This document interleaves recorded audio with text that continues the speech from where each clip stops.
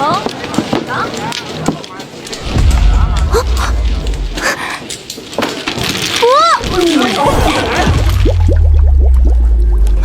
我的书！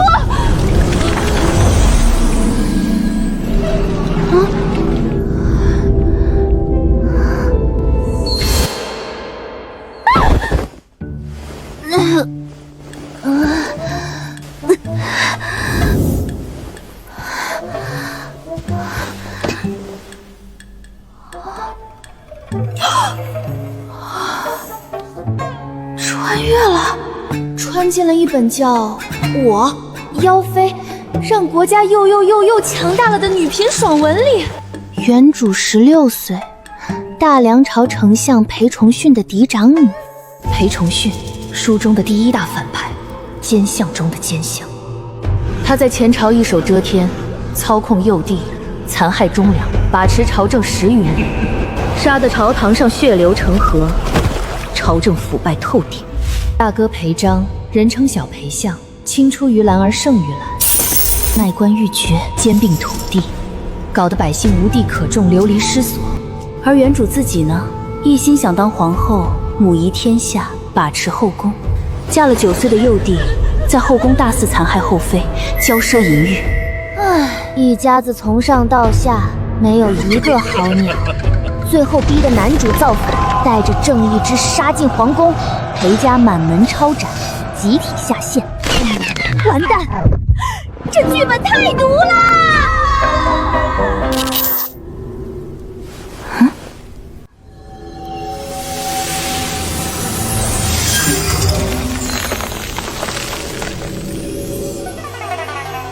系统来了，传输标配系统整不起我。按我看过的300本传输小说经验，这肯定是恶毒女配逆袭爽文大女主的金手指。接下来就该发布任务了，手撕渣男贱女，打脸满朝文武，夺回属于自己的一切。检测到宿主灵魂契合度100%，正在绑定祸国妖后系统，绑定成功，主线任务已开启。祸国殃民，宿主需以祸国殃民为己日，残害忠良，魅惑君王，搅乱国内，荼毒苍生。祸国殃民，这剧本不对啊！别人穿越都是逆天改命当大女主，你让我当妖后，祸国殃民，你没搞错吧？我上辈子虽然打麻将爱胡牌，但我是个遵纪守法的好公民啊！系统检测到宿主天生具备成为一代妖后的潜质，请勿妄自菲薄。谁妄自菲薄了？我不想要这个潜质啊！宿主选择接受任务，成为妖妃，完成任务后可复活；拒绝任务，灵魂将永远困在这本书中，随着原主结局一同消亡。祸国殃民就祸国殃民，为了活下去，干了！宿主需在满朝文武面前以残暴手段诛杀1名朝中重臣，造成足够的威慑效果，让妖后之名传遍天下。任务奖励80点祸国殃民值，额外奖励10万斤土豆。你一个祸国殃民的系统，你奖励什么土豆？不过10万斤土豆，在这粮食产量低下的古代，那可是一笔巨款。有了这批土豆，我能做很多事，但当务之急是先完成任务。清代，娘娘，您醒啦，奴婢伺候您梳洗。原书里，清代是原主的心腹丫鬟，专门给原主出各种恶毒点子的那种。满朝文武现在在干什么？娘娘，今日宫中举办宴会，此刻满朝文武和京中勋贵家眷都在呢。都在，那可真是太好了。娘娘，您这是要去赴宴？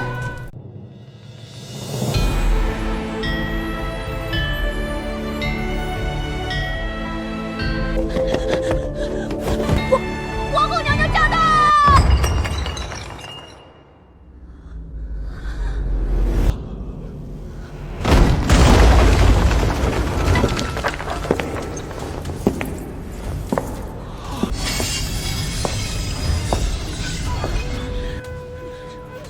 女儿这一招妙啊，提着剑来赴宴，摆明了要给文武百官一个下马威，让他们看看这大梁朝的天到底是谁家的天。皇帝又怎样，满朝文武又怎样？这天下姓裴的说了算。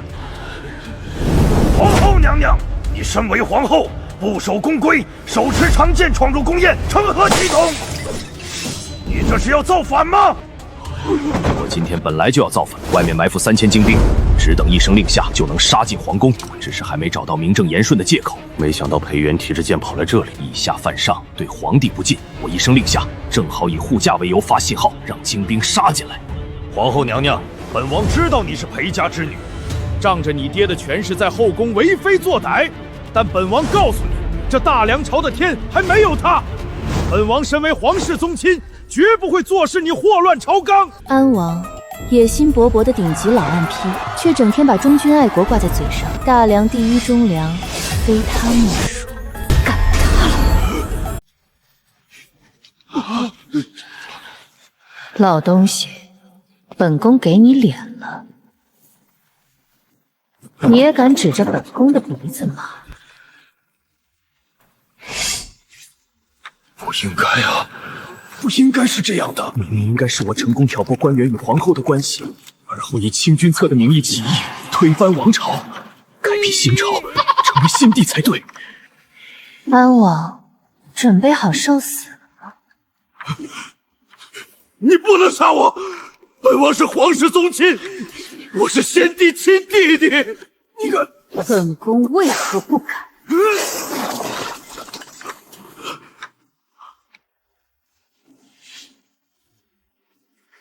护驾，护驾，你们都瞎了吗？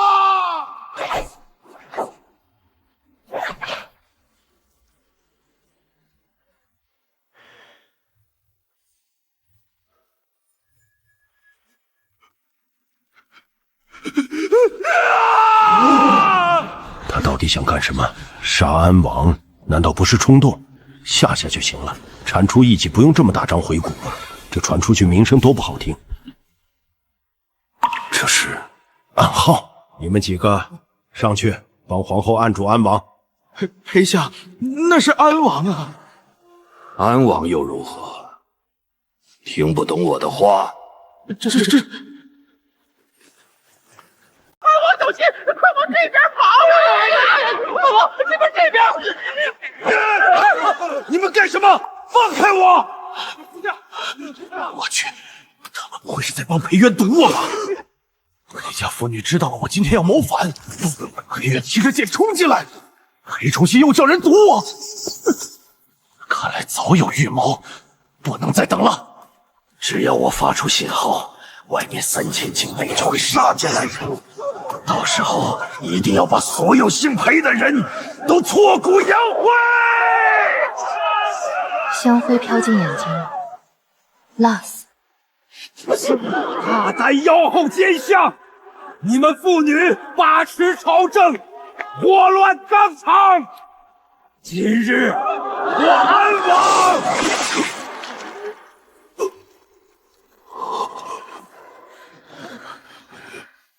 老安皮，你怎么这么多废物？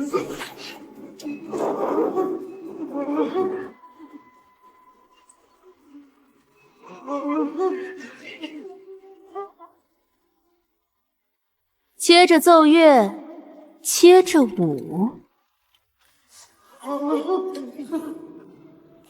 恭喜宿主完成任务，残杀忠良，祸国殃民值80到账，额外奖励10万斤土豆，已存入系统仓库，可随时提取。行吧，至少土豆是真的。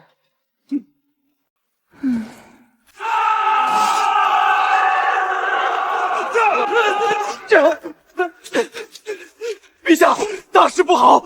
安王造反了！城外埋伏了3000精兵攻打皇宫。不过陛下不用担心，镇北将军回京嗣职，正好撞见安王的叛军包围皇宫，已经带兵平叛了。哇哦！沈凌霄紧急上线，原著大男主终于空降副本救场。未来开国帝王已就位，这下剧情直接开顶级大号。请陛下速速躲避，末将这就拿下。陛下，这安王他……别问我，我什么也不知道啊。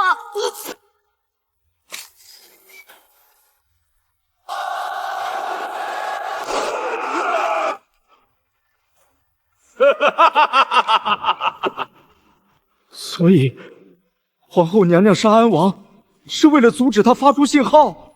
皇后娘娘是怎么知道安王要造反的？这还用说？皇后娘娘慧眼如炬，早就看出了安王的狼子野心。可是皇后娘娘没有任何证据就杀了安王，万一安王没有造反呢？安王的尸体就在这儿，你说他没造反？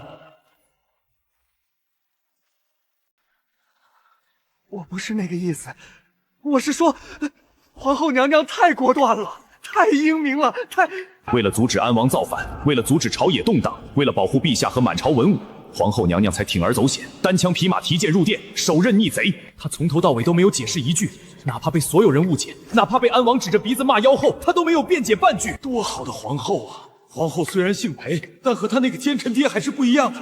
他的心是向着陛下的，向着大梁的。皇后娘娘智计无双，提前识破逆贼诡计。臣等愚钝，竟然没有看出安王的狼子野心，险些酿成大祸。皇后娘娘救命之恩，臣没齿难忘啊！皇后娘娘英勇无畏，单枪匹马诛杀叛贼，巾帼不让须眉，臣等佩服得五体投地。皇后娘娘救驾有功，救我等于水火。若不是皇后娘娘当机立断，臣等此刻早已身首异处。皇后娘娘忠肝义胆，实乃我大梁之福啊！皇后娘娘英明，皇后娘娘万岁！不是，这也行？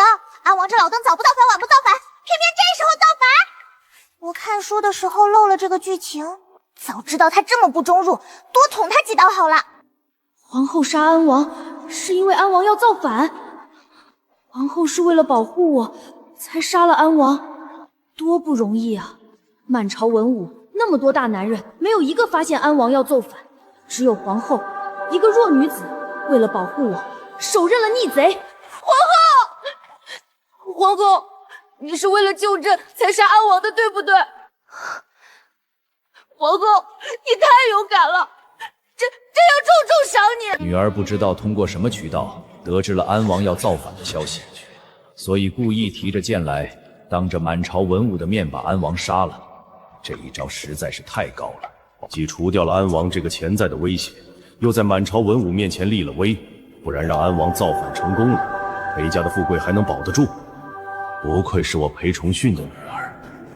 启禀娘娘，安王已死，臣等这便将其尸身拖出殿外。皇后娘娘，千岁千岁千岁！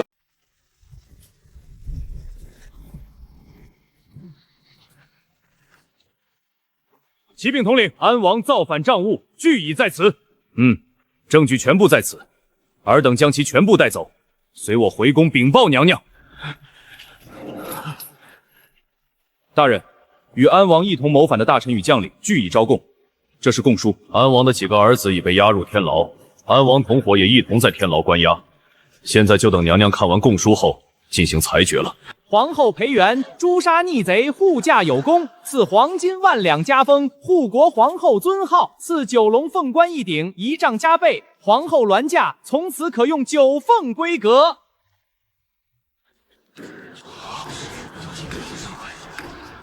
护国皇后这个尊号，大梁朝开国以来从未有过。九龙凤冠那是太后才能用的规格，九凤仪仗那是皇后的最高规格，再往上就是皇帝的了。裴丞相教女有方，裴家上下一并赏。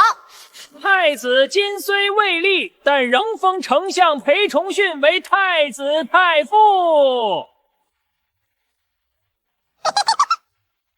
裴章封翰林学士，虽然裴章连四书五经都背不全，但先封着。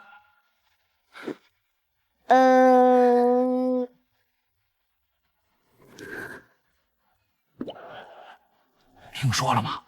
皇后娘娘早就知道安王要造反，可不是嘛！皇后娘娘单枪匹马，一把剑就杀了安王。皇后娘娘那是为了保护陛下，一个弱女子手刃逆贼。娘娘，您现在是咱们大梁朝的大英雄了，外面的人都说您是女中豪杰，巾帼不让须眉。我就杀了个老阴皮而已。娘娘您太谦虚了，您杀了安王，那可是救了陛下，救了满朝文武，救了整个大梁朝啊！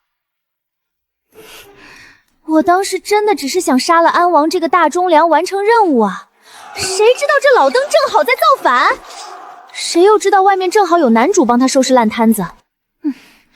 我上辈子要是有这运气，打麻将会输钱。丞相大人到。远儿啊，爹来跟你说个好消息，爹已经让人把你智破安王造反的事儿散播出去了，茶楼酒肆、街头巷肆全都传遍了。现在老百姓都在夸你是贤后，是女中豪杰。什么？这是你干的？爹办事你放心，爹找了京城最好的叔叔先生，把你的事情编成了评书，一天说8回，还找了画师画了画，找了戏班子排了戏，保证让全天下的人都知道我裴重听的女儿那是何等的。等，你为什么要这么做？这不是你的意思吗？我的什么意思？那天在太和殿，你给爹使眼色，不就是让爹帮你把这件事宣扬出去吗？你放心，爹已经充分领会了你的意思。你当贤后，爹当良相，咱们父女俩一起万古流芳。万古流芳，我一个妖后，裴重训一个奸相，万古流芳。爹，这种事以后你不用这么为我宣传。还是女儿想的周到啊，我真是老了，不中用了。明白，爹明白了。你明白什么了？你到底明白什么了？爹，你真的明白了？明白。元儿爹办事，你放心，保证给你办得漂漂亮亮的。到底哪里不对？如今的大梁王朝，内有奸臣当道，外有强敌环伺，朝堂腐败，民不聊生。这朝廷怎么看都是没救了。赶紧灭亡吧！等男主造反成功，建立新朝，我的任务应该也完成了。正好回自己的世界继续打麻将。3缺1，不知道牌友等我等急了没有？新任务已发布，强抢民田，奴役百姓。宿主需以残暴手段强占百姓土地，逼迫百姓为宿主无偿劳动，让妖后之恶名传遍乡野，激发民愤。任务奖励100点祸国殃民值，额外奖励高产棉花种子10万斤。又来，现在我整天提着剑上朝，平均一天要砍一个。再加上那些下病的、下的辞官的，朝堂上都空荡荡的了，是时候招点新人了。科举舞弊，这招够狠吧？历朝历代，科举舞弊都是动摇国本的大罪。多少读士人寒窗苦读10年，就为了金榜题名，结果发现自己的命运早就被权贵们内定好了。这不反，必须反，反得越狠越好。到时候那些读书人纷纷投奔省名校，男主麾下人才济济，造反成功的几率大大增加。科举改革，胡明志别头试，考场座位武举，历史上那些科举改革的成功经验，每一条都写得清清楚楚，摇身一变成了我的舞弊指南。完美的舞弊计划成啦！陛下年幼，朝中人才凋零，本宫决定今年开恩科。3年一次的科举才过去1年，现在又开恩科，这是要打破常规啊！恩科，皇后娘娘这是要干什么？看我干嘛？我其实也不知道她要干什么，但女儿这么做肯定有她的深意，支持就对了。臣附议。臣等附议，娘娘圣明，开恩科取士，乃大梁之福。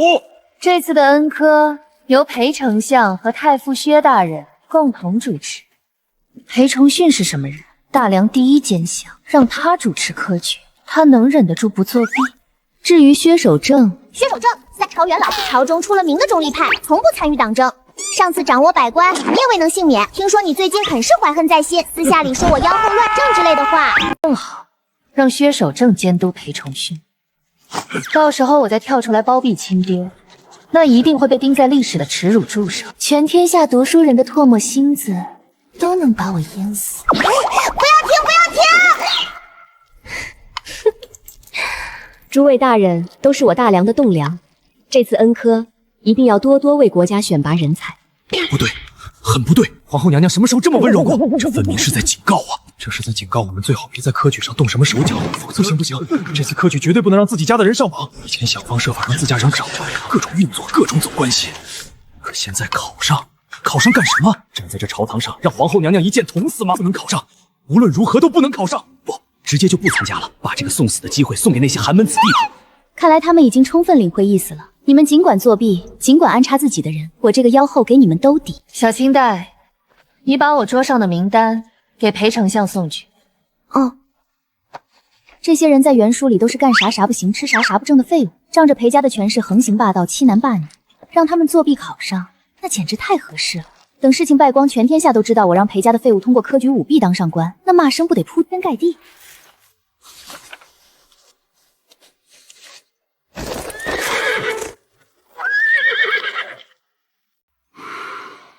这次科举到底怎么安排？这是无名制、腾升制、回避制、搜检制。为了防止考题泄露，竟连出题官都提前1个月封闭。为了防止夹带，入场前全身搜查，统一发放笔墨纸砚。为了防止考官徇私，所有考卷一律糊名誊录，连笔弟都认不出来。为了防止权贵子弟抢占名额，专门设立别头试。权贵另场考试，不和寒门同场竞争，每一条都写得详详细细，连座位排列、入场时间、阅卷流程都画了图。竟还有武举，从初试到殿试，一整套选拔武将的体系，这是我女儿想出来的，这也太全了。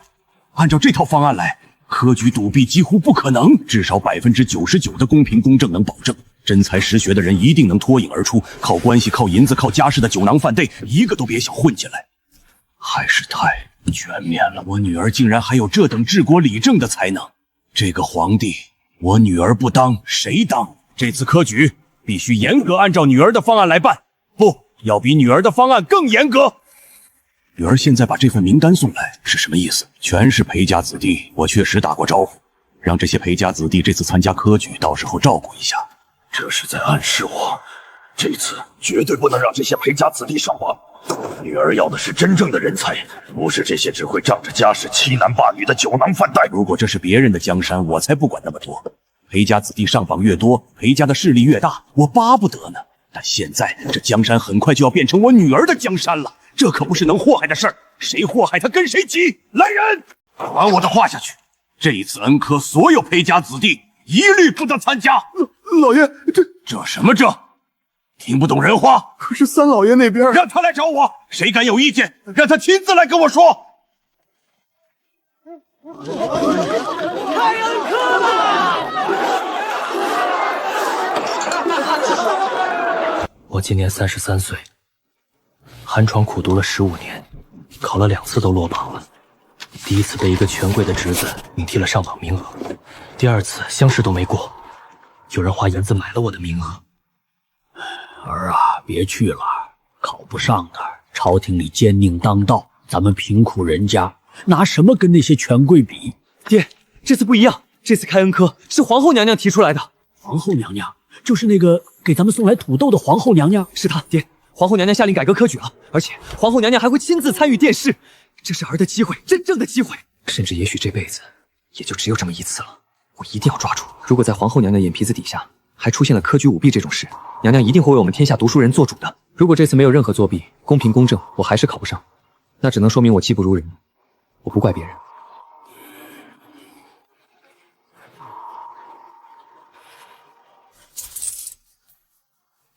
拿着，去吧，爹相信你。爹，别说了，你好好考，考上了，光宗耀祖，给咱们顾家争口气，给天下百姓争一口气。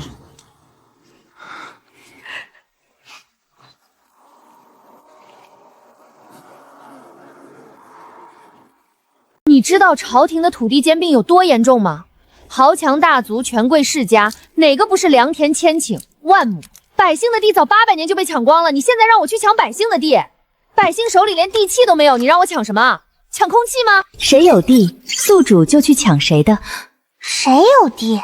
他那个便宜哥哥裴章，不是号称青出于蓝而胜于蓝吗？卖官未绝，兼并土地，搞得百姓流离失所，手里不知道囤了多少苗田。那就去抢裴章的。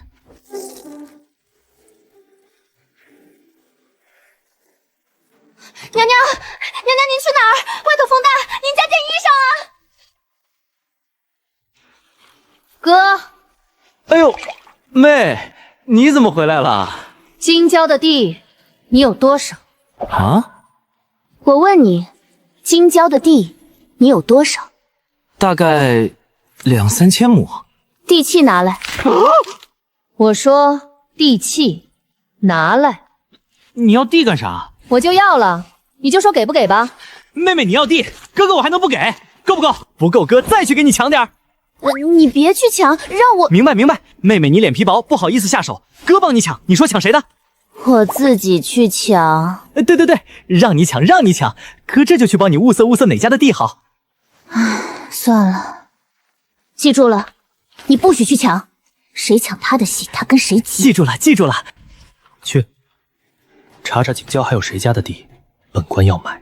公子是买，用市价的1/10买，给个3瓜2枣意思一下不就行了？他裴家想要的东西还需要花钱买吗？清代去传话，娘娘请吩咐，京郊所有有地的权贵全叫到坤宁宫来，一个都不能少。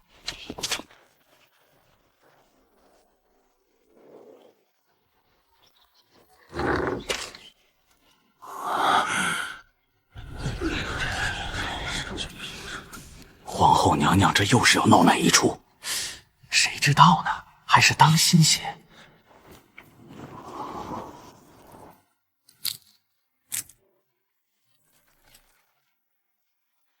诸位，今天叫你们来，是有件事通知你们。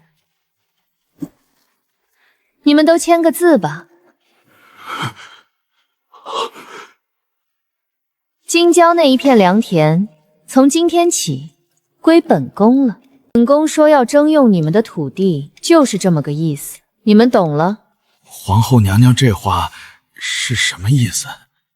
什么意思？家长，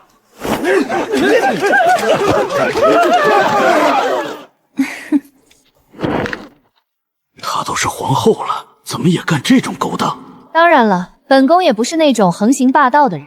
本宫可以承诺你们，第1年土地上种出来的东西，每1亩送总产量的1/5给你们。1/5，而且还是只有第1年，这跟明抢有什么区别？皇后娘娘，臣在京郊的地是祖上传下来的，整整3代人，18代也没用。本宫今天心情好，好声好气的跟你们商量，奉劝各位大人，不想惹祸上身呢，就老老实实的把地契交出来，或者，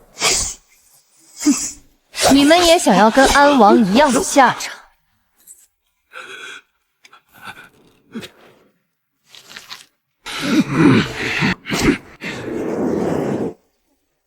这才对嘛！祸国妖后就应该这样，看见没有？我这不是干得挺好？现在京郊大半的良田都归本宫了。不过，沈凌霄啊，抢沈凌霄的地，那可太行了！我正愁找不到理由逼沈凌霄造反呢，这简直是瞌睡松指头，天赐良机！我今天不仅要把沈凌霄在京郊的那块地抢了，我要把沈凌霄所有的地都抢了。哥，你帮我查查沈凌霄的地有多少？妹妹，你不会是连沈凌霄的地也要抢吧？妹妹，沈凌霄的地就算了吧，那家伙手握重兵，10万精兵啊！真把他逼急了。逼急了？那可太行了！妹妹，你听我说，沈凌霄跟那些文官不一样，他是真能打的。他在军中威望极高，手下的兵个个都是百战精锐。万一他带着兵打进京城来，那不是更好吗？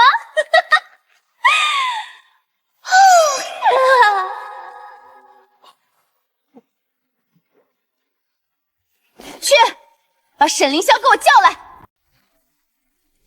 不愧是男主角，这长相这气质，妥妥的天选之子。但也正因为他是男主角，才更要抢他的地，逼他造反，让他赶紧把这破朝廷灭了，建造一个太平盛世，我好完成任务回家。沈将军，沈将军在京城周围的田地，西郊100亩，东郊200亩，南郊50亩，北郊150亩。沈将军，这些都是你的地吧？是。是你的就好。本宫现在通知你一声，你这些地本宫征用了，把地契都交出来吧。谁敢抢他的东西？那不就是找死吗？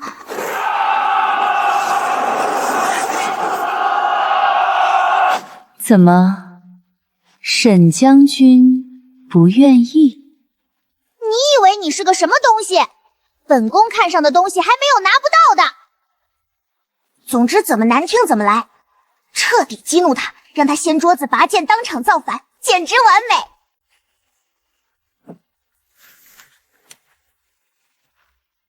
臣所有的地契都在这里。就这样，不反抗，不愤怒，不指着我鼻子骂妖后，不拔剑相向，不当场造反。沈将军，本宫可是在抢你的地，你不生气？娘娘多虑了，臣不过是个粗人。要地无用，娘娘有用，拿去便是。果然是男主，是将来能当开国皇帝的人。被抢了地还能面不改色，这忍耐力，这城府，这不动声色的气度。娘娘若无他事，末将告退。这不对啊，沈将军。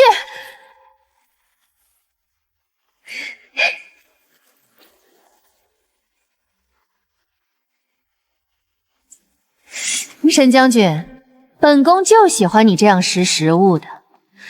以后有这事儿，本宫第一个找你。一个皇后拍着一个将军的肩膀说识时务，这不就是在说你在我面前就得夹着尾巴做人吗？这不就是在暗示你算什么东西吗？最后还来一句，以后有这种欺负人的事儿还找沈凌霄，这不就是说以后还要欺负他吗？娘娘过奖。不是，这都不生气，这男主的忍耐力是钛合金做的嘛？算了，地抢到了就行，任务完成最重要。第，任务完成度50%，请宿主继续完成奴役百姓环节。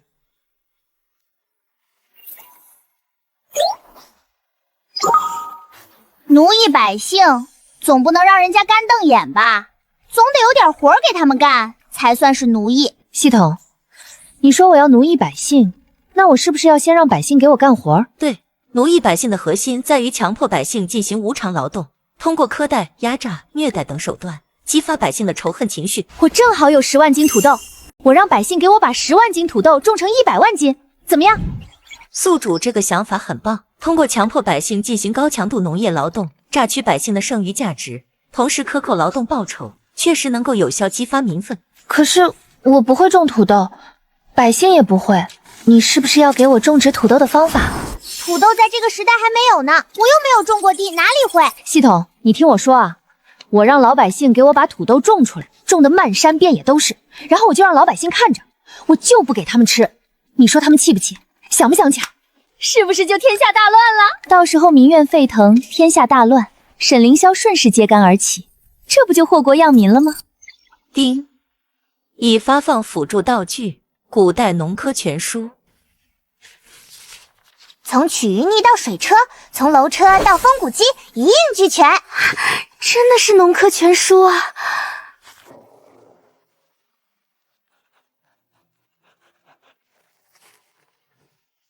明天就去京郊庄子。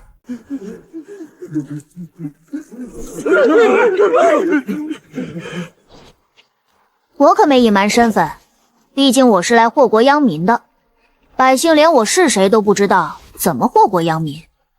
念土豆种植法。第一，选种，选取无病无虫、大小适中的土豆作为种属。第二，催芽，将种属置于温暖湿润处，待芽眼萌动后切块。第三，翻地，深耕1尺，去草根10块，施点底肥。第四，施肥，人畜粪便与草木灰混合沤制，比例3:1。这是种地的法子，沤肥还能这样沤？这个催芽的法子，老天爷，这得是多少年的经验才能总结出来的？如何沤肥，如何施肥，如何判断土壤的肥腻，这些都是拿无数次饿肚子换来的，摸索一辈子也未必摸不到门道。而现在，皇后娘娘直接把这些东西交给了咱们，这是恩同再造啊！皇后娘娘，这些法子都是传给我们的。对，我这里有10万斤的土豆种子，你们去给我种，种不出来提头来见。娘娘大恩大德，草民无以为报。不是，你们搞清楚，我是在奴役你们啊，压榨你们的劳动力啊！我警告你们，种不出来是要掉脑袋的。娘娘放心，娘娘将种植新作物的任务交给我们，我们一定种出来，一定种出来。我让你们种不出来就掉脑子，你们感动什么？感觉自己跟这个世界的沟通存在某种严重的代沟。算了，日久见人心，等时间久了，他们就会知道我有多恶毒了。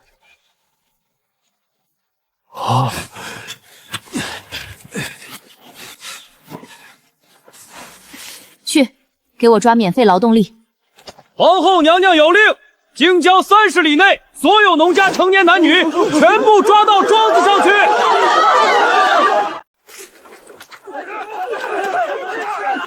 你们凭什么抓人？我们犯了什么法？皇后娘娘的命令，有意见去找皇后娘娘说。听说皇后在民间抓人去服徭役，连妇女老人都不放过。果然是妖后，跟他爹一样不是什么好东西。这大梁朝怕是要完了。嘘，小声点，你不要命了？裴家是歹猪出好笋。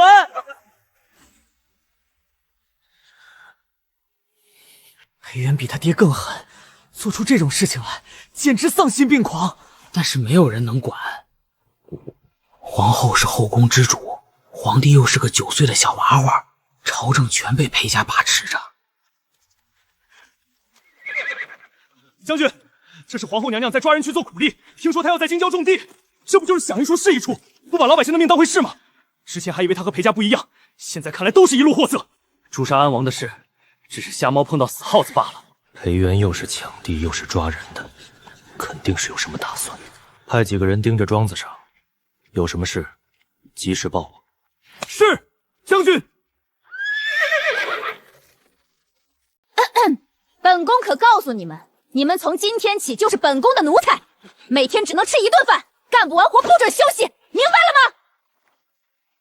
这是奴婢替娘娘收集来的京城百姓的议论。对，就是这样，骂我，狠狠地骂我，让暴风雨来得更猛烈些吧。那一顿给什么？稀粥和馒头。是。我是不是听错了？皇后娘娘说给什么？稀粥和馒头。真的是稀粥和馒头，不是树根。不是，是给你们吃稀粥和馒头，你们在兴奋什么？只有1顿，听清楚了，是1顿，不是3顿，不是2顿，是1顿。这书里面的人物怎么一副听不懂人话的样子？算了，不急，这些人还没有见识到我真正的手段。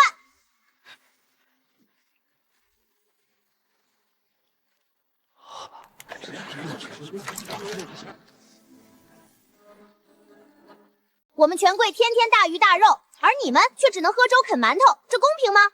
你们是不是很想造反，很想掀了这该死的世道？闹起来吧，把天捅个窟窿吧，给自己争取一个公平活在世上的机会吧！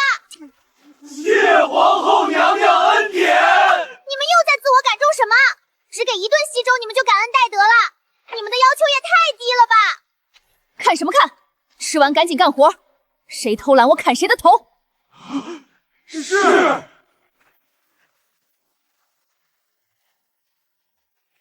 一定是自己还不够过分，得加码，得变本加厉，得让他们恨我。明天把你们家小孩也带来干活。什么？小孩子也可以来吗？这反应不对吧？没错，必须把你们的小孩也带来。孩子也能来，不就是一家子都能吃上一顿饱饭了吗？这皇后娘娘真是菩萨在世啊！娘娘，小孩也是1顿饭吗？1碗粥1个馒头吗？没错，一天也只能吃1顿。本宫的粮食1粒都不会多给你们。皇后娘娘仁慈，连小孩子都肯给一口吃的。我明天一定把我家孩子带来，让他好好给娘娘干活。皇后娘娘放心，我家娃儿干活可卖力了，绝对不会偷懒儿。对，娘娘给一口吃的，娃儿就有力气干活。娘娘是活菩萨呀！不是，你们不觉得我是在压榨童工吗？都给我好好干，谁干不好我就把他卖去当奴隶。皇后娘娘，我家娃儿干得好，你把他买去吧。娘娘买我家娃娃吧，他吃的不多，特别好养活。你从今天起就是本宫的奴隶了，1个月给你10文钱。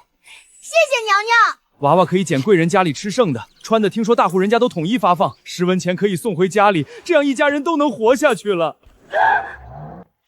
种了一辈子的地，从没见过长势这么好的庄稼。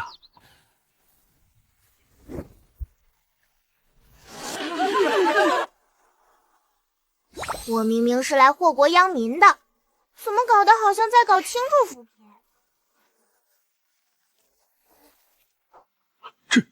这是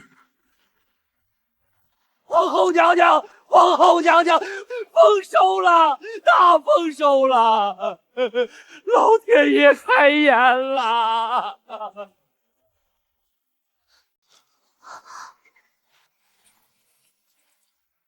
哇！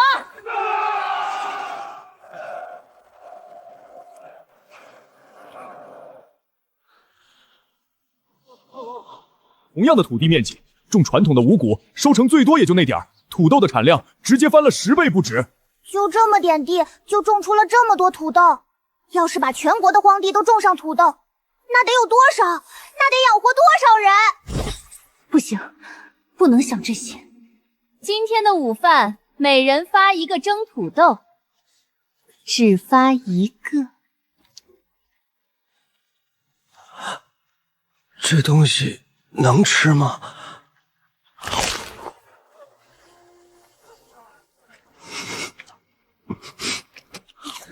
我这辈子没吃过这么好吃的东西。1个就顶饱了，1个就……要是以后我们自己家里也能种这个，那就再也不会有饿死的人了。本宫给你们每人分100斤土豆，算是这3个月的报酬。百姓辛苦一场，只给100斤，他们肯定气死了。他们肯定要骂我黑心，骂我剥削，骂我喝百姓的血，然后他们会反抗，会抢土豆。什么？100斤？皇后娘娘要分给我们100斤，100斤啊，够一家子吃1年了。皇后娘娘是菩萨，真的是菩萨呀！不是，100斤就把你们打发了？你们知不知道你们种出来了多少？至少好几10万斤。你们不觉得少吗？少，娘娘，100斤啊，100斤够我家吃1年了。您这不是给土豆，您是给我们一条活路啊！是啊，娘娘，您是菩萨转世，活菩萨。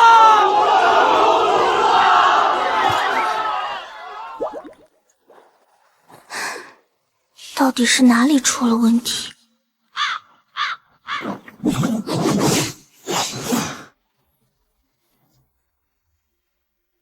将军，皇后在京郊那片地种出了高产粮食，产量翻了10倍不止。10倍！作为统帅，我太清楚这个数字意味着什么。打仗打的是什么？是粮草，是补给，是后方源源不断的供应。如果粮食产量能翻10倍，可以养活更多军队，支撑更长时间的战争，意味着天下可图。而且皇后给干活的老百姓每人分了100斤。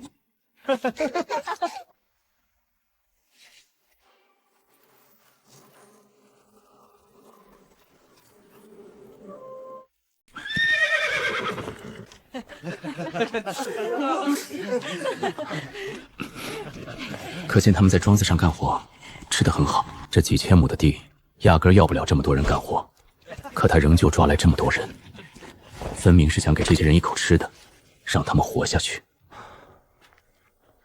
按这个产量算，至少还有几10万斤。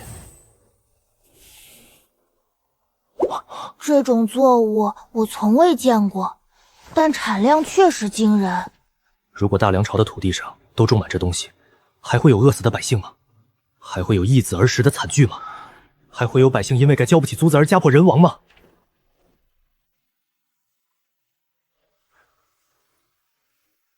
我曾以为他和裴家其他人一样，是贪婪无度的蛀虫，抢地是为了中饱私囊，祸害百姓。毕竟裴家的名声在那里摆着，裴璋是出了名的恶霸，裴崇训是大梁朝最大的奸臣。作为裴家的女儿，她能好到哪里去？但现在看来，我错了。他抢地不是为了自己，是为了示众高产粮食。他抓百姓来也不是为了奴役他们，是为了给百姓一口吃的。他所有的恶行背后都有另一层意思。皇后娘娘，像是在沙漠里走了3天3夜的人，终于看到了绿洲，终于来了，终于有人来骂我了。臣之前以小人之心度君子之眷，以为娘娘抢地是为了私利，实在是不应该。娘娘做此利国利民之事，臣佩服。是，你等一下，我抢了你的地，奴役百姓，你不生气就算了，还佩服我？你男主的尊严呢？你未来开国皇帝的气节呢？你倒是骂我呀！沈将军，你没看到吗？我只给他们1顿吃的，我压榨他们，我还只给他们每人100斤，剩下的可全被我贪了呀！娘娘给的虽然不多，但已经比他们之前什么都没有强了。这100斤土豆拿回去，足够一家老少吃很久。更何况，娘娘还把种植的方法传了出去，他们自己也可以种土豆养活自己。那是我传出去的吗？那是他们自己偷学的。让开，让开，让开！丞相大人到，翰林学士到，礼部尚书到，户部侍郎到。好事不出门，坏事传千里。不对，在我这里，好事坏事全都传得粉快。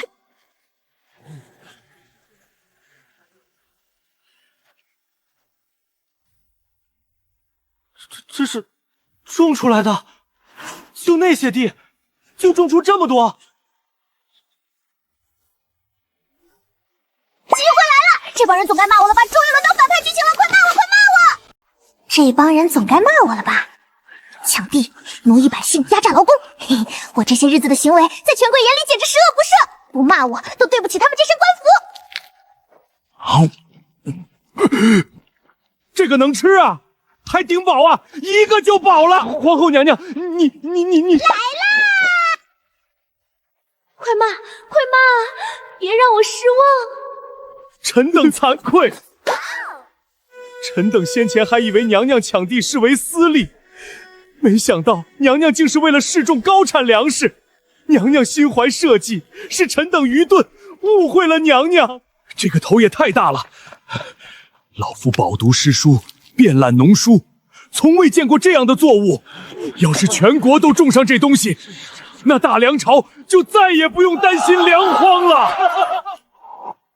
你们看清楚，我只给他们1顿吃的，我压榨他们，我只给他们100斤，剩下的全被我贪了。来了，终于要开始骂了。皇后娘娘功在千秋，娘娘此举利国利民，臣等佩服之至。娘娘忧国忧民，是社稷之福啊！臣等误会娘娘，实在罪该万死。娘娘千岁，臣等佩服。臣记得娘娘当初说过，第1年产出的1/5分给我们，臣觉得太多了，娘娘分给臣1/5的1半就行。对，1半就够了。你们不觉得我过分吗？我抢了你们的地，重点。平。娘娘是为了示众粮食，我奴役了百姓，娘娘给了百姓活路。我只给他们100斤土豆，100斤够一家吃半年了。娘娘，您知道百姓一年能收多少粮食吗？好年景也就100-200斤，还要交租交税，到嘴里还能剩多少？100斤土豆，那就是一条命啊！我为什么知道的这么清楚？因为我就是老百姓的店主啊，平时我就这么收租的。我每天只给他们喝1碗稀粥，还有1个馒头。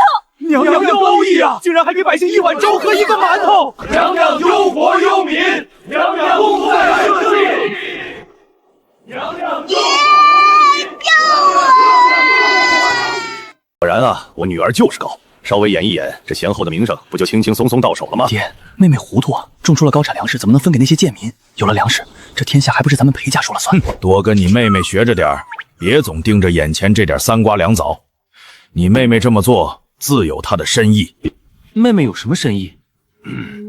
其实我也不知道。最近越来越看不透这个女儿了。不过她有多恶毒，我还能不知道？她肯定还有更长远的打算，比如许以小利收买人心。不得不说，这一步很成功，连沈凌轩这个大将军都已经被他收买了。难道他根本不满足于当皇后，他想当皇帝？女儿杀安王是立威，抢权贵的地是削他们的根基，种土豆是收买民心。这3步走下来，威望有了，民心有了，下一步又会是什么？若女儿真有如此志向，那我这个当爹的可不能拖后腿，必须全力支持，全力配合。高实在是高。什么高？爹，你说什么？儿啊，咱们家就数你最蠢了，干啥不行，抢东抢西第1名。以后你妹妹让你干什么你就干什么，别问为什么。娘娘高义。事情为什么会变成这样？我明明是在当反派啊！皇后娘娘，快传太医，快传太医！娘娘为了社稷操劳过度，竟然累晕了。娘娘忧国忧民，鞠躬尽瘁，臣等惭愧。差点真的被你们气死过去。丁，检测到宿主名声持续上升，当前声望值遥8号任务目标，请立即纠正。我都是按照你说的做的，剩下那是他们自己的问题，这能怪我吗？宿主说的有道理。本来就是。系统正在重新评估任务逻辑，评估中，评估失败，系统陷入逻辑循环，系统已崩溃，正在重启。不是吧？皇后娘娘只是劳累过度，需要静养。娘娘都是为了那些百姓才累倒的，娘娘太不容易了。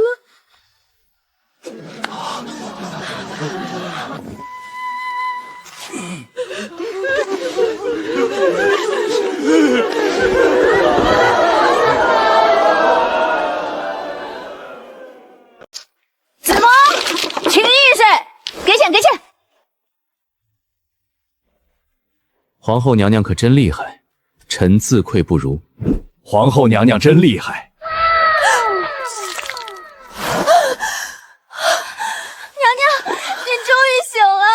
您昏迷了3天3夜，太医说您是操劳过度，外面的百姓也跪了3天3夜给您祈福。我决定了，明天一早就去抢几个小孩来吃，真的抢，这次来真的。系统重启成功，当前恶名值也任其极端措施。系统，跟你商量个事儿，我们能不能不要看过程，只看结果？只要最后我是妖后沈凌瑜成功造反，不就行了吗？新任务目标：以任何方式达成妖后结局，逼迫沈凌阳造反成功，过程不限，手段不限。谈判成功，明天重新开始。你听说了没？上次皇后娘娘抢地，沈将军把京城周围所有的地都给皇后了。我还以为沈将军就是个莽夫，没想到他这么不简单啊！他早就看出风向不对。知道皇后娘娘抢地是要种高产粮食，把所有地都给了皇后娘娘。这下子，他倒是成了分土豆最多的人了。都是同朝为官的同僚，他怎么不知道给咱们通口气？哼，通口气，这种好事换你透露吗？诸位大人早啊！沈将军来了，听说将军府上土豆都堆满了。这都是托皇后娘娘的福。将军是不是早就知道皇后娘娘的打算？不然怎么会把所有的地都给裴家？沈将军，咱们同朝为官这么多年，你要是有消息，好歹也知会兄弟们一声啊！你看现在，就你一个人发财，咱们都只能看着。这些酒囊饭袋，整天嘴里喊着土豆高产，天下百姓有福了。可实际上呢，他们压根儿没想过，真的让土豆成为大梁朝家家户户都能种得起、吃得上的粮食。他们想的是把土豆当成奇货可居的商品，囤积起来，待价而归，用来谋取暴利。到时候土豆的价格被炒到天上去了，百姓照样吃不起，他们依旧会饿肚子，依旧会卖儿卖女，依旧会在寒风中瑟瑟发抖，依旧会在饥饿中闭上眼睛。但不知道怎么的，心里忽然浮起一个念头，裴远一定会解决这个问题。他一定料想到了今天，他一定早就看穿了这些人的嘴脸，一定已经有了对策。奉天承运，皇帝诏曰：皇帝年幼，说皇后娘娘垂帘听政，总理朝纲，百官听命，不得为止。钦此。以后朝会，本宫就在这儿听了。按照常理，这些大臣会义正言辞地搬出祖宗家法，以死相见。皇后娘娘英明，陛下年幼，正需要皇后娘娘这样有魄力的人主持大局。臣附议。臣等附议。不是，你们好歹象征性的反对一下。唉，你们这样我很没有成就感啊。啊，皇后为什么在看我？难道是在等着我表态？皇后真好啊，还知道问我的意见，不像有些大臣觉得我年纪小就不把我当回事。皇后，你要不要坐前面一点？朕觉得帘子太厚了，你看不清楚。救命啊！这个小皇帝也是指望不上了。我已经天天让那些大臣给他灌输帝王心术了，可他愣是一点心眼子都不长。不用，本宫眼神好得很。这个男主到底怎么回事？不是，按照原著剧情的人设，沈凌霄不应该是第一个站出来反对垂帘听政的人吗？他应该义正辞严地痛斥我祸国殃民，然后被裴崇训打压，被贬出京城，从此走上造反的道路。赞许个屁！他肯定是在酝酿一个更大的大阴谋。对，一定是这样。有事启奏，无事退朝。启禀皇后娘娘陛下，京郊土豆丰收一事，臣已写成详细奏章，条分律析，建议在全国范围内推广种植。怎么又是土豆这茬啊？臣愿意亲自督办此事，为娘娘分忧，为陛下解劳。户部侍郎是什么货色，我能不知道？推广，分明是想拿到推广的权利。土豆到了他手里，他先用土豆赚得盆满钵满，再去推广，谁能说他什么？小皇帝是指望不上了，只能把希望寄托在裴远身上。臣也愿意担此重任，臣熟悉农事，与百姓打成一片，定不辜负娘娘厚望。臣附议，臣愿立军令状，3年之内，不，2年之内，让大梁朝家家户户都种上土豆，户户有土豆，家家有余粮。臣也愿意，臣精通农事。土豆啊！土豆这个坎是真过不去了，是吧？启禀皇后娘娘陛下，土豆易于保存，饱腹感强，不惧长途运输，实乃天赐的军粮。臣建议作为军粮储备，让边关将士有力气杀敌。臣愿负责此事，鞠躬尽瘁，死而后已。朝廷每年的军粮，一大半不都进了他的口袋，整个朝堂没救了，全是一群自私自利之徒，没有一个好东西，满口仁义道德，满肚子男盗女娼，这些人以后说不定还会名垂青史，被后人当成忠臣良将顶礼膜拜。想到这里，都想造反了，把这群人全砍了，一个不留。但大梁还是有点希望的，裴元还是能指望一下的。这个女子或许能成为改变一切的那个人。嘿嘿，这种利国利民的好事，我必须坚决反对。不行，这是为何？土豆推广，利国利民，功在当代，利在千秋啊！土豆是本宫种出来的，本宫想怎么处理就怎么处理。可是娘娘，轮不到你们来替本宫安排。本宫的话不好使，本宫说不行就是不行，谁有意见？对，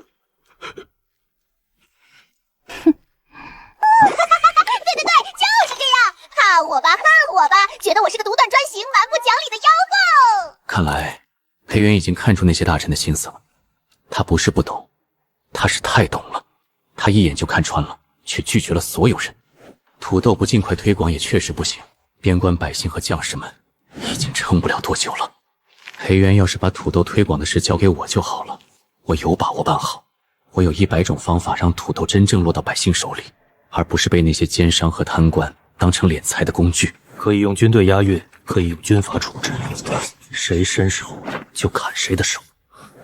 但不知道裴元到底是什么心思，他是跟那些大臣一样想囤积狙击待价而发，还是另有打算？他刚才的拒绝到底是真不想给，还是只在试探？皇后娘娘，老臣冒死进谏。土豆乃是救命的粮食，关乎天下苍生的生死。娘娘若是将它囤在库中，不肯推广，岂不是置天下百姓于不顾？老臣恳请娘娘以天下苍生为念，将土豆交出来，让百姓得以活命啊！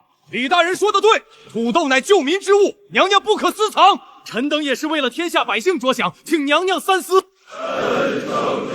果然，土豆能带来的利益太大了，大的让这些人都红了眼。他们不愿裴家独吞，只要土豆流出来，人人都能分一杯羹。凭什么好处都让皇后一个人占了？娘娘若是不肯，岂不是要让天下人寒心？对，我就是不顾天下百姓的生死，我就是要把土豆烂在库里也不给别人，把这个妖后当到底。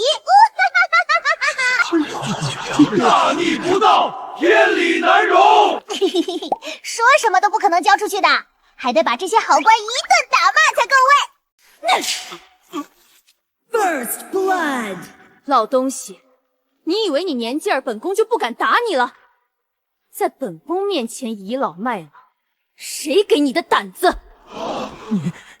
你有辱司Double kill Killing spree 老东西还敢废话，本宫给你脸了，一而再再而三的还拿天下百姓来绑架本宫，你当本宫我不知道你们那些蝇营狗苟的心思？不就是想要贪本宫的土豆吗？本宫就算是放在库房里放烂了也不会给你们，本宫宁愿喂猪喂狗，也不会给你们一粒。来吧，继续指责我啊！把妖后祸水的帽子一顶顶扣上来，然后我就可以继续打，继续骂，把这妖护人设坐实坐稳。听清楚了没有？不是，这些大臣都没有骨气的吗？都被打脸了，还能一声不吭？嘿，大概是我的嚣张跋扈把他们都吓懵了。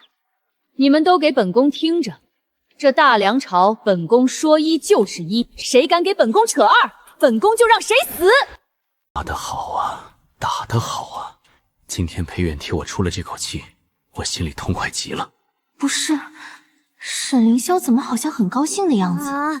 我这个妖妃当堂掌瓦一心为民的臣子，不顾天下黎民的死活，男主心系百姓，不应该生气吗？不应该指着我的鼻子骂我祸国殃民吗？难道是打一个还不够？看来我得多打几个才能激怒沈凌霄。娘娘，臣等只是想为娘娘和陛下分忧，娘娘为何 ？Triple kill， 为本宫分忧，本宫看你是给自己分忧吧。Quadra kill！ 太快了，压根没看清都是谁的脸。Ace！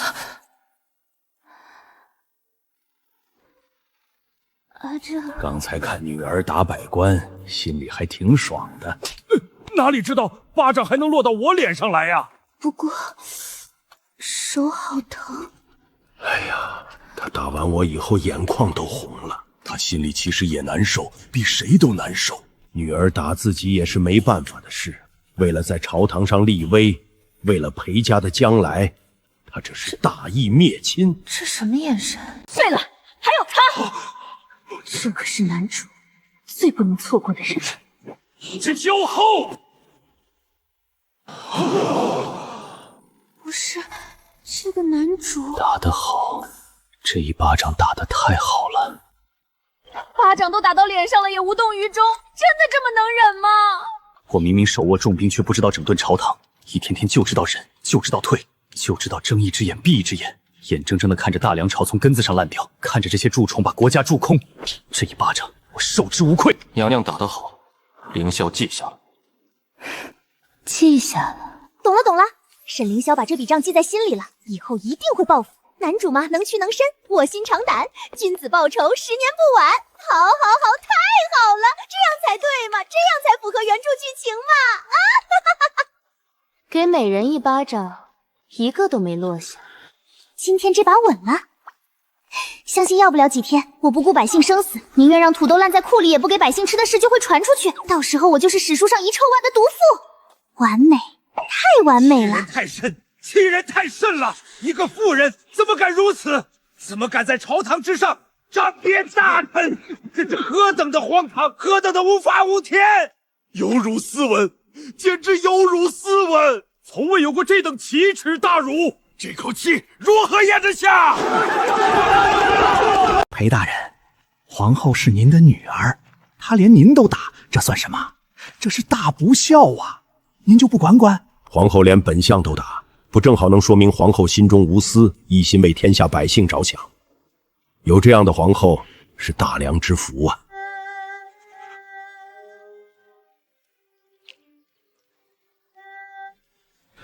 沈将军，您手握重兵，怎么能忍这种气？传出去，脸面往哪儿搁？看来娘娘打的还是太轻了，诸位到现在还不知道错。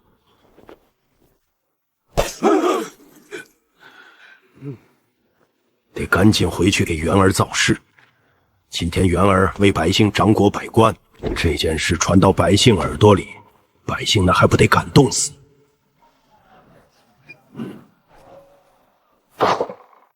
话说昨儿个早朝，咱们皇后娘娘居然在朝堂上掌牙百官，诸位可知为何？怎么，皇后打大臣？真的假的？这也太……听他说完，听他说完！万民救命杨良，贪官私吞牟利，皇后娘娘辛苦种出的土豆，他们也想拿去牟利，简直丧心病狂！朝中不少官员只顾自身私利，全然不顾普通百姓生计，如今连饱腹的粮食都要被权贵掌控，完全不顾百姓活路。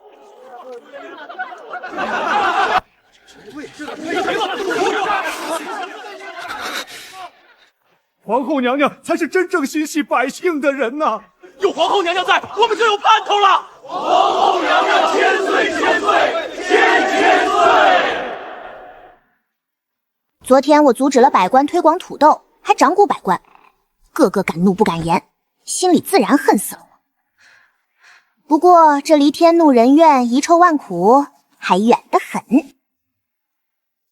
想了很久，我终于想到了一个绝妙的办法。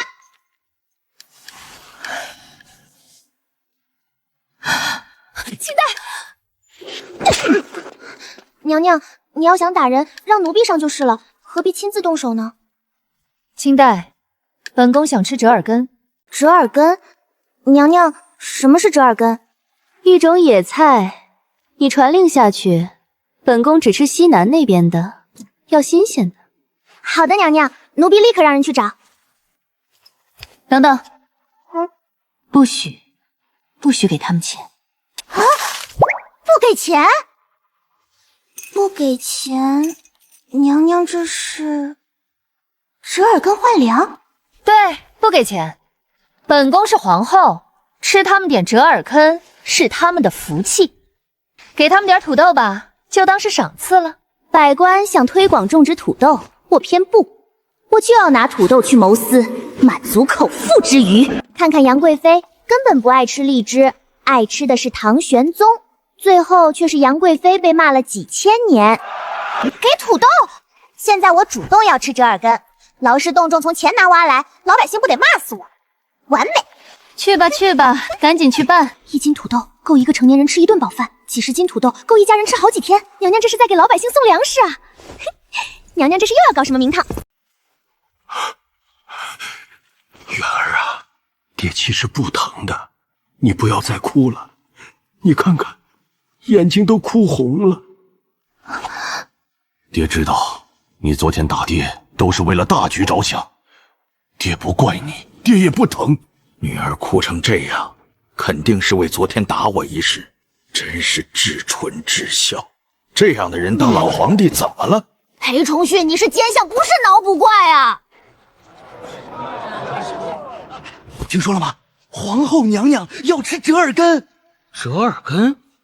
那是什么东西？黔南的野菜，为了吃一口，就让官兵劳民800里快马加急去黔南挖了送来。就为了吃一口野菜，这也太劳民伤财了吧！皇后娘娘果然跟她爹一样，不是什么好东西。我刚才还听酒楼说书的说她长雅百官，以为她是个好的，现在看来都是装的，可不是吗？这天下刚消停几天，她就开始作妖了。听说还要用800里加急，那得浪费多少马力呀？就是为了她一口吃的，老百姓得跑断腿。这皇后比前朝的昏君还过分。外面的人都在骂娘娘呢。对，就是这样。骂我，狠狠的骂我，让暴风雨来得更猛烈些吧。皇后娘娘要吃折耳根，你们都去挖。挖不到的治罪！快！皇后娘娘要吃折耳根，挖不到要打板子的。老天爷啊，这又是什么新花样啊？咱们这穷乡僻壤的，怎么就得罪了皇后娘娘呢？当家的，你说这皇后娘娘怎么就想吃咱们这破野菜呢？谁知道呢？贵人们的心思，咱们哪猜得透？赶紧挖吧，挖不到可是要打板子的。这日子没法过了。咱们整天挖折耳根，就没时间种地，荒废了自己的田地，不是要饿死了吗？可不是吗？这不是要把咱们往死里逼吗？妖后，真是妖后！谁知道官兵会不会真的打板子？咱们这些穷老百姓命不值钱，死了都没人收尸。等等，你的土豆！啥？土豆？皇后娘娘发话了，1斤折耳根换1斤土豆。土豆，那可是皇后娘娘种出来的高产粮食啊！整个大梁朝谁不知道土豆？1亩地能产上千斤，够一家人吃好几个月。本以为这粮食只会捏在贵人手中，没想到现在挖折耳根就能换。真的假的？皇后娘娘的命令还能有假？赶紧把折耳根交上来，换土豆。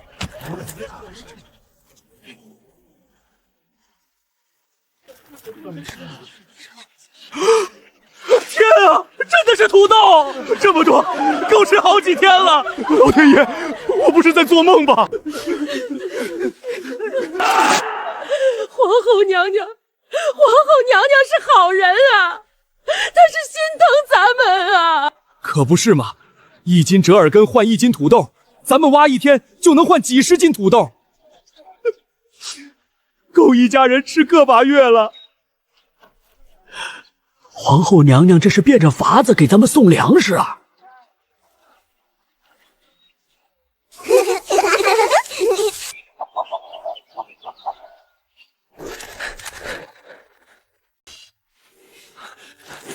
皇后娘娘为了吃一口折耳根，折腾的黔南老百姓不得安宁。岂有此理！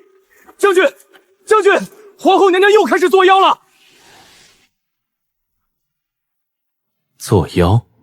对，皇后娘娘为了吃一口折耳根，让官兵去黔南逼老百姓挖野菜，1斤折耳根换1斤土豆，挖不到要砍头，这不是劳民伤财吗？这不是祸国殃民吗？将军，你说句话呀！娘娘这般劳扰黔南百姓，我等戍边将士岂能坐视不管？原来这才是裴元的后手，你不懂。将军，末将哪里不懂了？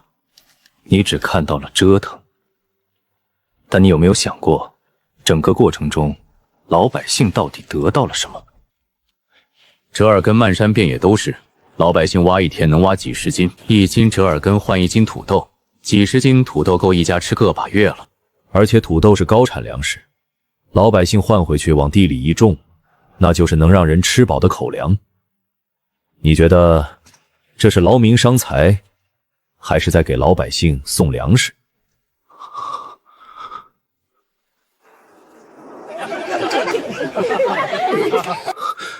这哪里是祸国殃民，这分明是在用另一种方式对老百姓好。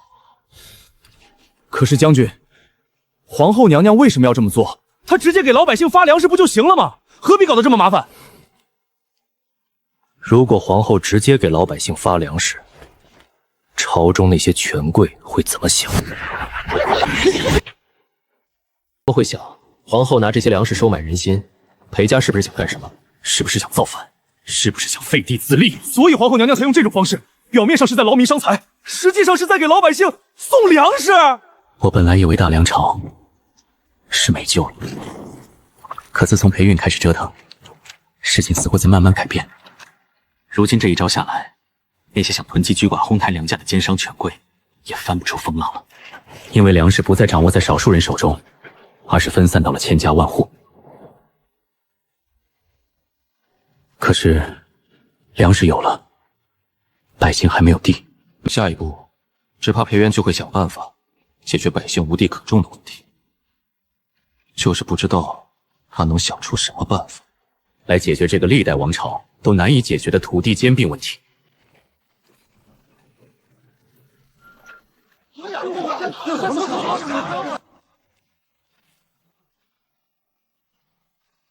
前耳根认出土豆。诸位细品，裴元此举用意颇深，绝不是一时兴起。正是，满城都在揣测他的心思，兄台可有高见？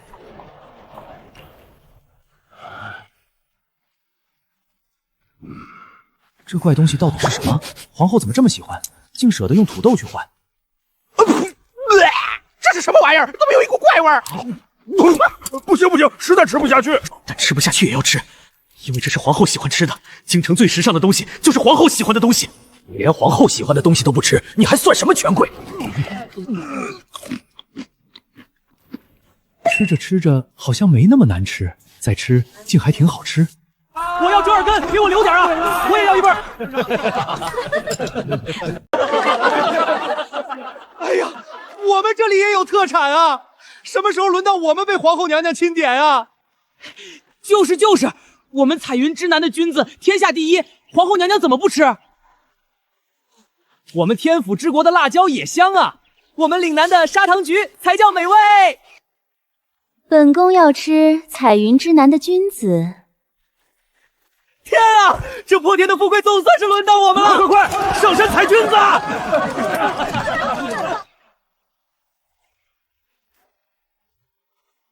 本宫要吃天府之国的辣椒。皇后娘娘圣明，我们天府之国的辣椒天下第一。本宫要吃岭南的砂糖橘。皇后娘娘还记得我们岭南，皇后娘娘万岁！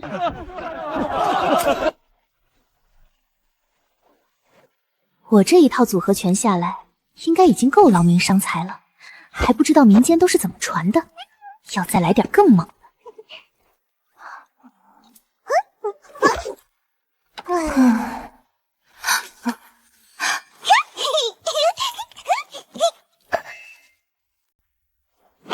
清代，传本宫的命令。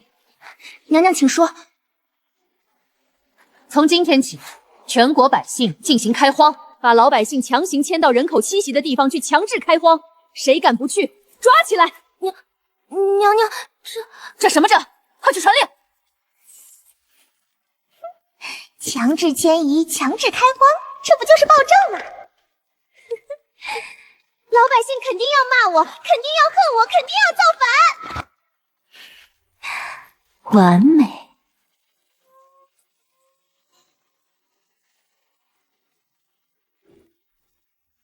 娘娘，这不是折腾老百姓吗？是啊，老百姓在故土生活了几代人，突然让他们迁移，谁愿意呀？这肯定会激起民愤呐！对，就是这样，反对我，骂我，让我看看你们的骨气。这件事就这么定了，谁反对，谁就去跟安王作伴。算了，朝臣不反对，老百姓总会反对的。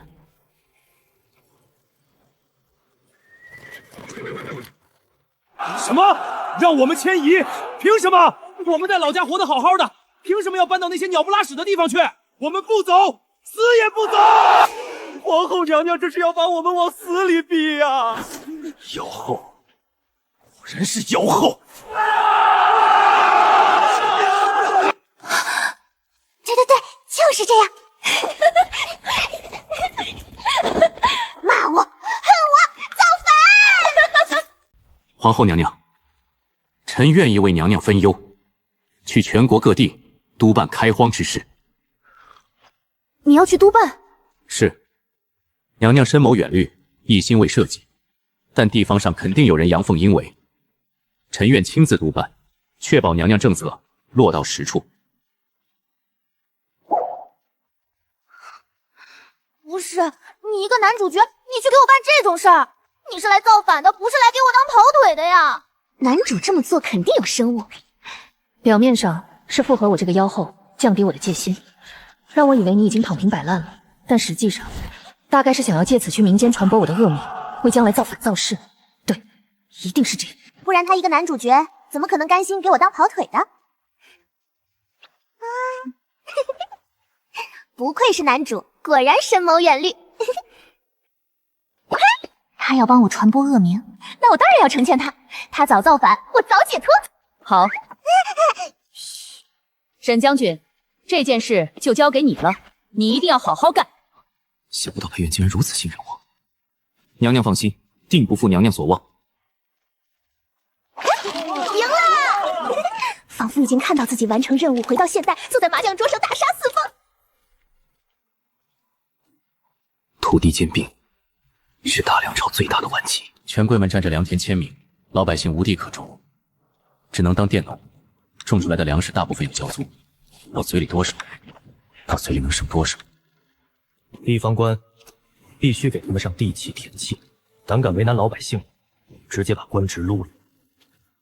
我一定要帮裴院一起匡扶大梁。爹，你看妹妹，她居然用沈凌霄那个外人，都不用我。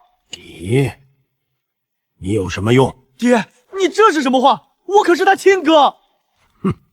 亲哥，你除了会抢地、会跋扈、会给你妹妹添乱，你还会什么？我确实只会抢地、跋扈、添乱。为父告诉你，你妹妹现在做的这些事，都是为了咱们裴家。你要是还有点良心，就赶紧去读书，长长脑子，别整天只知道抢东抢西。爹，我明白了，我这就去读书。这个儿子干啥啥不行，抢东抢西第一名。要不是有我这个当爹的在后面兜着，早就被人砍死800回了。这都写的什么？怎么这么难懂啊？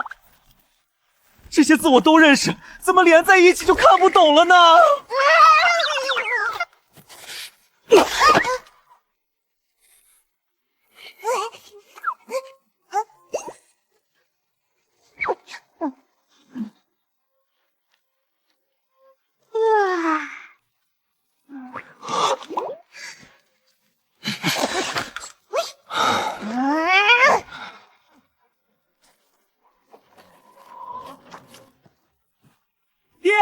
我出师了！爹，我出师了！我要去帮妹妹。你确定？确定！我现在已经脱胎换骨了，保证不给你和妹妹丢脸。元儿啊，你哥说想去帮你办开荒的事儿，你看，元儿你放心，你大哥这个人虽然笨，但是胜在听话。你让他往东，他绝对不敢往西；你让他往西，他绝对不敢往东。裴章是什么人？大梁朝第一恶霸，卖官未爵，兼并土地，什么坏事没干过？让他去督办，那还得得了？老百姓不得骂娘？而这次是我让裴章去的，最后老百姓最恨的肯定是我。行，哥，你去吧，记住，一定要让老百姓开荒，谁不配合，你就……我知道，妹妹你放心，哥一定给你办得漂漂亮亮的。看来裴章已经迫不及待想打着我的名头去作恶了。我就喜欢这种哼妹的好哥。你记住，你现在代表的是你妹妹，你的一言一行，老百姓都会记在你妹妹头上。你就老老实实把事儿办了，别惹事儿，别抢东西，别欺负老百姓。知道了，爹。驾！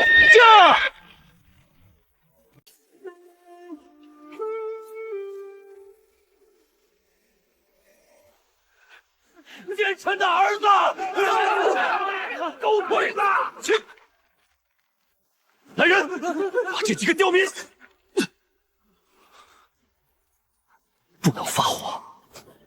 我现在代表的是妹妹，绝对不能露出本性，让老百姓骂妹妹。要喜怒不形于色。你们看，你们现在住的地方，地都被人抢光了，你们连地都没得种，怎么活下去？但你们要是迁移到那些人口批袭的地方去，那里的地都是你们的。朝廷会给你们提供土豆种子，保证你们在路上有吃的，以后世世代代的子孙都不会再饿死。真的给我们土豆种子？真的，我裴章说话算话。故土难离呀，我们在这里生活了几代人，哪能说走就走？留在这里，你们只能给权贵当佃农，种出来的粮食大部分都要交租。但去了新地方，地就是你们的，粮食也是你们的。当地官府会妥善安排你，保证3年内不收任何杂税。你们自己算算，哪个划算？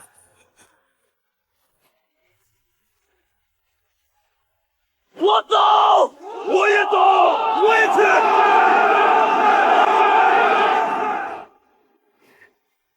原来办成事的感觉这么爽啊！妹妹要是知道了，肯定得夸我。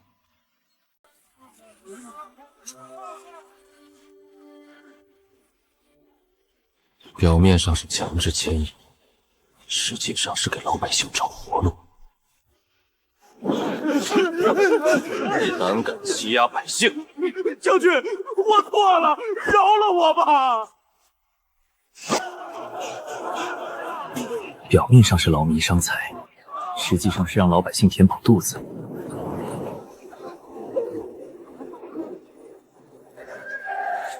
裴元真的是好手段啊！老天爷，这是真的吗？这么多，全是我们种的，够吃1年了。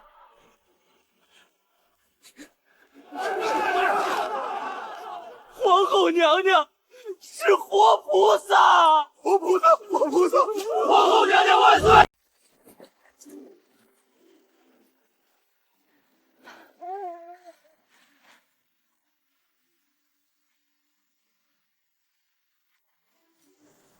人呢？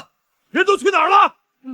老爷，他们都去开荒了。开荒？他们哪儿来的荒开？宫中传出消息，皇后娘娘下旨说了，谁开的荒地就是谁的。那些佃农们都带着妻儿忙着赶去开荒了。不仅是我们这儿，其他几位家中的地里也都没人了。别走，别走，地租降3成。5成，5成，7成。白种，白种行了吧？不收租了。白种也不种了，我们自己有地。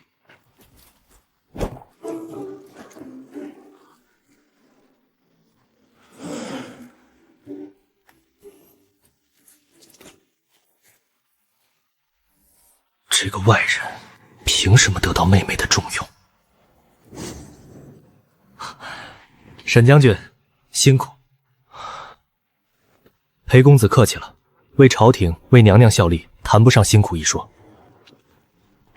裴章居然主动跟我招呼，还这么客气。太阳今天也没从西边出来啊。将军，裴章是不是吃错药了？怎么突然变得这么友好？定然是皇后娘娘在约束裴家人了。看来皇后娘娘确实是想要裴家改过自新啊。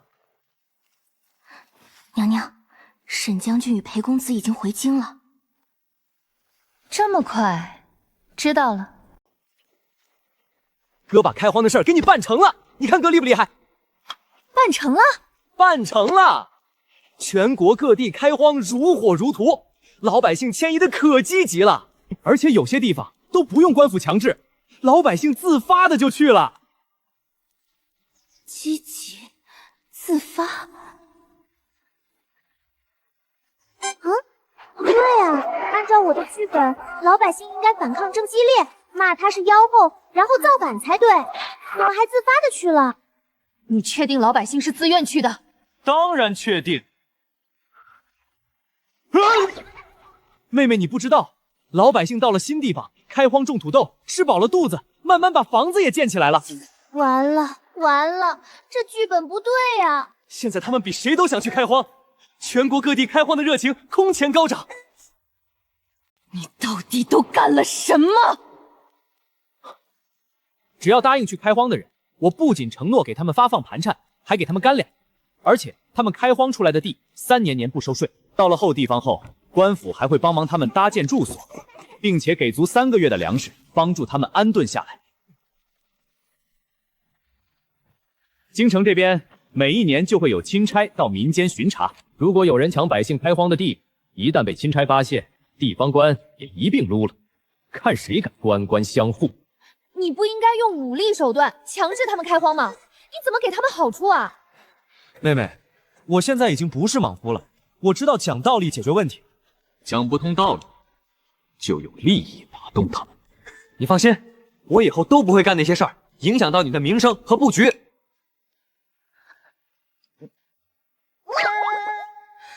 哥，这些是你自己想出来的？不是啊，是爹提点我的。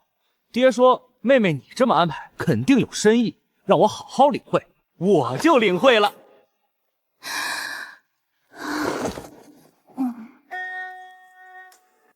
而且妹妹，爹为了支持你，直接把咱们家的地全都种上土豆了。这次爹可是大手笔，地里的土豆收上来以后，都拿去支持你的政令了。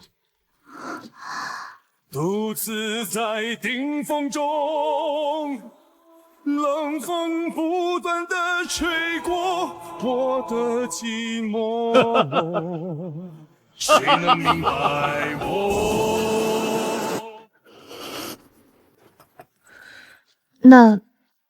那些权贵呢？他们没说什么？他们一开始确实有点慌，因为老百姓都跑去开荒了，没人给他们种地了。为了留住老百姓，他们只能降低租金，给老百姓好处。现在全国各地的租金都降了不少，老百姓的日子好过多了。妹妹，你真是厉害啊！兵不血刃就解决了百姓没地种的问题。哥，你确定老百姓没有骂我？骂你？妹妹，老百姓现在都把你当菩萨供着，谁骂你，老百姓第一个不答应。妹妹，你怎么了？脸色怎么这么难看？你说呢？我说什么啊？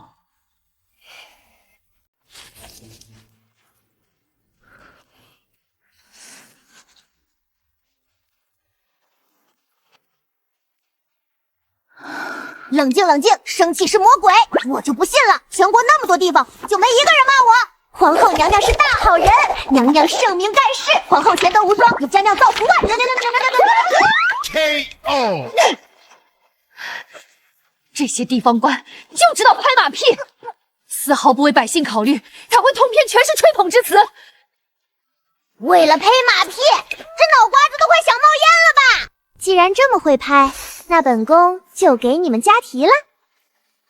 传本宫的命令，让各地地方官每人写一份详细的奏章，汇报开荒的具体情况，迁移多少户，开荒多少亩，种多少土豆，收多少粮食，百姓反应如何，每项都要有具体数字，不许含糊。谁写的不清不楚，就给我重写，写到我满意为止。本宫倒要看看他们还有没有心思拍马屁。每项都要具体数字，还要逐条核台，这可如何是好？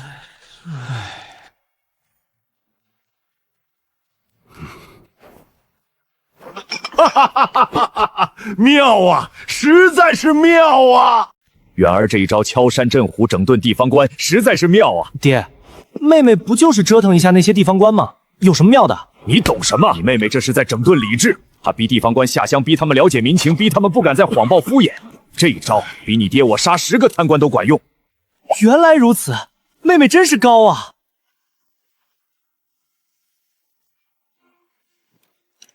娘娘，您吃慢点，别噎着。娘娘，您已经3天没笑了，外面的人都在夸您，您不高兴吗？你觉得本宫应该高兴吗？娘娘做了这么多好事，百姓都念着您的好，当然应该高兴啊。皇上驾到！皇后，你是不是很辛苦？朕听说你为了天下百姓都累晕过去了。谁说的？朝堂上的大人们都……皇后，你一定要保重身体啊！大梁需要你，朕也不能没有你。我是来当妖后的呀，怎么小皇帝都开始感谢我啦？行了，本宫没事，赶紧回去读书。可是皇后……没有可是，清代送皇上回去。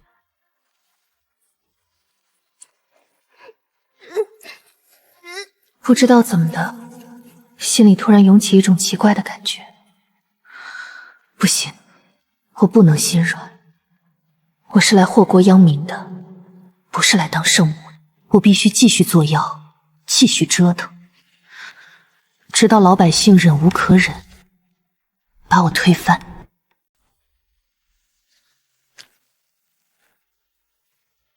开荒令推行3个月，全国新增良田数十万亩，百姓得了活路，却也有人开始坐不住了。开荒令一出，不过短短3个月，我侯府500多户佃农就跑了200多户。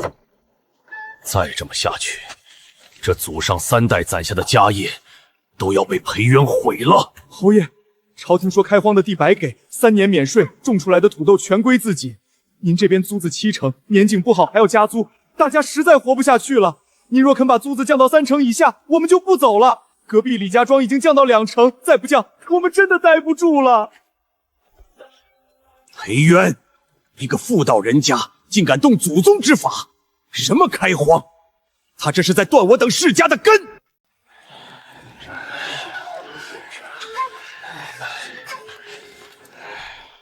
我家跑了100多户佃农，租子收不上来，今年的年景怕是要亏了。你这算什么？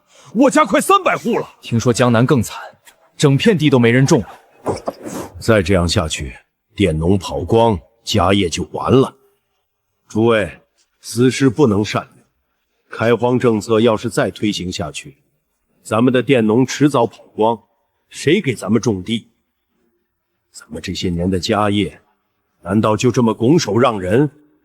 可是，那是皇后，背后有裴崇训那个奸相撑腰，咱们能怎么办？裴崇修再厉害，也只是臣子。只要拉拢言官，联名弹劾裴渊，皇帝也不能无视。对，让言官出头。那些人最爱骂人，骂得越狠，名声越大。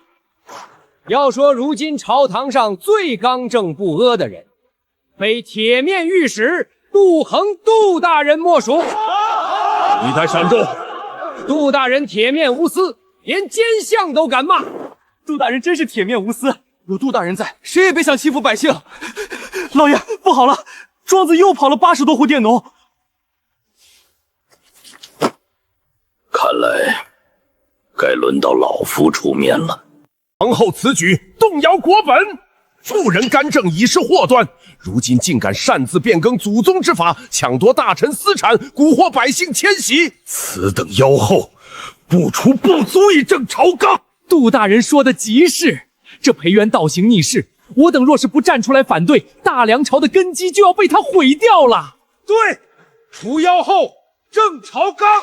除妖后，正朝纲。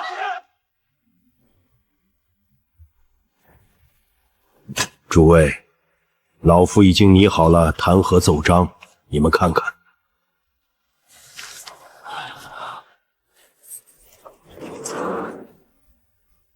4件，历朝历代，皇帝可以杀贪官，可以杀叛臣，但杀言官，那是要留千古骂名的。裴渊再疯，也不敢打破100多年的规矩。他要是敢杀言官，那就是与全天下读书人为敌，与青史为敌，与万世之名作对。他不敢。明日早朝，老夫带头死谏，你们跟着跪就是了。记住，声势要大，态度要硬，不能让那妖后看出咱们有半点退缩。杜大人放心，我等誓死追随。好，那就这么定了。明日早朝，除妖后，正朝纲。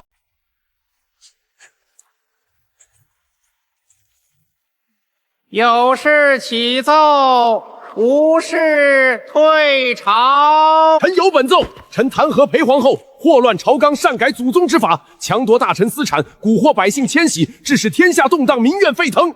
臣请陛下诛妖后，以谢天下。臣等附议，请陛下诛妖后，正朝纲。诛妖后，终于来了，终于有人站出来骂我啦！本宫倒要看看，这位杜大人能骂出什么花样来。皇后娘娘，你身为妇人，反而垂帘听政，把持朝纲。你抢大臣私产，名为开荒，实为强夺；你蛊惑百姓迁徙，名曰利民，实为乱政；你种土豆分百姓，名曰济民，实为收买人心。桩桩件件，哪一项不是祸国殃民？臣杜恒今日以死明志，臣死谏。杜大人，杜大人息怒啊！不可如此死啊！杜大人，陛下面前不可造次啊！放开我，让我死，让我以死明志。臣等也以死明志，请陛下诛妖后，否则臣等就撞死在这大殿上。让开，让老夫撞死在这盘龙柱上。什么祸国殃民，什么祖宗之法，什么死谏，撞死！你们不是说要撞柱吗？怎么还不撞？臣死谏！朕等了半天了，你们到底撞不撞？拉住他！快拉住他！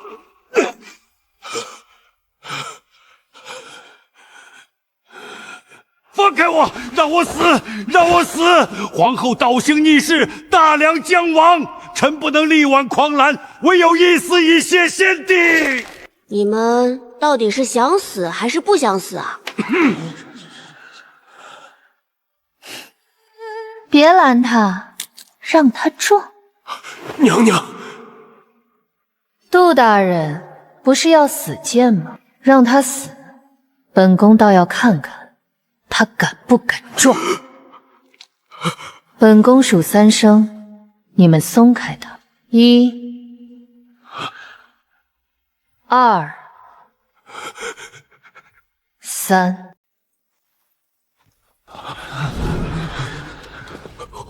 皇后娘娘，你要干什么？杜大人，本宫看你撞了半天也没撞上去，肯定是觉得撞柱太疼了，对不对？本宫也不想杜大人多遭罪，所以本宫帮你。你敢！我是言官，是御史中丞，大梁朝开国以来从无杀言官的先例。先例？安王也是本宫杀的，那也是大梁朝开国以来的先例。皇后娘娘三思，娘娘息怒。杜大人不过是直言进谏，罪不至死啊！女儿这么做肯定有深情，说不定就是吓吓这些人立威。我拦什么拦？支持就对了。杜大人，本宫再问你一次，你是要撞柱，还是要本宫帮你？皇后娘娘，臣谨死谏是为了大梁江山社稷，娘娘若还有半点良知，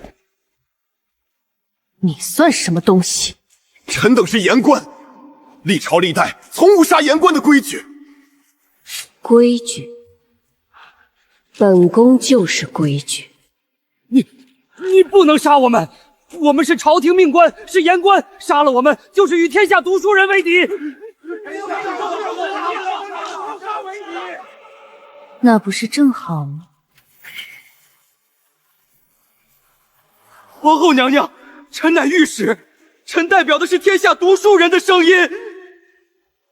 哦，那本宫今日就让天下看看。皇后娘娘，臣错了，臣不死谏了。臣家里还有老母幼子，臣不能死啊！求娘娘饶命。刚才不是还说为了江山社稷，死又何妨？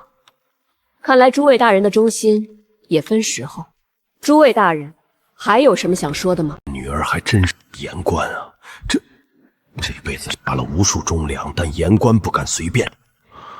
不是不了，是名声太臭，会激起天下读书人的公愤。得罪了天下读书人，以后子孙后代还怎么做人？不愧是我裴崇勋的女儿，有魄力，有胆识，比我这个当爹的强。皇后娘娘英明，这3个言官名为死谏，实为私利。他们弹劾娘娘，不是为了江山社稷，而是为了自家那几亩地。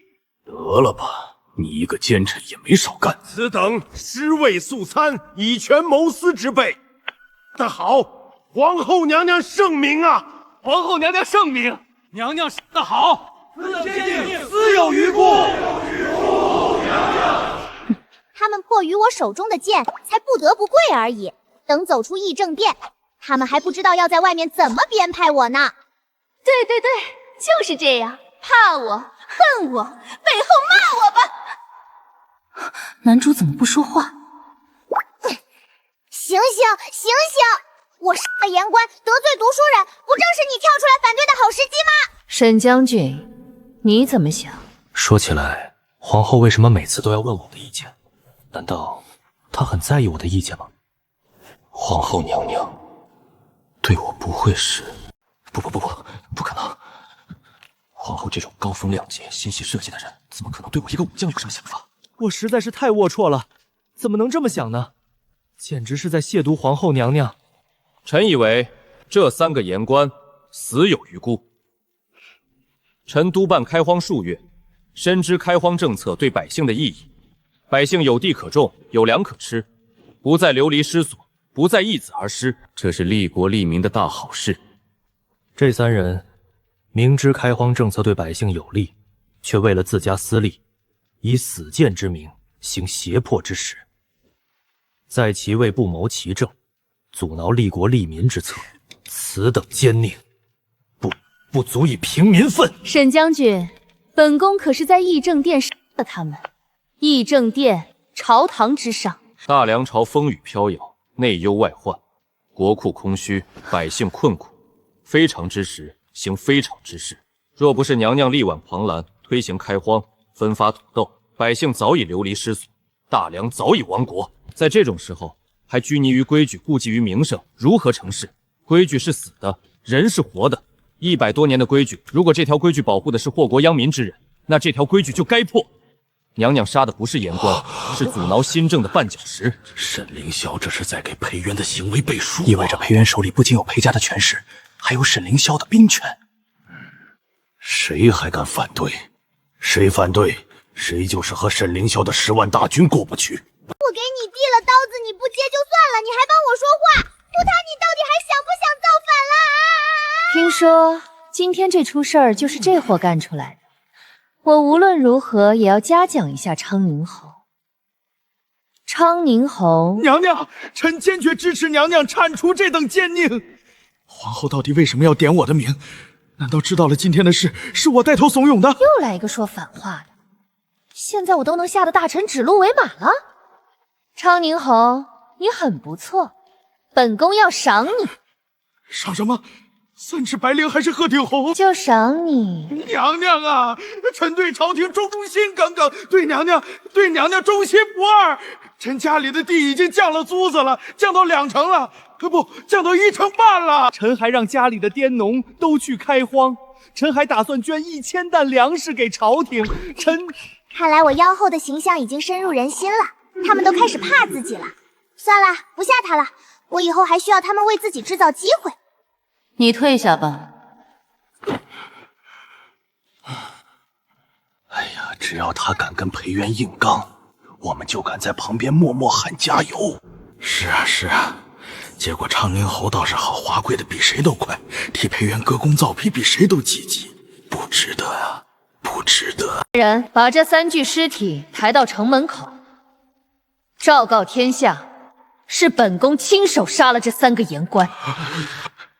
有谁还敢死谏？娘娘是真的会把我们变成死谏的。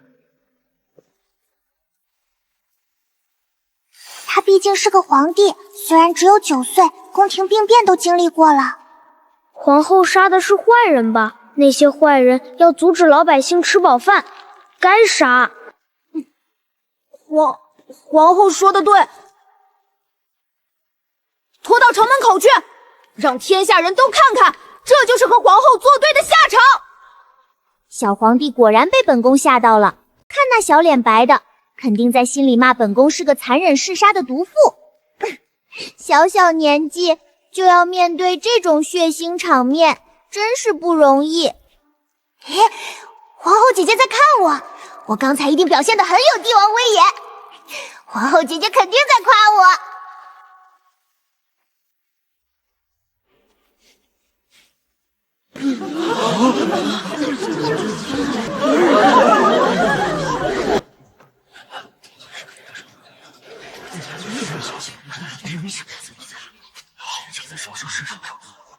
听说了吗？皇后娘娘杀了3个言官，在议政殿杀的，一见一个，干脆利落。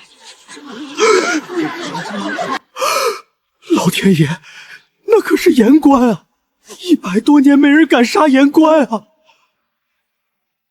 皇后娘娘这是要干什么？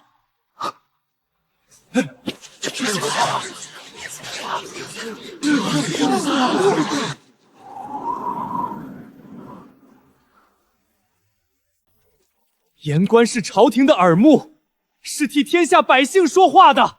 杀言官，这是堵塞言路，这是要与天下读书人为敌。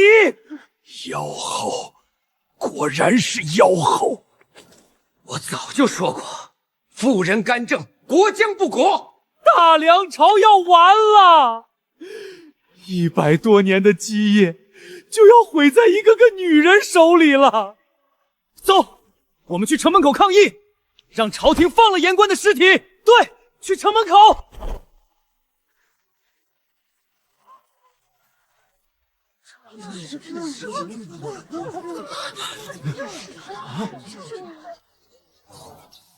他们家里良田千顷，怕开荒让佃农跑光，怕土豆分下去粮价下跌，才拼了命的反对。哼，嘴上说的是为国为民，实际上是为了自家那几亩地。什么？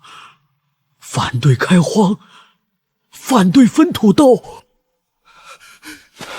开荒政策让俺们有了地，土豆让俺们吃饱了饭，他们反对这个，他们安的什么心？他们安的什么心？这还用说？他们不想让咱们吃饱饭呗？那些当官的，家里良田千顷，存粮万担，当然不在乎老百姓的死活。他们饿死了，他们还能多收几年租子。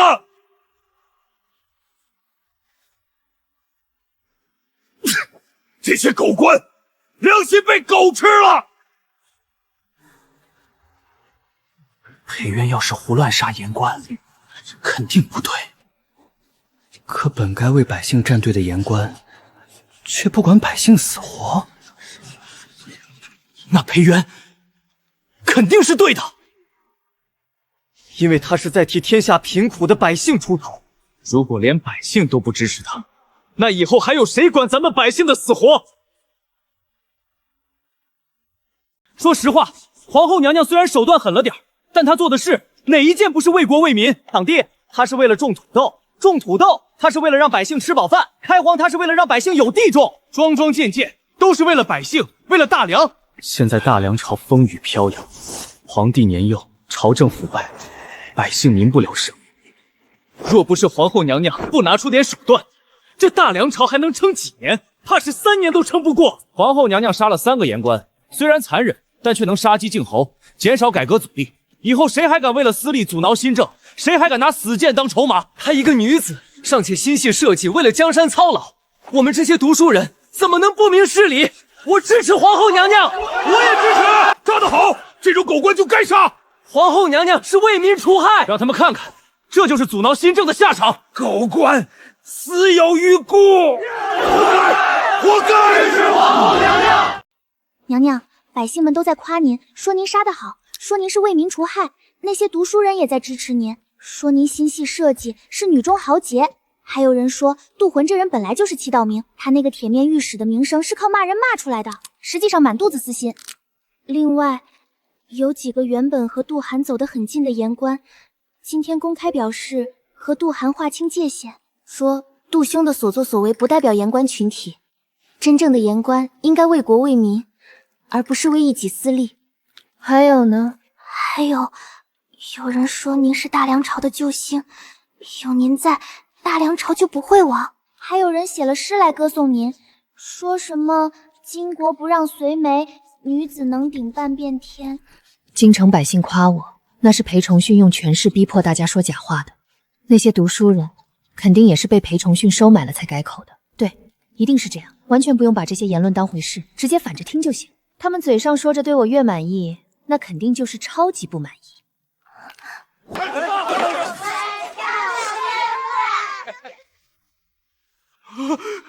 娘娘此举实在……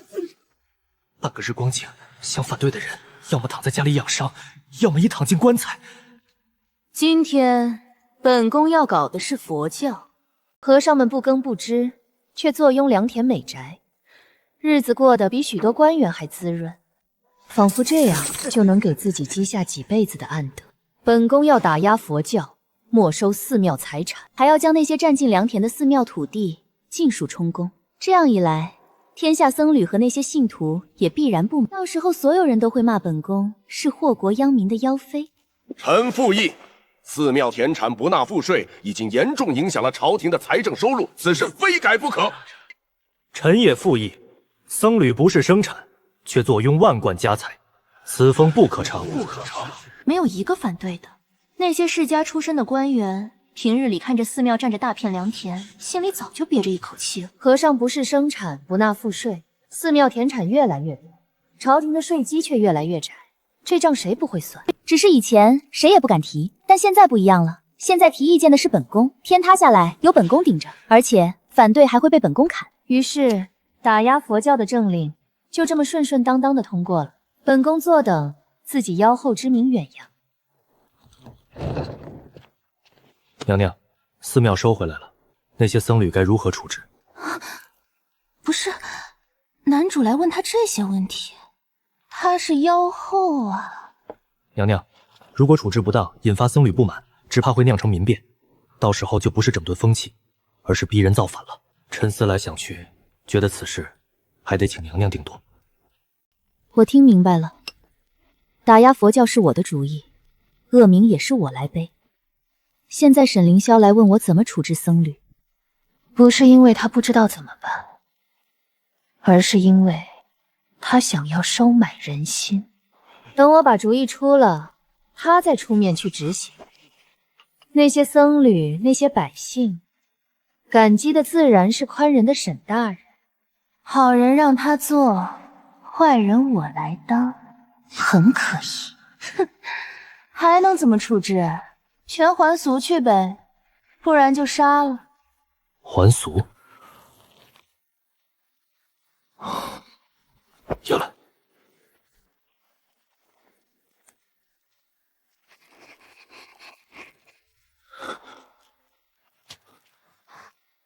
我每次做坏事都是用倒推法，先把历史上那些打压佛教的正确方法写下来，然后再倒推出错误的方法。僧侣还俗，每人分田20亩，安家费10两。愿种田者给地，愿从医者给执照，愿教书者给学额。复式记账法，低息待于百姓。百姓有启动资金，有钱买种子买农具，小商贩有钱能进货摆摊，道士遍地都是做买卖的，朝廷的税也能多收不少。这不是简单的打压佛教、驱逐僧侣，而是把一切都安排得妥妥当当。僧侣有去处，田产有着落，寺庙有用处，百姓有好处，每一步都想到了，每一个环节都衔接上了。这是一套完整的、成熟的、可以立刻推行的治国方略。裴元明明有这么好的方法，为什么不直接告诉他，而是让我从清代手里偶然发现这手稿？这里面的深意值得好好琢磨。皇后娘娘这是在考验我，想看看我到底有没有能力。我一定要把这件事办妥当，让皇后知道我是可以与她一起改变大梁的伙伴。什么？还俗？还要分田？贫僧出家30年，从未听说过这等荒唐事。佛祖在上，这是要断我佛门根基呀！走，去京城告御状。对，让皇上评评理，我们和尚招谁惹谁了？对，我们要个说法。1年，一些和尚分到了田地，娶妻生子，日子比从前的青灯古佛竟热闹了几分。识字的和尚被安排去教书育人，通晓医术的和尚则被安排去行医治病。这些实实在在的成就感，比以前真切多了。执行下去有一段时间了，不知道外面怎么样呢？皇后娘娘打压佛教，分田于民，乃是利国利民之善举。皇后娘娘每日勤于政事，沾经节律，是我等楷模。皇后娘娘比那些只会念经的和尚强多了。皇后娘娘是我们大梁的福星啊！皇后娘娘，这才是真的普度众生。娘娘，外面都骂疯了！成了，娘娘，外面都骂疯了，真的，千真万确。那些读书人都说您是祸国殃民的妖后，说您身为皇后却干政，还打压佛教，琢磨歪门邪道。还有人说，咱们这位皇后可真是比妲己还妲己，比邦子还邦子。历朝历代的妖妃加起来，都不如她一个人祸害的多。对对对，就是这样。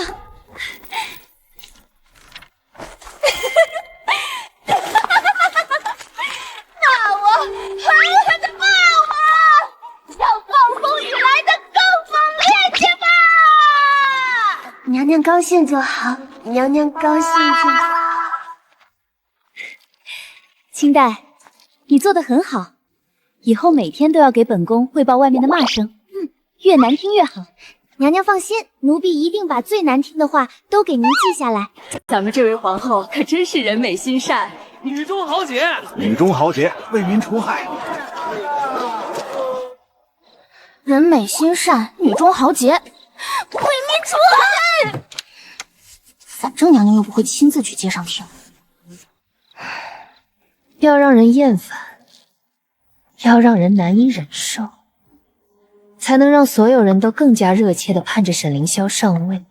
我裴远就是要当那个最招人恨的垫脚石，我要下毒，自导自演一起惊天动地的投毒案。这招古往今来多少妖后妖妃都用了，屡试不爽，效果拔群。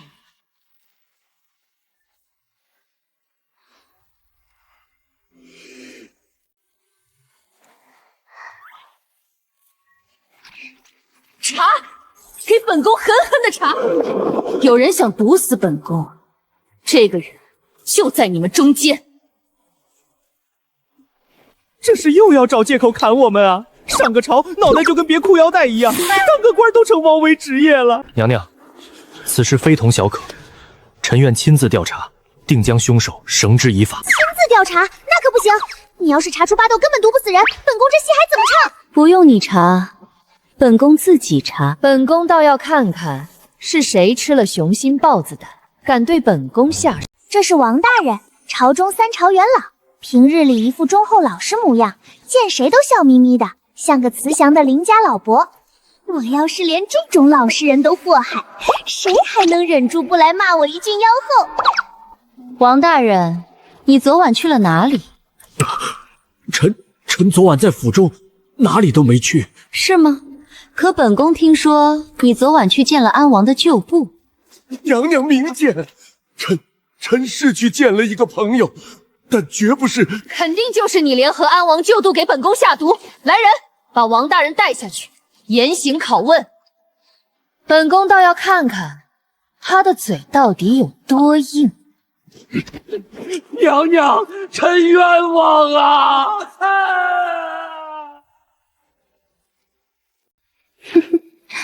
看吧，我随便找个借口就能抓人，想打就打，想杀就杀，这不就是妖后吗？妖后又滥杀无辜了。王大人清清白白，却被屈打成招，百姓闻之落泪。史捐秉直书，妖后裴氏诬陷忠良，残害无辜，满城骂名，妙极。3天了，拷问结果终于出来了，这是一起完美的冤案，我倒要看看他们怎么发挥。怎么会？王大人当晚见的人居然是安王旧部，他老人家倒确实没有毒害我，毒害罪名对他来说还是太小了。安王还有一个外世子遗落在外，就不想扶持这个外世子继续造反，想拉拢王大人入伙，因为那外世子恰是王大人外室女所生。他想搏一把，赌赢了就是国丈，单车变摩托。What can I say？ 以后可不能随便给这些大臣安罪名了，因为这些大臣恐怕都不是什么好人。满朝文武从上到下全是一群蛀虫，烂到根里，所以我随口一个罪名落到他们头上，可能都算轻的，只怕传出去，百姓还当我是在为民除害呢。还是指望男主早点造反吧。臣明白了。你当真明白了？原来娘娘大张旗鼓处置王大人，是在敲山震虎，给安王旧部一个机会。我没有啊。不计前嫌，争取安王旧部中的人才。娘娘心胸之宽广，臣等佩服。老天奶，我真没有啊！王虽死，但其旧部仍在暗中活动，蠢蠢欲动。娘娘仁慈，并不想大开杀戒，便以此事给安王旧部释放一个信号，告诉他们，朝廷已经盯上了他们。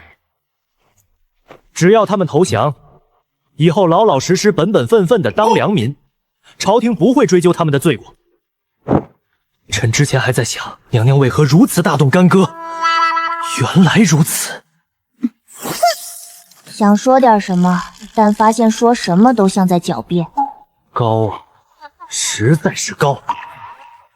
臣这就去安排，将那些旧部一网打尽。算了，你高兴就好。娘娘放心，臣一定办得妥妥当当，绝不辜负娘娘的一番苦心。至于安王那个外世子，沈凌霄如何处置了，我也不关心了。这一招行不通，我又冥思苦想了3天3夜。百姓最恨什么？最恨的就是苛捐杂税。一提加税，百姓肯定骂他，骂得越狠越好。诸位爱卿，本宫觉得现在的税太低了，国库空虚，边疆不稳，处处都要用银子。本宫思来想去，觉得应当加税。娘娘，百姓已经不堪重负，加税恐引发民怨，请娘娘三思。三思什么？本宫意已决，就这么定了，退朝。臣请娘娘加税。那说啥？臣请娘娘加税，但不是加百姓的田赋，而是加商税、矿税、关税。臣这几日仔细核算了国库收支，发现最大的问题不是百姓税负太低，权贵富商把持着矿山、关卡、商路，偷税漏税，中饱私囊。国库这才空虚。娘娘提出加税，臣原本以为娘娘是要加百姓的税，哼！可臣回去想了一整夜，越想越觉得不对。以娘娘的英明，怎么可能做这种事？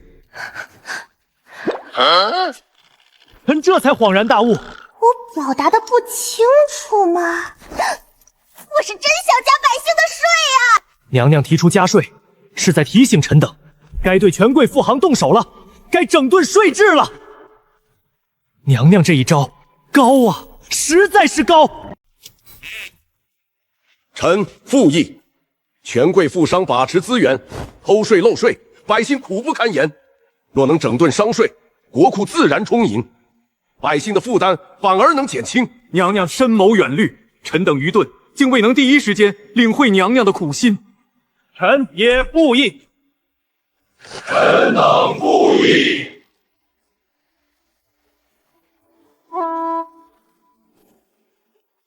皇后娘娘真是活菩萨呀！加上税，减田赋，这是要了权贵的命，给了百姓们活路啊！皇后娘娘千岁，千岁！算了，看在他踩着我在百姓心中好形象的份上，我不计较了。反过来想，沈凌渊越做这种事，声望越高，不就越衬托我这个妖后的坏吗？对，就是这个道理。沈凌霄越是英明神武，我就越是昏庸无道；沈凌霄越是深得民心，我就越是千夫所指。有时候坏不坏，全靠同行衬托。不过目前的这些都太小儿科了，没法做到真正的伤筋动骨。是时候干一票大的，给朝野上下一点妖后震撼。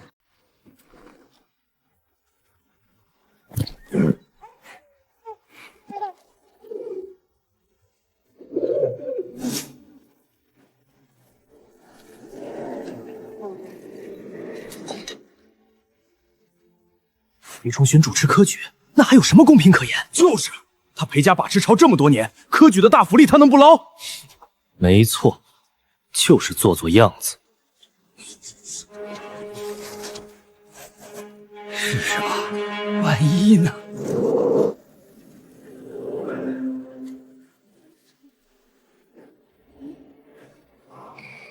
这一次，门后面是什么？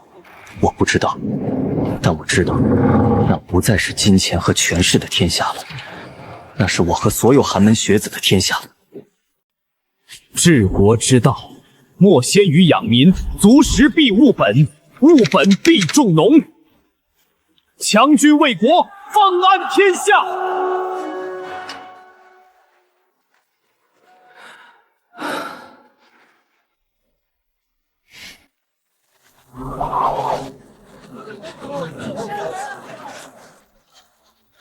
顾兄，你紧张吗？紧张，我也紧张。这次要是考不上，是我本事不够，我认，下次再来。我也是。科举舞弊，科举舞弊！诸位听我一言，这次科举是裴丞相主持的，怎么可能公平？皇后娘娘纵容支持裴崇训科举舞弊，这对我们考生不公平，对大梁的读书人不公平。裴家把持朝政这么多年，什么时候干过一件好事？什么胡明志、嬴志志全是骗人的，榜单上的人早就内定了。就是狗改不了吃屎，这科举不考也罢。各位同仁，皇后嗜杀残暴，每日提剑上朝，连杜大人这等清正廉洁的言官都死在他剑下，堵塞言路。现在又让裴崇廷科举舞弊绝了我们的出路，这等妖后人人得而诛之。我们你说科举舞弊有何证据？说科举舞弊有何证据？这就是证据。一张纸上面写了字就能算证据吗？我回去写一张，说你杀人放火，官府能凭这个定你的罪。裴家的所作所为，天下谁人不知，谁人不晓？所以你没有任何证据，全靠猜测。你定然是那裴家的走狗！各位童年，在下姓顾，字自成，江南人士，与裴家毫无干系。没错，我可以为顾兄作证，这人胡言乱语，纯属污蔑。我也是读书人，今日冒天下之大不韪告诉诸位这件事，本是不想诸位被蒙在鼓里，被人卖了还帮人数钱，我是一片好心。没想到如今反被人污蔑造谣，质疑用心，真是好心没好报。那你就拿出证据。你口口声声说裴丞相和皇后科举舞弊，说榜单内定，说你手里的纸就是证据。那好，你把纸上的内容念出来，让大家听听。到底是什么铁证如山的东西，能让天下读书信？这上面就是裴家安插的名单，姓名、籍贯关系写得清清楚楚。那你念啊？你算什么东西？凭什么你让我念我就念？这名单若是公开，多少人要遭裴家报复？你顾清怀光棍一条，无牵无挂，我们这些人还想要命呢。若如你所说，名单上都是被裴家内定的人，你是替天下读书人抱不平，那你说出他们的名字，岂不是正好让大家知道裴家安插的都是些什么人？将来榜单出来，大家也好对照着看。你偏偏不说，遮遮掩掩，躲躲藏藏，倒让我想起一句话。什么话？贼喊捉贼！你血口喷人！还有，你都在大庭广众之下嚷嚷裴家科举完毕了，却又说怕裴家报复你，不敢说出名字。还有，你说你也是今年参加恩科的考生，那我考考你，大梁科举例第3条说的是什么？那大梁例关于造谣惑众、煽动闹事该刀罪这一条，你总该知道吧？各位童年，你我都是读书人，圣贤书里教我们什么？博学之，慎问之，慎思之，明辨之，笃行之。此人没有证据，仅凭一张自己写的纸，就在这里搬弄是非，煽动人心，这样的人，我们岂能信他？不能信！没错，若是你我读书人都听风就是雨，没有一点明辨是非的本事，将来若真的做了官，那也是个糊涂官，连这一点分辨力都没有，还读什么圣贤书？不如回家种地去。你们都被蒙蔽了，等榜单出来你们就知道了，全是假的，到时候你们哭都来不及。捉了见官，好好，你们愿意当裴家的狗，你们当去，老子不陪你们玩了。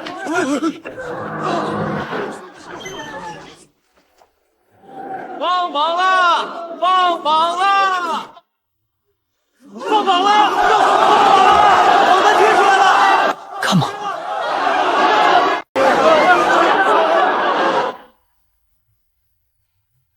顾兄，你中了第1名，会员。15年了，2次落榜，现在我中了第1名。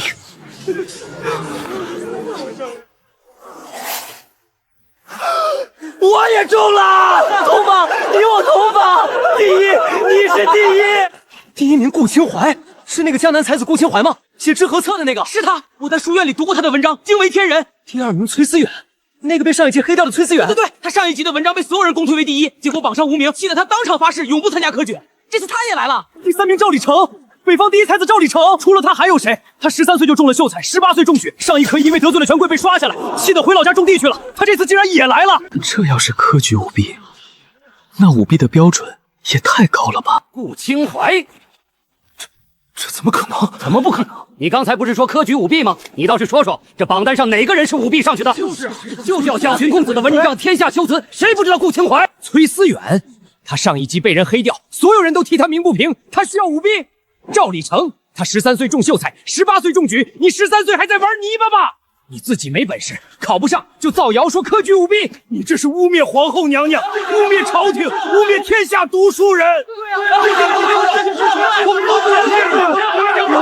溜出去！退后！谁在造谣生事？我没有造谣，我只是……是什么？本次科举从出题到预演卷，每一个环节都有专人监督，所有考卷全部糊名竞技，考官连考生的名字都不知道，如何舞弊？老夫薛守正，3朝元老，以项上人头担保，本次科举绝无任何舞弊行为，若有半句虚言，天打雷劈。薛大人的人品，我们还是信得过的。薛大人从不参与党政。本次科举考试是皇后娘娘力排众议推行的，糊名制、停滞制、别头式，每一条都是皇后娘娘的良苦用心。娘娘说，科举是为国取士，不是为权贵取士。真才实学者不问出身，皆可脱颖而出。今日红榜上的每一个名字，都是凭真本事考上来的。你们若是不信，可以去查卷子，所有考卷全部存档，欢迎天下租书人查阅。这老邓怎么抢我的词儿？这种带节奏的事儿，不应该是老子干的吗？皇后娘娘说了，科举是国家的根本，人才是朝廷的基石。她不为别的，就为了让天下有才之士都能为国效力，让寒门学子都有出头之日。娘娘还说了，这次恩科只是开始，从今往后，大梁的科举永远这么公平。皇后娘娘千岁千岁千千岁！皇后娘娘圣明！我来自天府之国一个偏远的小县城，家里穷得叮当响，为了凑路费，我娘把裴家的银簪子都当了。本来只是抱着试试看的心态来的，没想到真的考上了。输给顾清怀、崔思深这些人，我服气。是啊，他们是真才实学，我确实不如他们。这次没考上，是我本事不够，回去继续读书，下次再来。对，只要科举一直这么公平，咱们总有机会的。不可能，怎么可能？裴崇俊怎么可能不舞弊？裴家怎么可能放过这个机会？快想跑！抓住他！你是谁？为什么要造谣？是谁指使你的？是谁指使你的？这不是杜大人的儿子吗？杜大人，杜恒，就是那个被皇后娘娘杀了的言官。对，就是他！放开我！我说的都是真的。裴元杀了我爹，裴崇信科举奴婢，你们都被他们骗了！放屁！你爹杜恒名为直臣，实为奸佞，他阻挠开荒，反对分土豆，想让我们老百姓饿死。皇后娘娘杀他，是为民除害。爹被杀是他咎由自取，你还想污蔑皇后娘娘？你比你爹更可恶！我不甘心，真的不甘心。如果不是裴元杀了我爹早就把一切都安排好了。这次的榜单上本应该有我的名字，我的前途，我的人生，全都被裴元毁了。谁知道裴崇定这次竟然这么老实？非但没有舞弊，还真的选拔出了一批有真才实学的人。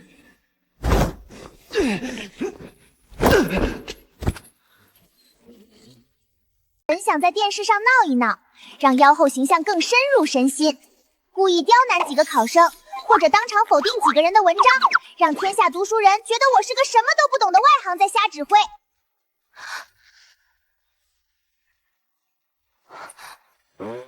这一下让我想到了自己高考的时候，设身处地想一下，如果高考那天有人闹事耽误我考试，我可能跟对方拼命的心都有了。所以算了，这次就不作妖了。这字也太好看了吧！这水平放到现代，那就是能发核心期刊的学术文献啊。可转念一想，不对，这些考生不应该是从小生长在权贵家里的吗？怎么可能写得出这种文章？这肯定是他们提前就得知了答案，请人代笔写的，然后背了下来。臣闻兵者，国之大事。用兵之道，一曰道，二曰天，三曰地，四曰将，五曰法。人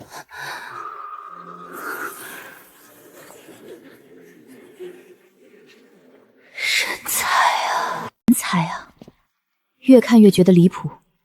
这些文章每一篇都言之有物，见解独到，绝对不是临时抱佛脚写得出来的。老爹为了这次科举舞弊，到底请了多少高人代笔？这成本也太高了吧！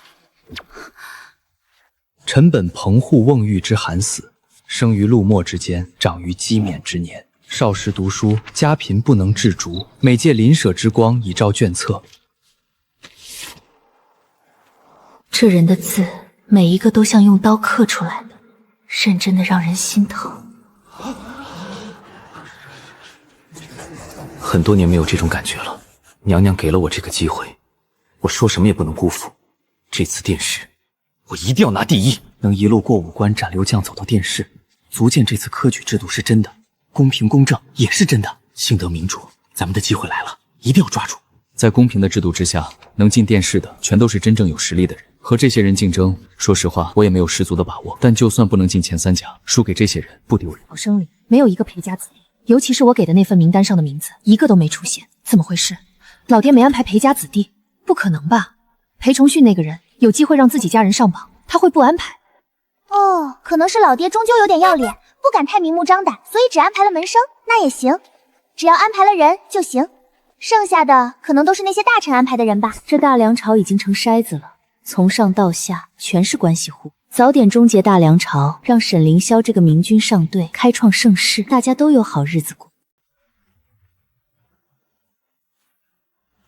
娘娘，本次恩科共录取进士300人，个个都是真才实学。老臣主持科举30余年，从未见过如此高水准的一科。而且本次科举的公平公正前所未有，没有一例舞弊，没有一例走后门，没有任何权贵子弟抢占名额，全靠娘娘的科举改革方案。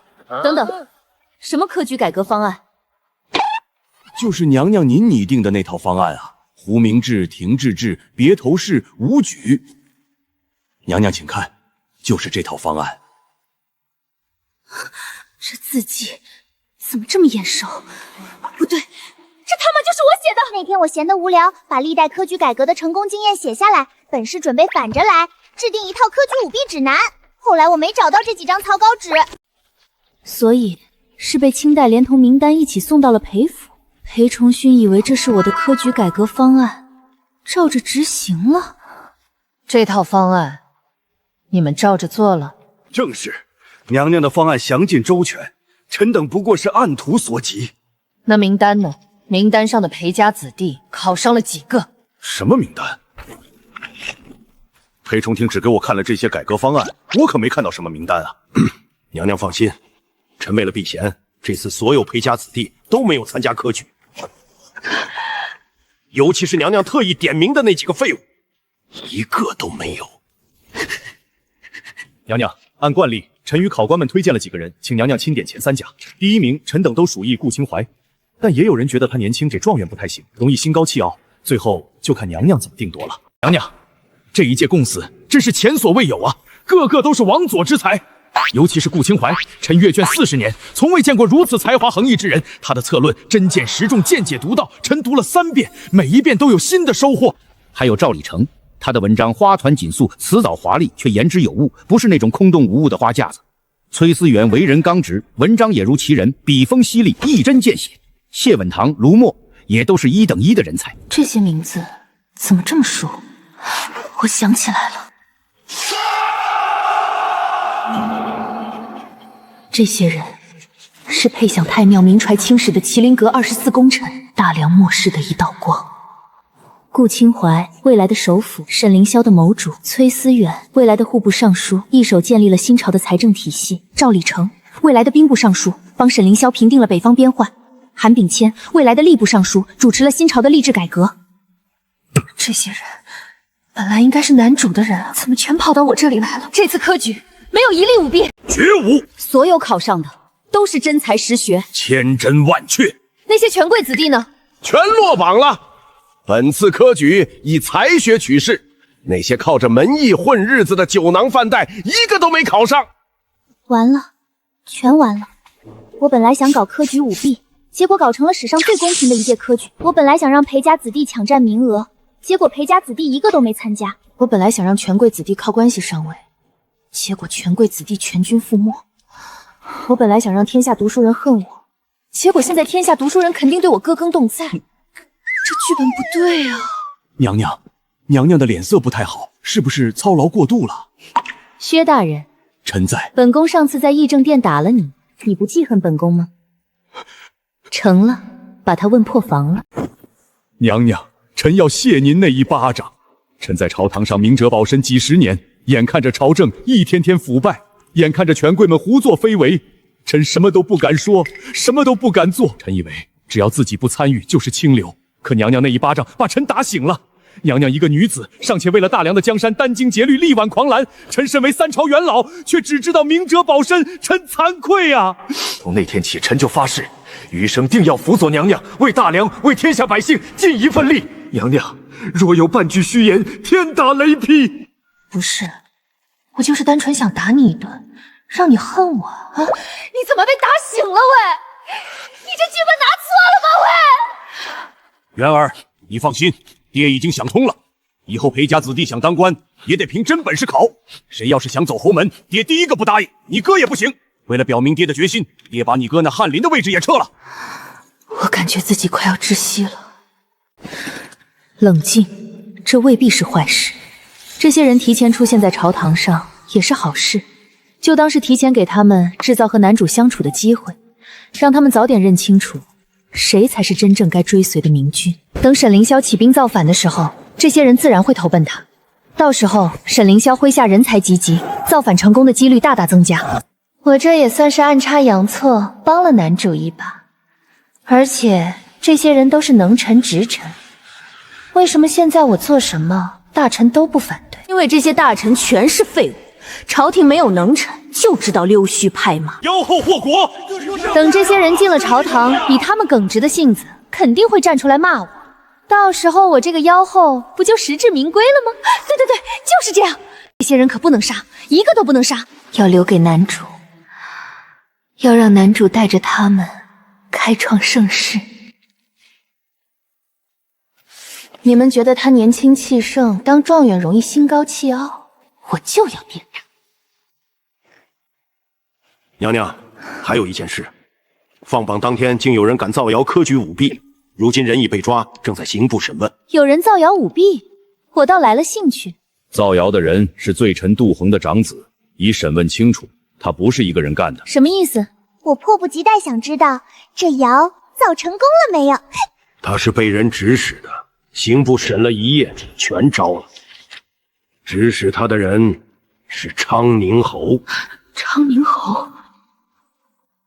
他交代，昌宁侯给了他500两银子，让他在放榜那天煽动读书人造反，把事情闹大。昌宁侯的目的是想借科举晚毕的谣言败坏娘娘的名声，让天下读书人对娘娘离心离意，权贵们才能继续把持科举。昌宁侯，我还没安排人去把科举舞弊的事捅出去呢。这个昌宁侯倒是先动手了，关键还被查到是造谣。那我之后再造谣科举舞弊，还有人信吗？路直接被堵死了。既然昌宁侯这么有钱，那就告诉他，这次的事他不拿个几百万两出来，他这条狗命本宫收了。反正娘娘自有成算。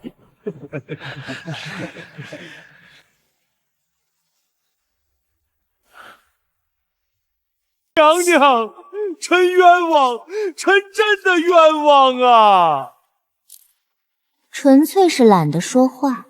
证据确凿，你还有什么好冤枉的？臣也不知道那个管家什么为什么会去收买杜衡的儿子，一定是有人陷害臣。谁陷害你？臣不知道，但臣对朝廷忠心耿耿，绝不敢做这种事啊！说实话，昌宁侯这种人杀不杀都无所谓。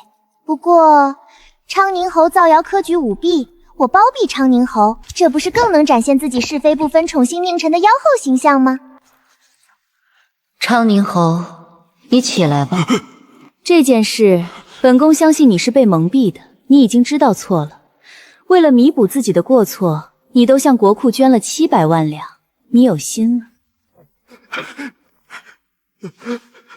谢娘娘，谢娘娘不杀之恩，臣以后一定管好府里的人。皇后娘娘居然没有杀昌宁侯，这般行事，日后他人岂不也能效仿？昌宁侯造谣科举稳弊，动摇国本，以娘娘脾气竟未拔剑。不杀昌宁侯是向勋贵示好，还是朝堂需要留个小人？朝堂哪能干净？留小人有用。这不，700万到手了。皇后娘娘圣明。不是，我放了个奸臣，你们跪什么？感觉自己今天的血压已经飙到天花板了。没想到这时候就有人撞到了枪口上。这姚宪伯最善钻营，眼看顾状元是新贵，又是皇后钦点，前途无量，便想将自家女儿嫁过来，好牢牢绑住你这棵未来的大树。只要顾贤侄点头，未来在官场上，我宪伯府定会鼎力相助。婚姻大事不敢草率，学生术业未立，何以家亡？你一个毫无根基的新科状元，竟敢不给我面子，我还就非要你当我们家的乘龙快婿了。让裴元赐婚，赐婚圣旨下来，看顾秦淮还怎么拒绝。娘娘，臣一心报效朝廷，无心婚事，还请娘娘明鉴。姚德安这是想要用婚姻来要挟我，来逼迫我站队，我绝对不能去。裴元今天不会要砍顾裴怀吧？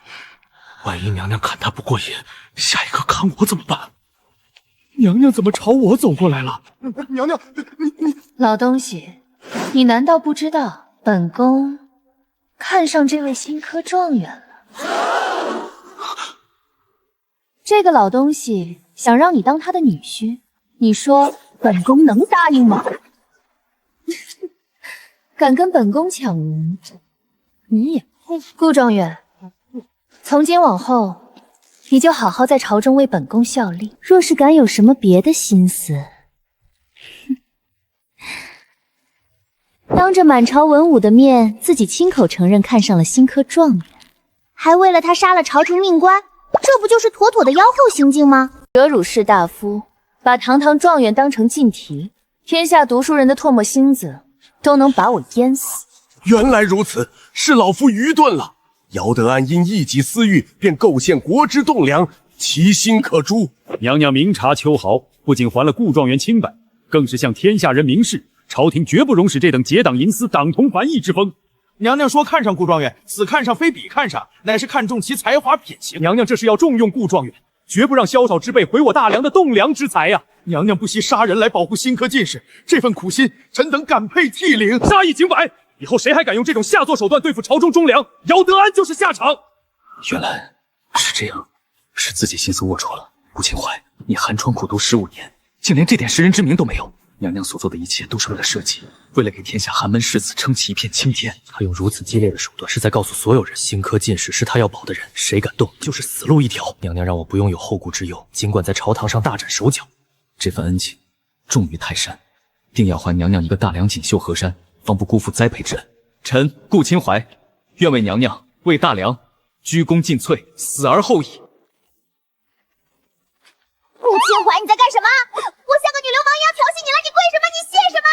你应该感到屈辱，你应该骂我是妖后，你应该去投奔沈凌霄啊！老娘还就不信邪了。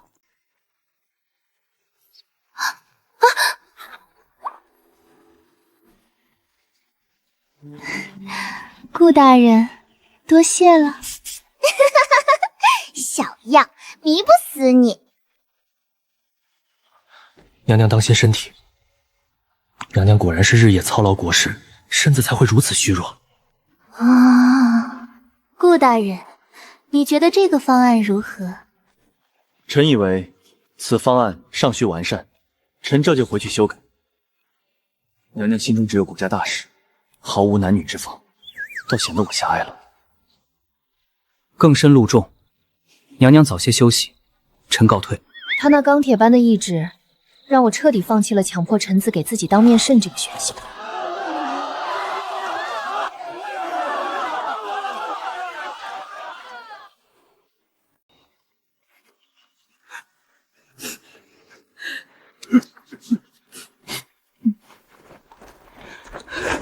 爹，娘，孩儿考上了，好。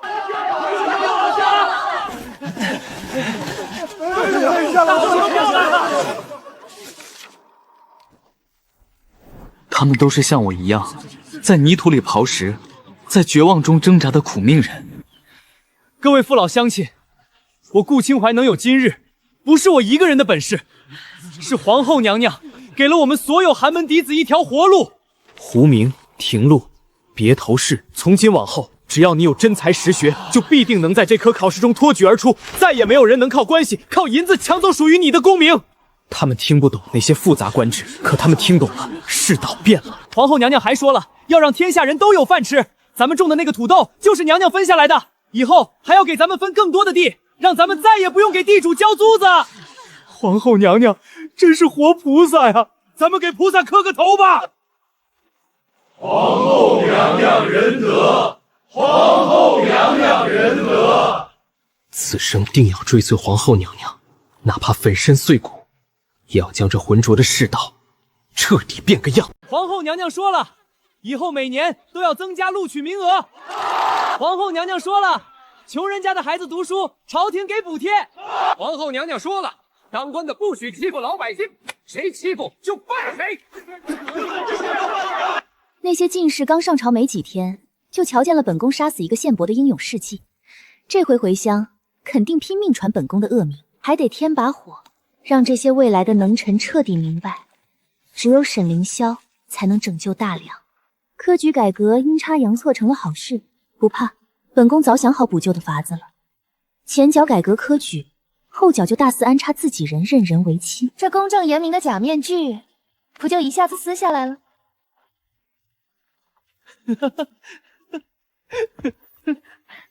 哥，你有没有什么朋友想当官的？我给你安排。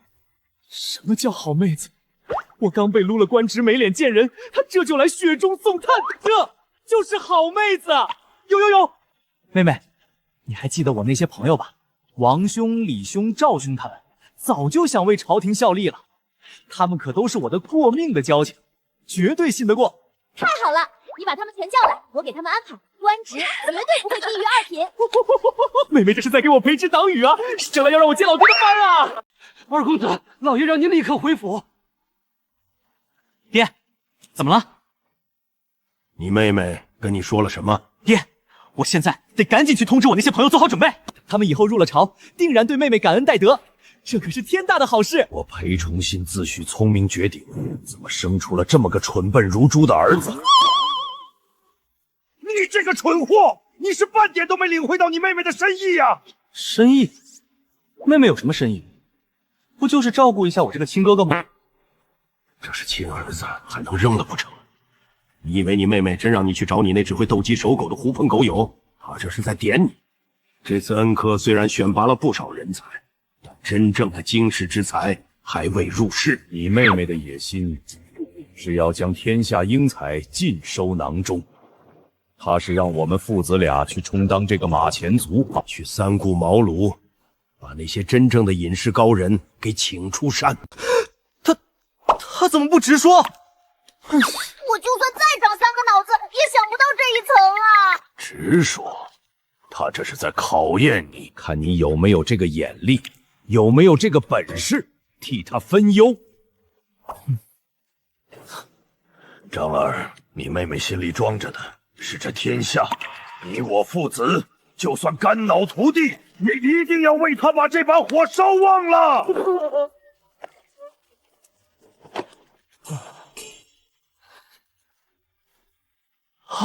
好的，爹，我这就去打听，哪里有真正的能人。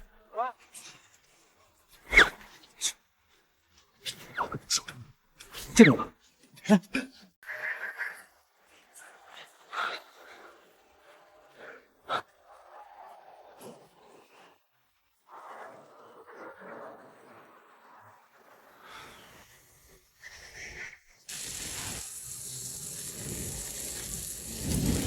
明天我亲自去。在下裴崇训，求见谢先生。爹，你这样站着有什么用？人家根本不见你。裴相爷，你就算站上1年，我也不会为你所用。要如何，先生才肯出山？除非裴相爷能3步一跪，9步一叩，从这山脚一直叩到我的门前，否则一切免谈。这是什么无理要求？我爹他……住口！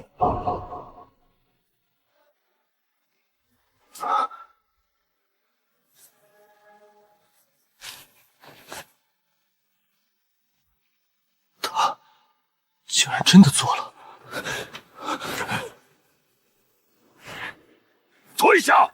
爹，你这是何苦？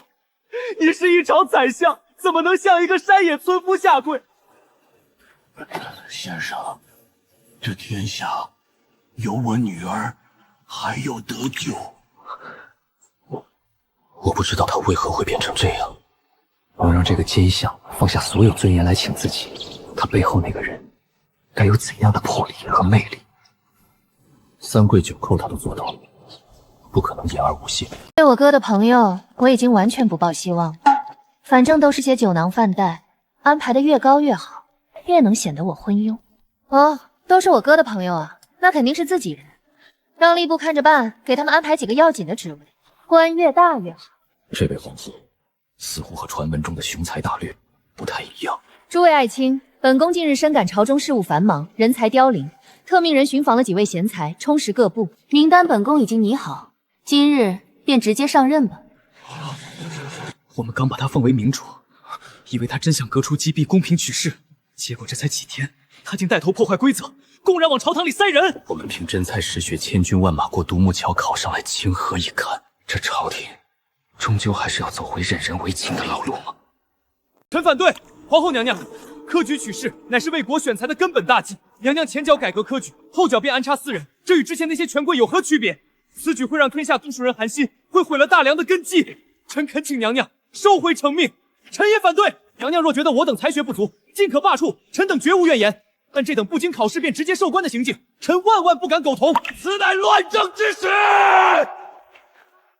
臣附议。臣等附议。这不就是我想要的效果吗？我故意独断专行，不就是为了拉仇恨吗？本宫意已决，尔等不必多言，反对也无用。来人，宣那几位新进的大人上殿吧。奉皇后娘娘懿旨。反正马上就要扯皮了，等他们先扯一扯，我再站出来维护4个草包。兹任命谢云州。谁？谢云州？他不是发誓永不入世吗？当年先帝连下3道圣旨都请不动他，他怎么来了？燕务商、董匪期、坐拥。燕务商，那个以一己之力审清江南3州连环冤案，被称为青天在世的燕务商。这些人任何一个单独拎出来，都是能让天下数人顶礼膜拜的传奇人物。他们的名字在士林中就是一面旗帜。这哪里是什么酒囊饭袋，这分明是一套王诈。他们刚才竟然还反对，他们有什么资格反对？反对谢云州入朝，我顾清怀算什么东西，也配反对谢云州？早说是这几位啊！能把这几位世外之人都请出山，更说明娘娘挽大厦于江青的决心和魄力。大梁朝有这些人加入，才真正有了盼头。皇后娘娘为了这江山，真是付出良多啊！想到整个大殿竟为了不打扰皇后小妾而变得鸦雀无声，能让这么多心高气傲的臣子真心实意的敬服，这位裴皇后果然如民间传闻那般，是真心想要重振大梁的明主。刚才不是还在吵吗？怎么突然没声了？你们就没有什么要说的了？有意见尽管提，来吧，把你们心里的怨恨都发泄出来吧。皇后娘娘英明，臣等并无异议。英明什么？刚才不还剑拔弩张，恨不得以死相见吗？怎么自己睡了一觉，画风就突变成歌功颂德了？你们不反对本宫让这4人入朝为官，身居要职？娘娘所请，皆为当世大贤，臣等欢喜还来不及，怎会反对？娘娘为社稷殚精竭虑，臣等感佩五内。方才臣等不明就里，妄加非议，实在是罪该万死，请娘娘降罪。想不到你竟然是这样溜须拍马的顾清怀，好歹也是麒麟阁24功臣之一，你是怎么脸不红心不跳的对着4个草包说他们是当世大才的？一定是沈凌霄，肯定是他刚才趁自己睡着的时候，给这些人使了眼色，让他们先隐忍不发，以此来放松我这个妖后的警惕。皇后娘娘为何又用这种眼神看我？难道是觉得我和这些新来的大臣走得太近，有结党营私的嫌疑？不行，我必须和这些人保持距离，绝不能让皇后娘娘误会。演得还挺像，算了，习惯就好。反正我的目的已经达到了，这些能臣干将就当是提前送给男主的班底吧。娘娘，臣有本奏：苛政猛于虎，土地兼并，民不聊生，此皆国之大患。臣请新政，以安天下。这说的也太有道理了吧！每一条都切中10倍，每一个方案都极具前瞻性。如果按他的方法改革，大梁朝说不定真能起死回生。不对啊，我刚刚在想什么？我可是妖后啊！这种利国利民的好事，我怎么能答应？必须百般阻挠，把这滩水搅浑。奇怪，裴章的狐朋狗友怎么可能有这样的水平？这份奏章没有几10年的学问积淀，是绝对写不出来的。对，说的就是你。你叫什么名字？原来我暗中观察他，时而精明，时而糊涂，深不可测。如今问我的名字，莫非有什么深意？臣谢云州。哦，谢云州啊。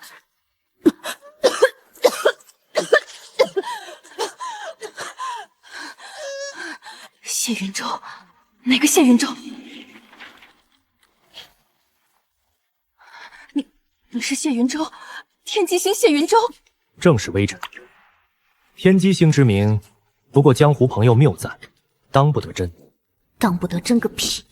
怪不得这1月朝堂风平浪静，没人反对大哥举荐的好朋友。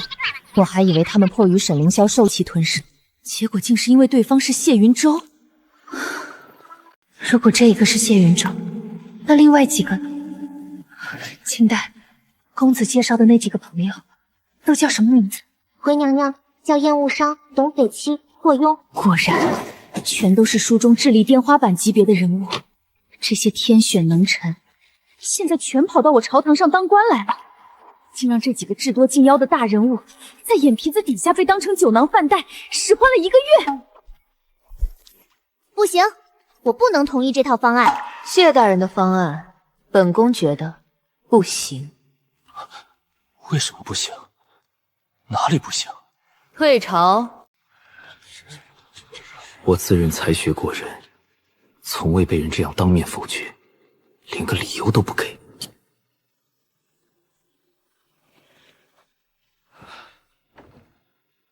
谢兄，把你的方案再给我们看看。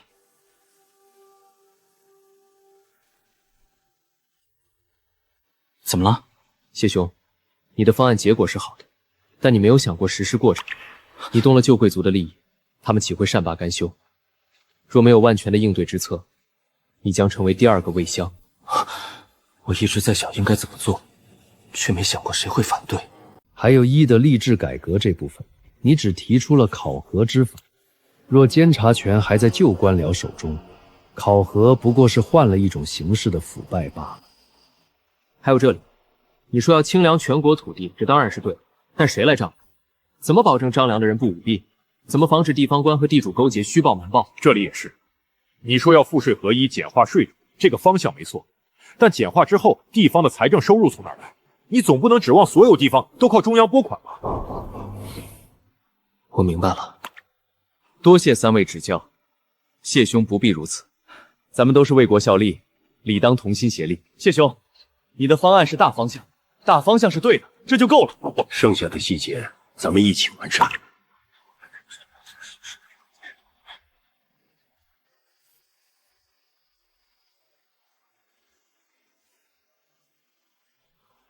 我明白了，皇后娘娘昨日说不行，并非否决我的方案，而是看出了我的骄傲自负，将这方案完善到真正可以推行的地步。娘娘用心良苦啊！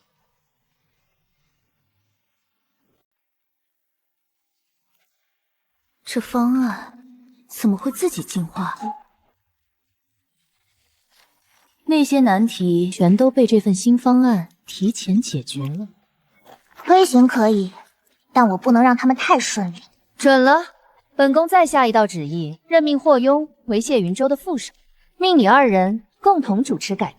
在原书中，谢云州和霍庸是宿敌，故意把他们凑一起，就是要给他们制造麻烦。他们两个一定会暗中较劲，互相拖后腿。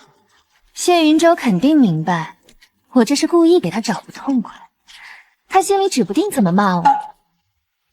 皇后娘娘怎会知道满朝文武中唯有霍汆真正理解我这套方案？这不是互相掣肘，而是强强联合，为把新政落到实处。这份识人之明，用人之迫，实在可怕。臣定不负娘娘所托。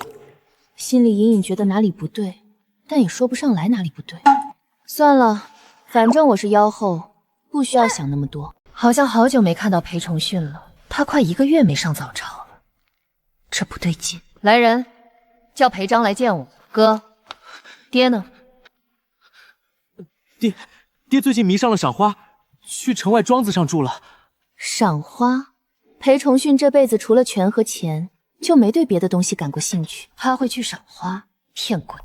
裴章，你看着我，我原本以为你我兄妹一体，这世上不会有欺骗和隐瞒会在你我二人之间。就算我成了皇后，我们也是世上最好的兄妹。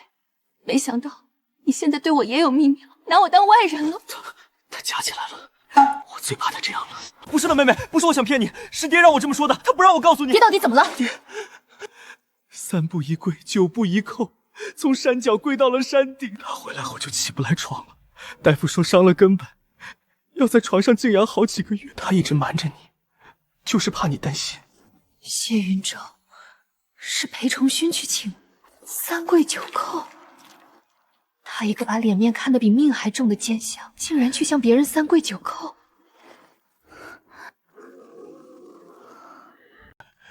元儿，你怎么来了？你来干什么？爹，你别动。爹这把老骨头还硬朗着呢，养几天就好了。朝堂上那些人才是虎狼，你可得打起精神来对付他们，千万不要分心了。裴崇训是公认的奸臣恶人，是原书中注定要被满门抄斩的大反派。可是他对他的女儿却是毫无保留地付出了全部。尽管他只是在对真正的原主好，而不是我这个假女儿，可现在受益的确实是我。可我呢，为了早点能回去打麻将，一直在祸国殃民。这样下去，裴家的下场就会和原书中一样。为了回家，为了那桌快要糊的麻将，真的要牺牲掉整个裴家吗？而这是在自责，在内疚。他一定是在想，如果不是为了他的大业，我这个当爹的就不用受这些苦。他心疼我，所以才这么难过。我这个当爹的怎能让女儿为难？元儿，爹知道你在想什么，你放心，只要是你想做的，就算全天下都反对，爹也全力支持你。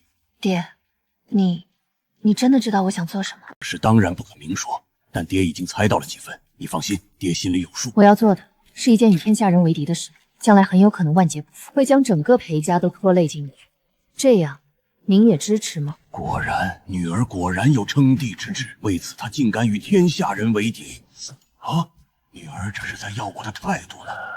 这的确是冒天下之大不讳，古往今来也从没有一个女子敢选择这条路。但没关系，只要你想要，尽管去做就是。爹完全支持你，裴家上下都支持你。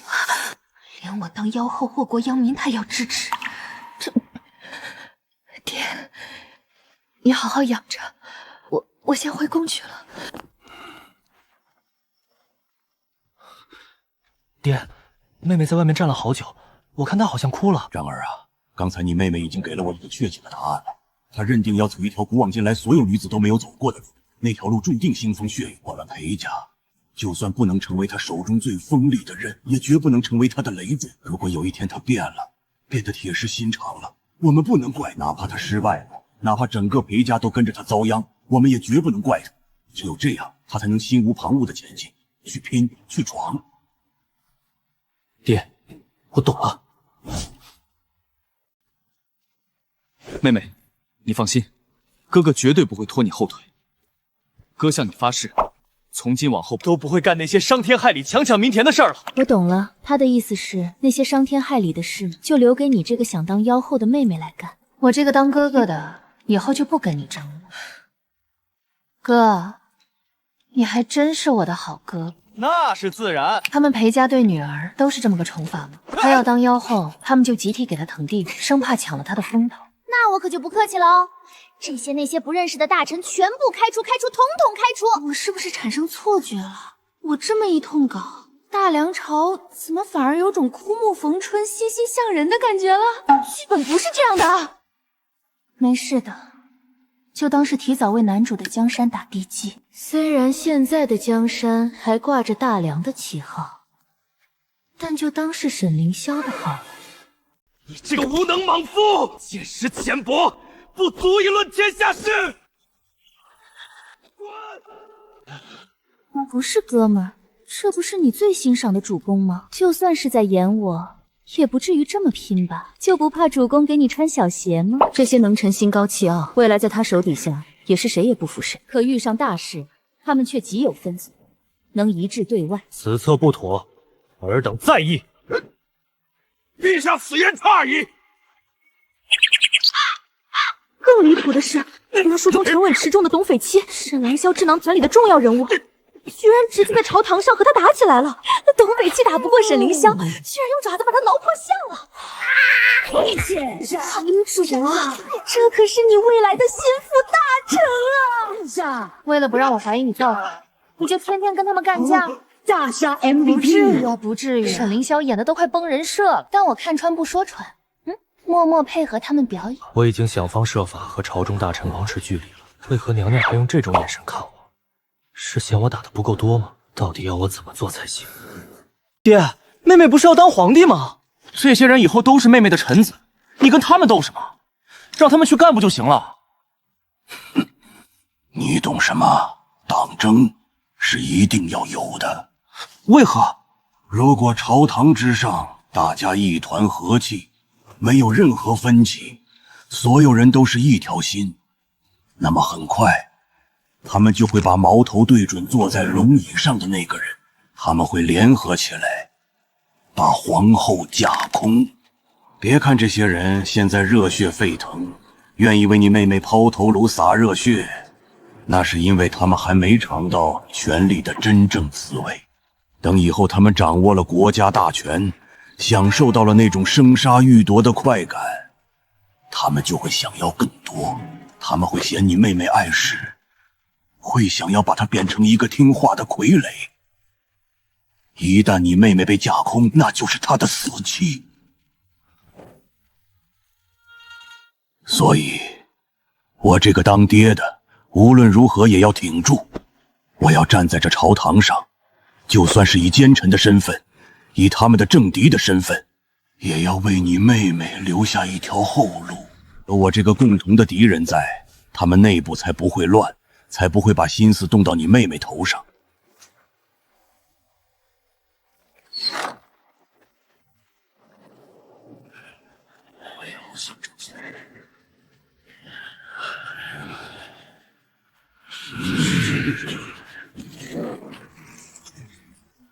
居国使者到。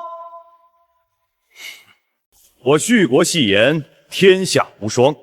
大梁2/3的盐巴，皆仰赖我国供给。此事，诸位大人想必比本首更清楚。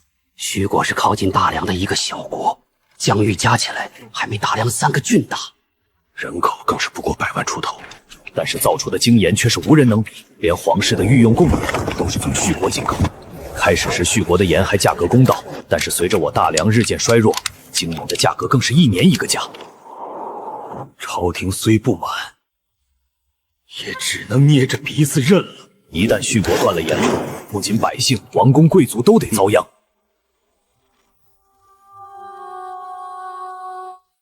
荒谬！所以这次来，我徐国国君的意思是要调整一下盐价。毕竟这些年徐国上下也是勤勤恳恳为大梁供盐，人工、物料、运输样样都在涨价。我徐国也不能一直做赔本买卖，不是？你们要涨多少？在现有价格基础上再涨5成。这哪里是做生意，分明是明抢！权贵名利也就罢了，可大梁朝廷的国库呢？那些必须采购细盐的官营作坊又该怎么办？除此之外，大梁需割让永安关外的4座城池——平城、定城、安城、宁城，作为两国长久贸易的城市。荒谬！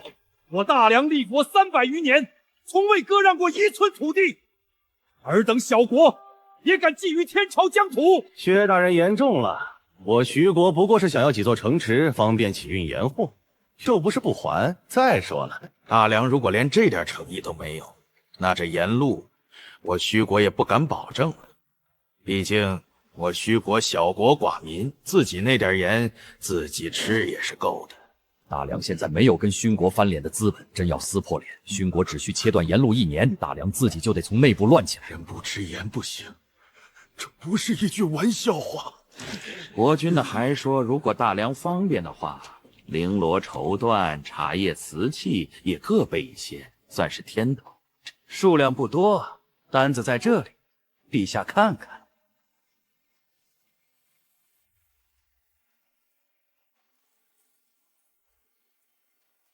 请大梁供应80万斤土豆，运至边境即可。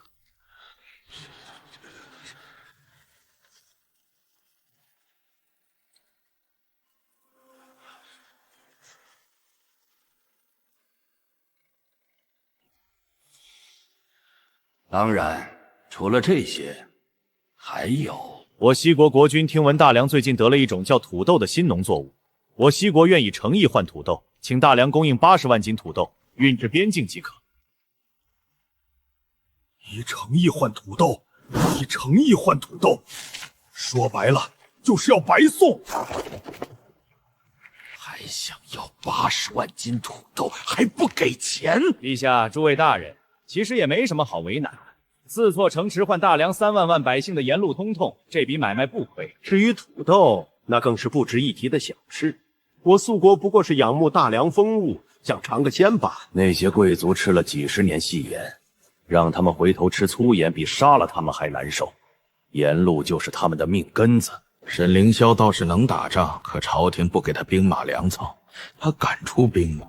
我王说了，大梁与我虚国世代交好，这些条件不过是两国加深友谊的小小诚意，还望陛下与娘娘明鉴。娘娘，但我不信一个女人能翻出什么浪来。再厉害的女人，在绝对的利益面前也得低头。虚国手里攥着大梁的盐路，攥着千万百姓的命脉，这就是最大的筹码，谁也翻不了天。涨5成，这也太狠了吧！去年已经涨了3成，今年又涨5成，明年是不是还要涨？这什么时候是个头？割让4座城池，这如何使得？那可是大梁的国土，一寸都不能让。可若不答应，他们断了盐路怎么办？一旦断盐，后果不堪设想啊4处边陲小城而已，又不在我的地盘上，割了便割了。只要盐路不断，什么都好商量。若趁机再多囤些盐，等盐价再涨，岂不是又能大赚一笔？这简直是天赐的商机呀！这所提条件虽苛刻，然大梁眼前别无选择，盐乃民生之本，断不得。苏国虽小，却握有系盐之力，我大梁若与其交恶，得不偿失。我们还是先答应使者的条件，先稳住盐路，再从长计议。绝不可答应！安远侯所谓的从长计议，是计议多久？1年、2年，还是10年？等我们把4座城池割让出去，等我们把80万斤土豆白送给人家，等我们把100万两白银的绫罗绸缎拱手奉上，徐国的胃口就会满足了吗？下一次他们会不会要8座城池？会不会要200万斤土豆？会不会要整个江南的茶税？更何况，这样的条件我大梁都能答应了，我大梁颜面何存？我大梁的脊梁骨还在不在？陆大人、崔大人说的轻巧，可曾想过，若不答应，苏国断了盐路，大梁上下千万百姓无盐可吃，那才是真正的后患无穷。安远侯，我大梁并非无盐，自产的粗盐虽然品质不佳，但总归能。粗盐？顾大人，你吃得了粗盐？朝堂上的诸位大人吃得了吗？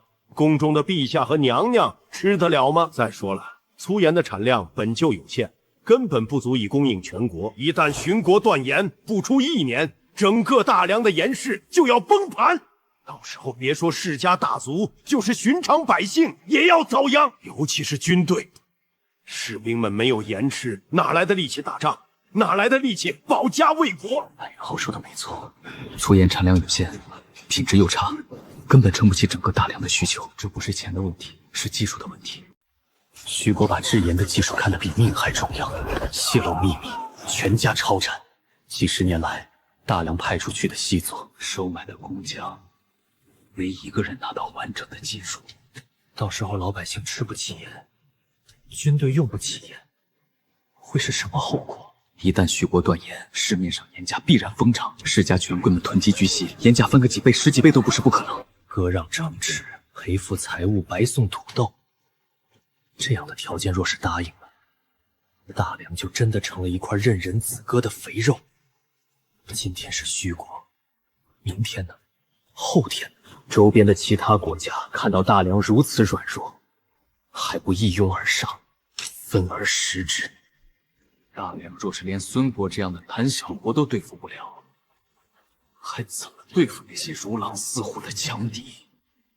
每一次暂且低头，换来的只会是下一次更狠的敲骨吸髓。今天退一步，明天就得退100步，退到最后无路可退。陛下、娘娘，老臣并非贪生怕死、卖国求荣之人。老臣为官40年，历经3朝，从未做过有辱国体之事。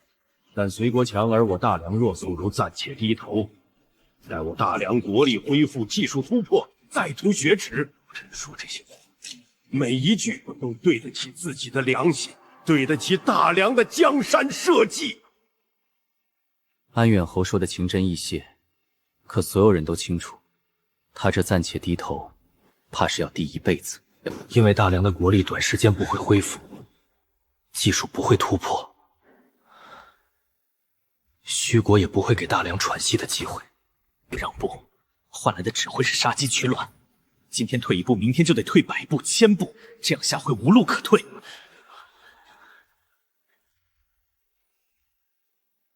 好，你们说不能答应，那你们倒是拿出个办法来呀！你们能让徐国不涨盐价吗？你们能让大梁不缺盐吗？你们能吗？说来说去都是空话。没有人能拿出一个可行的方案来。顾大人，本侯知道你心中不忿，本侯心中又何尝好受？本侯也是大梁的臣子，本侯的祖坟都在大梁，本侯难道愿意看着大梁受辱？可如今大梁内忧外患，实在是经不起折腾了。割让4座城池固然是痛，可总比全国无盐要强啊！再说了，那4座城池本就是边陲小城，人口不多，割让出去也无伤大雅。无伤大雅，那是大梁的国土，一寸山河一寸血。安远侯，您怎能说出这样的话来？边陲小城就不是大梁的国土了，人口不多就可以随便割让了。今天割4座城，明天割8座城，割到最后，大梁还剩什么？大梁的江山如何保全，本侯比你清楚。你以为本侯愿意割地？你以为本侯心中不痛？可这是没有办法的办法。你若真有本事，倒是给大梁变出盐来啊！要是能变出盐来，还用在这里跟人吵架？早就把苏国使者打出朝堂了，还用在这里受这份窝囊气？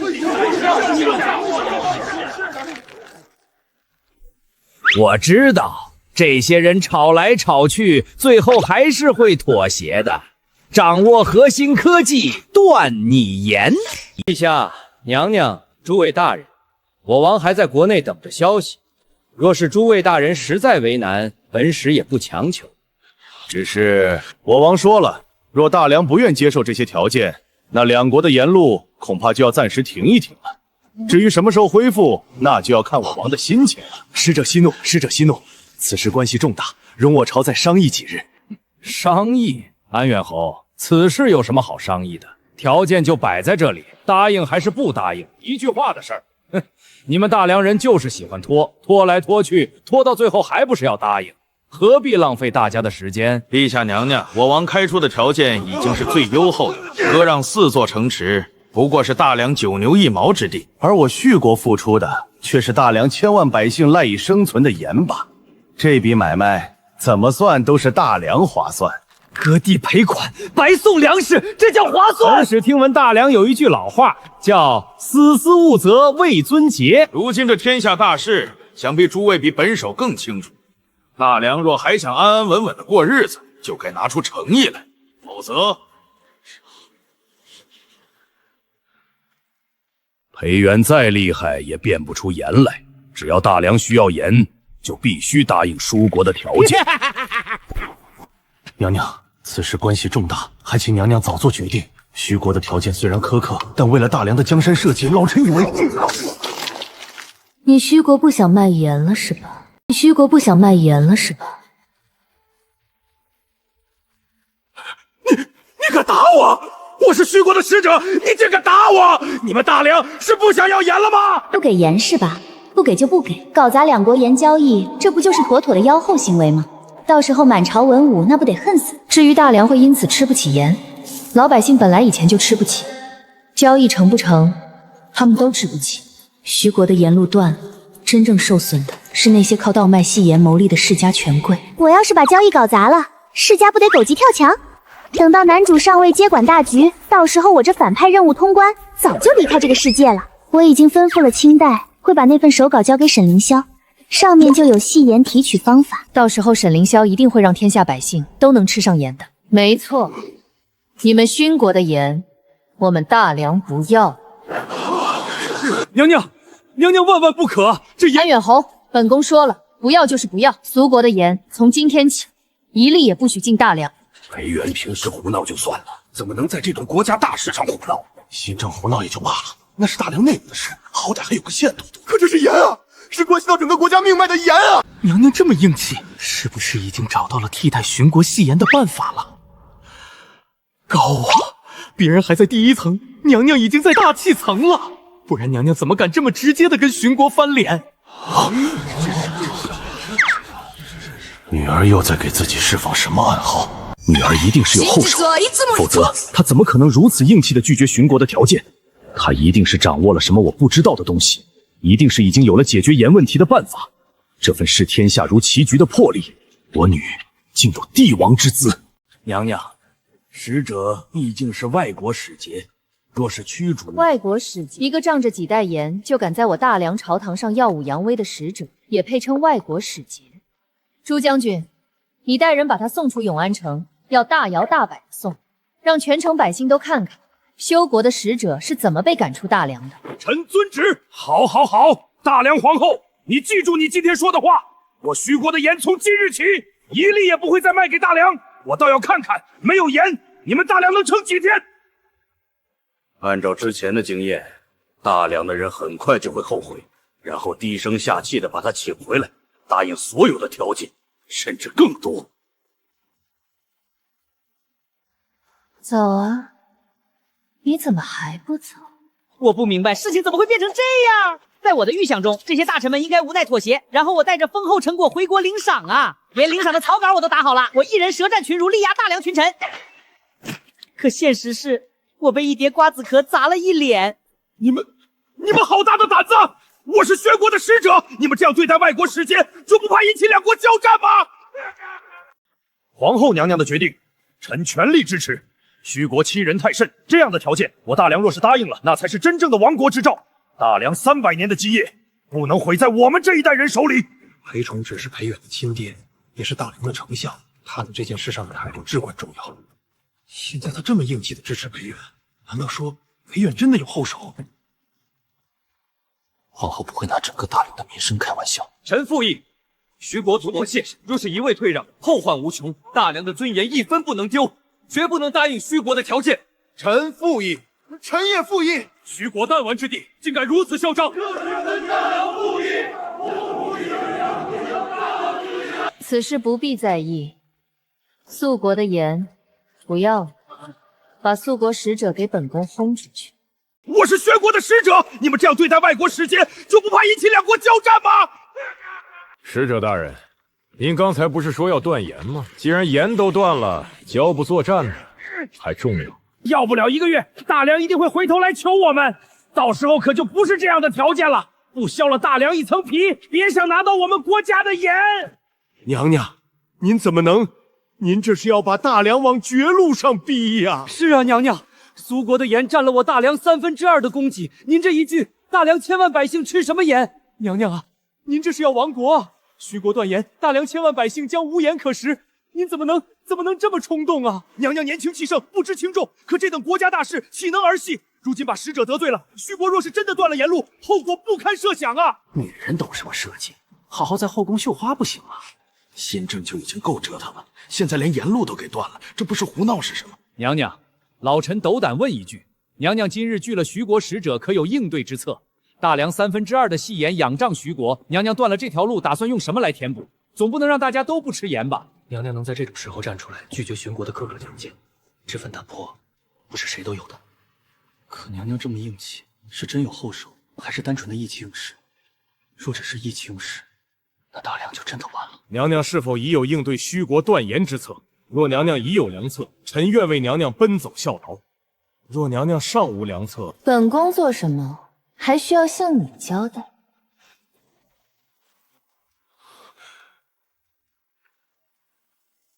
听说了吗？皇后娘娘把徐国那个使者给打了，直接拿碟子砸脸。那种人该打。你是不知道徐国提了什么条件？割4座城，还要80万斤土豆，还要无数绫罗绸缎，这不是欺负人吗？可不就是欺负人吗？仗着自己有盐，就骑到咱们头上来了。皇后娘娘打得好，这种人就该打。一旦皇后娘娘真答应了徐国的条件，到时候这绫罗绸缎，这80万斤的土豆，不都是从咱们老百姓的头上出吗？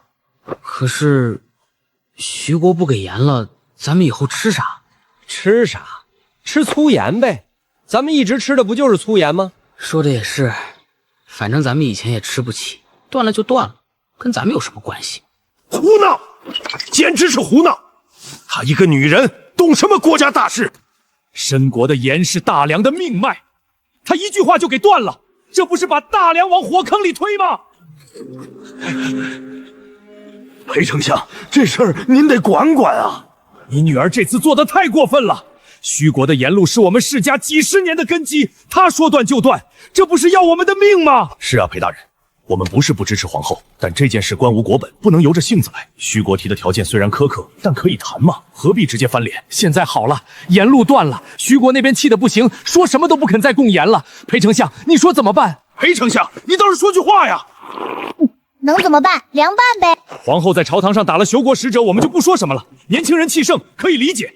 但他把使者赶出京城，还大张旗鼓的让所有人都知道。以诸位之见，该如何处置？自然是让皇后向徐国赔礼道歉，重新恢复盐路。徐国提出的条件，能答应的就答应，不能答应的也可以再谈。总之，盐路不能断，这是底线。裴丞相，我们也不是要为难皇后，但说句不好听的，女人懂什么设计？非要插手国家大事，这不是添乱吗？裴丞相，你是皇后的父亲，你说的话她总该听吧？诸位，皇后所做的一切自有深意，我们且等几日，我相信娘娘定能解决。阻止新政改革，等新政改革停止了，再让裴渊跟徐国低头，恢复盐路也不迟。皇后娘娘，臣有本奏，臣要弹劾谢云州、董肥期、燕务商、霍庸等人，借新政之名行苛政之实，残害勋贵，掠夺民财，罪不可恕。臣府中300亩良田被他们以清简之名强行充公，那些田地是臣祖上世代传下来的，是太祖御赐的，他们凭什么抢走？如今被他们夺了去，臣不服！臣要请皇后娘娘为臣做主。臣也要弹劾。陈家在青州的5000亩良田全被谢云州的人清眼了去，说是要分给百姓，可那些田地本就是陈家的，凭什么分给别人？臣的儿子本可凭门谕入仕，这是高祖皇帝当年许给我们家的，如今却被新政剥夺资格，说什么唯才是举，这不是断我世家根基吗？谢云州结党营私，妄图把控朝政，皇后娘娘若再纵容，大梁必亡啊！他们也好意思说什么太祖御赐的，说什么自己是受害者。太祖赐他们1分地，他们自己扩到了10分，如今倒成老百姓抢他们地了。但给百姓做主是男主的事，我是妖后。如今世家勋贵联合奸相打压能臣，朝政大乱，民心尽失，机会来了。现在公开偏袒世家勋贵，严惩谢云州等能臣，就能彻底寒了天下读书人的心。那些田地本就是你们强占百姓的，我们不过是物归原主，你们有什么脸面在这里喊冤？放肆！老夫世代忠良，岂容你这黄口小儿污蔑！世代忠良，你们安远侯府当年抢占民田的事，要不要我一件件给你列出来？够了！本宫面前吵吵闹闹，成何体统？皇后娘娘，臣等行得正，坐得直，新政每一件事都经得起查证。若娘娘不信，可派人彻查，臣绝无半句怨言。哼，查什么查？你们的人到处安插亲信，查来查去还不是你们说了算？好了，谢大人，本宫问你，安远侯所说可是事实？回娘娘，安远侯所言句句不实，臣等清凉田亩皆有据可查，绝无。那为什么会有这么多世家联名控诉？难道这些世家都是吃饱了撑的，没事找事？火候差不多了，谢云州、董匪期、燕务商、霍庸，你们可是罪？臣无罪，臣所做一切皆是为百姓为社稷，绝无贪腐结党之举。还敢狡辩？这么多世家勋贵联名控诉，难道还能有假？本宫看你们就是居心叵测，借着新政的名头排除异己，中饱私囊。娘娘，臣对天发誓，绝无私心，若有一字虚言，天打雷劈。发誓？本宫不信这个。将谢云州、董匪期、烟雾商、霍湍都给本宫贬到外地去，越远越好。娘娘不可，谢大人等人皆是忠臣，万万不能被贬啊！娘娘，新政初见成效，百姓安居乐业，若严惩谢大人，新政必废，百姓又要受苦了。娘娘，臣愿以性命担保，谢大人等人绝无反心。成了，哭吧，闹吧，越闹越能体现他昏庸残暴，越闹越能让天下人恨他。本宫的决定岂容你们智慧？再敢多言，一律同罪处置。哭吧，闹吧，越闹就越能体现本宫昏庸残暴，越闹越能让天下人恨我。顾清怀革去翰林院编修之职，贬往黔州；崔思远革去御史之职，贬往雷州。还有你们，谁再求情，一并处置。皇后今日铁了心要拿谢云州等人开刀，裴渊到底要干什么？我以为遇到了明主，以为终于可以为天下苍生做点事，可到头来，一切都只是我的一厢情愿。这个朝廷已经没救了，为天地立心，为生民立命。如今看来，不过是一个笑话。想反抗，可我拿什么反抗？我只是是一个文官，手无缚鸡之力，除了接受，别无选择。臣退了，这一退，可能就是一辈子。我辛苦布局，引世家发难，本意是给女儿创造一个敲打这些能臣的机会，让他们知道离开了皇后的支持，他们什么都不是，恩威并施，方能收为己用。可我万万没想到，女儿竟然直接把人全贬了，而且贬得这么彻底，这是不是有点过了？这些人可都是难得的干才呀，全给干废了，怎么玩？妙啊！先把谢云州等人贬谪，平息怒火，再暗中把人弄回来，这是极高明的欲擒故纵，明贬暗报，日后调回，既管了世家，又收了死忠，这简直是一石三鸟。只要我想得够深，我女就是千古一帝。中宋探，这丫头比我想象的还要厉害呀！皇后娘娘，臣有话说。男主终于出场了。放肆！本宫的决定岂容你们智慧？臣不敢违抗娘娘旨意，但谢大人、董大人都是朝廷柱石，若只因世家哭诉便将他们贬官，臣恐天下不服。臣恳请娘娘三思而后行。对，就是这个节奏，不畏强权，仗义直言，完美。不过既然你跳出来了，那我就成全你，让你的忠义之名传遍天下。沈凌霄，你仗着有些军功，便敢在金殿之上顶撞本宫，是觉得本宫的剑斩不得你吗？臣不敢。本宫看你什么都敢！沈凌霄，你与谢云州等人过从甚密，结为朋党，本宫早有所闻。今日你既然跳出来，那便一起吧。来人，褫夺沈凌霄一切军职，贬至北疆管仓库，即刻启程，不得延误。威震边陲的大将军，竟被贬去管仓库，这简直是奇耻大辱！臣领旨，谢恩。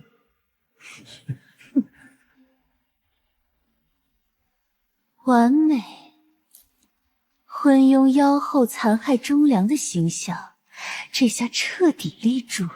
男主沈凌霄也被我亲手送到了外面，还附赠了一整套顶级班子。接下来就该是男主在外积蓄力量，收拢人心，然后举名义旗，杀回京城，把我这个妖后送上断头台了吧？我简直迫不及待了。白猿，怎么连沈凌霄都变？妙啊！太妙了！北疆是沈凌霄的老巢，他在那里一手遮天。女儿把他贬回北疆，名义上是流放，实际上是让他回去整合军队，积蓄力量。这哪里是惩罚，分明是在给沈凌云机会。诸位，人本宫已经贬了，现在你们满意了吧？这女人终究是怕了，她怕我们世家联合起来，她的位子就坐不稳。说的是，既然她怕了，那咱们可不能就这么算了。我们被新政刮去的可不止一点半点，如今裴相撑腰，皇后服软，正是要连本带利还回来的时候。对，不仅要让他把田产、阴补名额都还回来，还得让朝廷赔偿我们这半年来的损失，否则我们就赖在京城不走了，看他能把我们怎么样！皇后娘娘圣明，为我等世家做主，臣等感激涕零。只是臣等被夺走的田产、商铺、盐引，还望娘娘下旨归还。是啊，娘娘，那些是臣等祖传的家业，如今被谢云州等人夺了去，臣等一家老小都没了生计，还望娘娘为臣等做主，物归原主。娘娘，臣的要求也不高，就是把属于臣等的东西还回来，再把新政废掉，一切恢复旧制就好。对，恢复旧制。大梁100余年都是这么过来的，怎么到了谢云州手里就成了苛政了？简直是胡闹！娘娘，臣等在清亮中被没收的财产总计价值100万两，还望娘娘……好家伙，这帮好家伙，居然想要用它来平他们那些烂账啊！平烂账就算了，开口就是100万两、2万两的，真是把他当小日子整啊！你们都想要回那些东西？是，还望娘娘恩准。皇后连新政派都贬了，难道还会为那3瓜2枣的跟他们翻脸？进了本宫口袋里的东西，还想让本宫吐出来？本宫今天把话撂在这儿，那些田产、商铺、盐引，你们一根毛都别想要回去。不仅现在要不回去，以后也别想，这辈子都别想。什么？娘娘，您不能这样！那些是我们，是你们的。你们说是你们的，可有证据？要不要本宫让人将高祖皇帝赐给你们的田地记录找出来看看？那是臣等家族自己产业打理的好，挣来的。本宫为了大梁朝夙兴夜寐，如今要你们点东西，你们就跟本宫算得一清二楚。你们什么意思？何意味啊？不是，这女人怎么这么胡搅蛮缠？服了，有理说不清，真的会谢。娘娘，您不能不讲道理，将臣子的私产据为己有，传出去，天下人也必定会非议您。道理？本宫这里缺货好吧？讲道理不存在的。本宫要是讲道理的人，昨日能把虚国使者赶走，今天能一天之内贬了20个大臣。规矩道理限制不了本宫。我是妖后，我讲什么道理呀？我主打一个无差别攻击，平等创飞在场每一个人。世家怎么了？主打一个专治世家不服，就是要惹你世家。你们给本宫搞清楚，本宫今天为你们做主，把最心爱的能臣全都贬了。你们现在还跟本宫得寸进尺，要东要西的，怎么想造反吗？给你们台阶不下，非要比本宫先捉是吧？不是，人是你自己发疯贬的，自己闯祸，现在锅全算我们头上，转头还要我们付出代价。凭什么？合着只有我们受伤的世界达成了？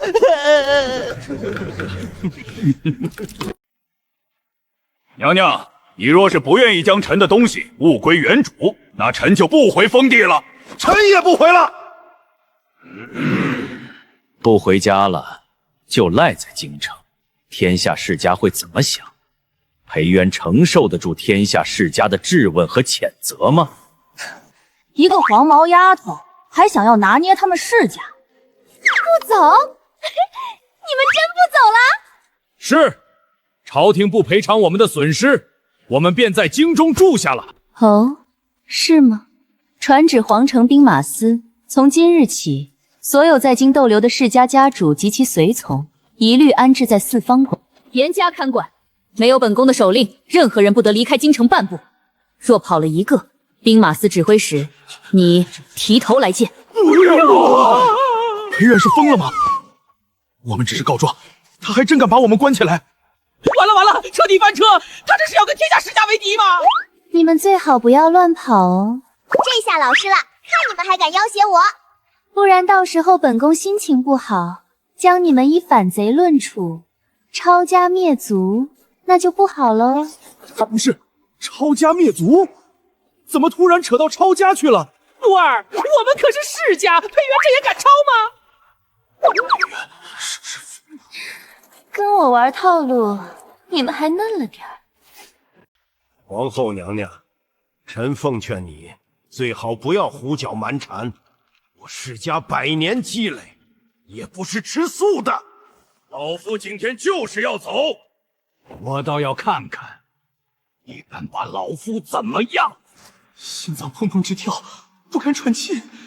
所有人都想知道，我到底敢不敢动永宁后。没有本宫的允许，谁也不能离开京城。你若再往前走一步，休怪本宫不客气。不客气？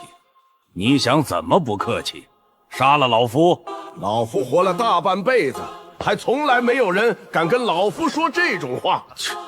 装货！你一个黄毛丫头也配？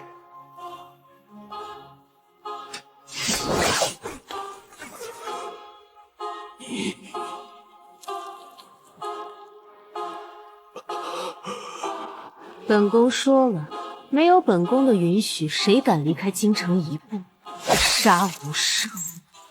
还有谁想走？皇后竟真杀了永宁侯，那可是100年世之家主。他怎么敢？他不怕和天下世家为敌吗？不怕激起民变吗？人好像真的什么都不怕，不在乎名声，不在乎规矩，不在乎任何人的看法，只在乎他想在乎的。这样的疯子才是最可怕的。皇城兵马司的人听着，给本宫看好这些人。要是跑了一个，你们全族的脑袋都给本宫等着。是。他今天能杀永宁侯，明天就能杀我们中的任何一个。太叔太君，什么百年世家，在这疯女人眼里都不如手里那柄剑好使。害怕就对了，赶紧把你们的家当都拿出去，支持男主这个明主上位吧。女儿这确实有点狠了，敲打归敲打，直接连世家家主都杀，这仇就结大了。以后如何收场？女儿做事向来步步为营，必有深意。她这么做，也许是为了彻底震慑世家，让他们在接下来的乱局中不敢轻举妄动。也许是为了给那些被贬的能臣一个交代，表明他与世家并非一路。女儿的手腕已经不是他能轻易揣摩的了，静观其变吧。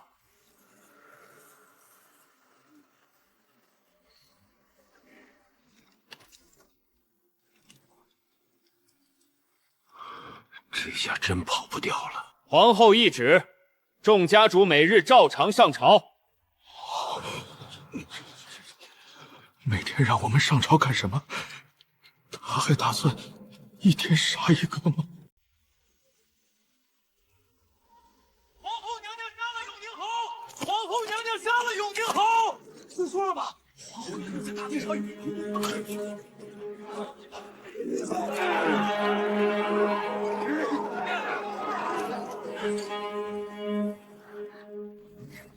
妖后，简直是妖后！永宁侯乃开国功臣之后，他怎敢下此毒手？这是要与天下世家为敌呀！联合起来，必须联合起来，给这个妖后一个教训！裴元手里有兵啊！历代大梁君主抑制世家兵权的谕旨，与前朝动辄拥兵数万的豪门不同，大梁世家手中没有一兵一卒的空荡兵库。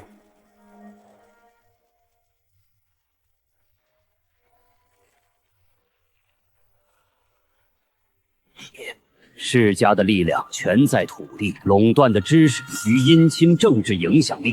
皇权真正撕破脸，用最野蛮、最血腥的方式碾压过来时，世家赖以生存的那套规则瞬间崩塌。裴后残害忠良，滥杀无辜，天人共愤。我等世家当联合起来，共讨妖后。对，联合，必须联合。万一去了回不来怎么办？那女的可是个疯子，什么事都干得出来。老家主生死未卜，家族总不能群龙无首吧？以前有家主在，大家都不敢动，可现在他回不来了。边上位的家主们心里都有一本账，巴不得裴元再疯一点，直接把京城那些老家伙全杀了，这样我们的位子才算真正坐稳。再也不用担心哪天老头子突然回来。一封封贬官诏书，20多位官员的名字四气被划下魂印，数位被关押四方馆的家主，这场足以撼动朝野的世家之乱，终于落下帷幕。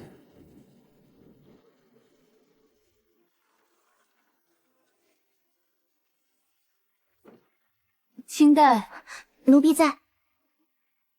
那些手稿都收好了吗？收好了，娘娘。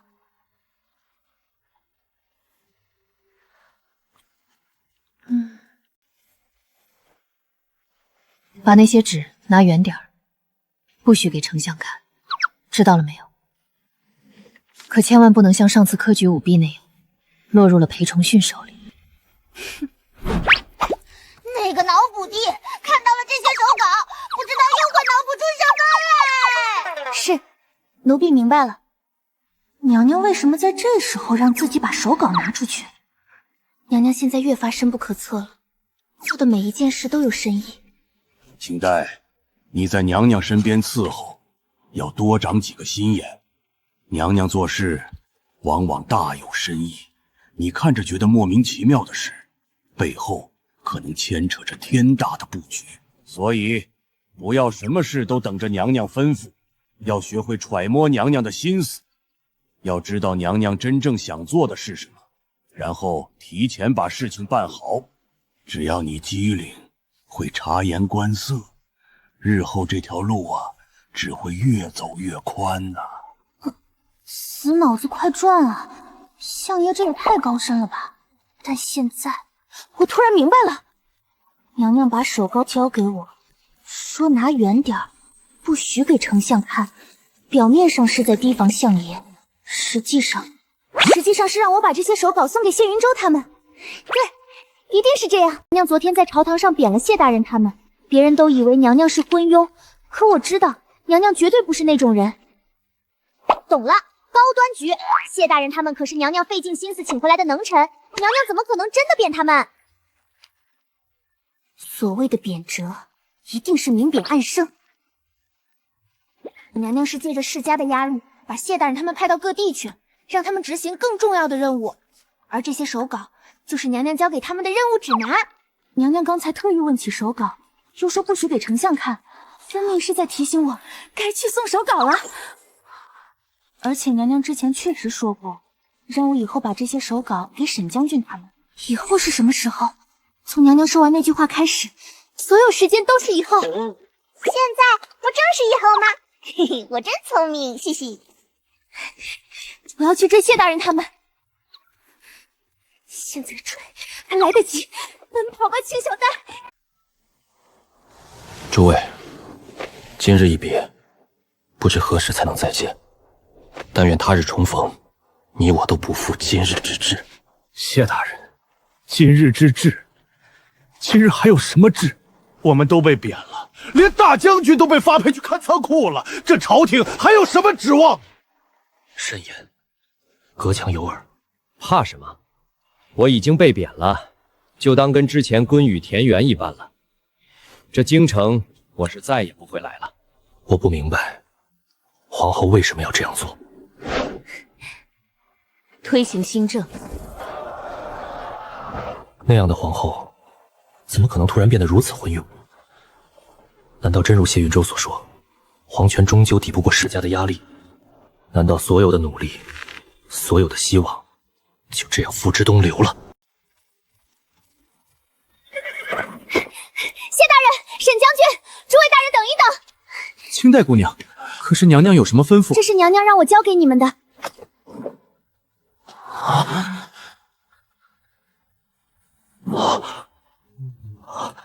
这定然是娘娘给我的。这是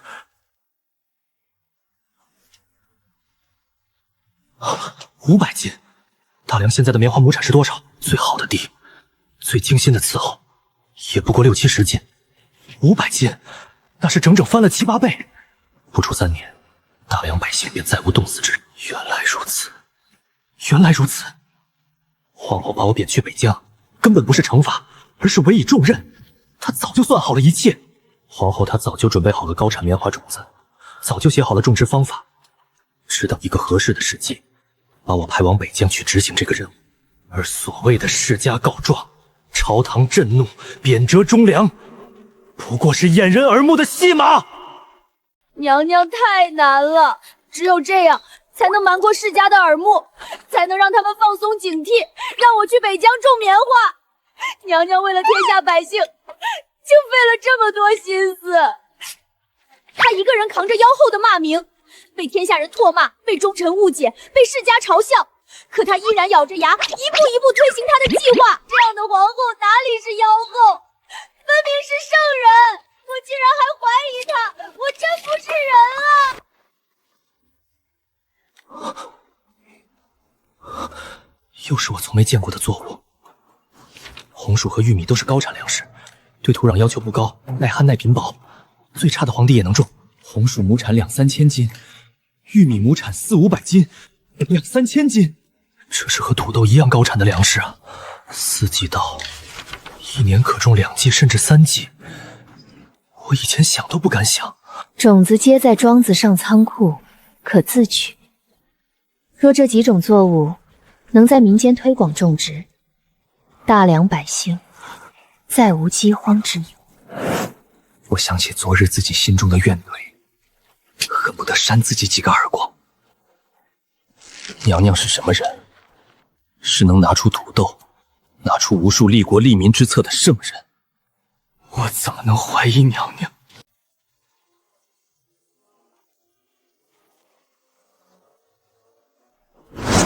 按这方法，竟能炼出比铁更坚硬的东西。钢铁乃国家之筋骨，有了好钢，可造更好的农具，更好的兵器，更好的船只。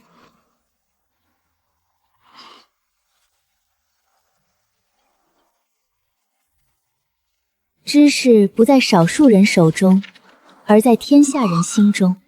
用这种方法，印刷效率可以提高几十倍，成本可以降低到原来的1/10。有了便宜的书籍，更多寒门子弟能读书识字，女子也能读书识字，世家的知识斗断将不攻自破。煤炭可烧火取暖，可炼铁当钢。若能推广蜂窝煤，百姓冬日再无冻艾之忧，亦能减少板伐树木，保护水土。如果这提纯骚法能推广开来，如果那些盐矿能顺利开采，那百姓就能吃上便宜的好盐，世家的盐铁垄断将不攻自破。原来娘娘是让我去搞盐，难怪娘娘在虚国使者面前那样硬气。有了盐，大梁就不会再受虚国掣肘了。所谓的贬臣，所谓的流放，不过是一场娘娘精心策划的大戏，而娘娘自己则留在京城和世家周旋，忍受天下人的咒骂，为我们争取时间和空间。娘娘，你没有让臣失望啊！我怎么能怀疑娘娘？我有什么资格怀疑娘娘？谢大人，别这样。娘娘用心良苦，我们要做的不是在这里自责，而是完成娘娘交代的任务，让娘娘的苦心没有白费。对，我们要让那些世家看看，娘娘不是他们能算计的，大梁的天塌不了。各位大人，我们在此分别，各自出发吧。但我相信用不了多久，我们就会重新聚首。到那时候，大梁一定已经变了模样。说得好！娘娘在京城为我们遮风挡雨，我们若连这点任务都完不成，有何面目再见娘娘？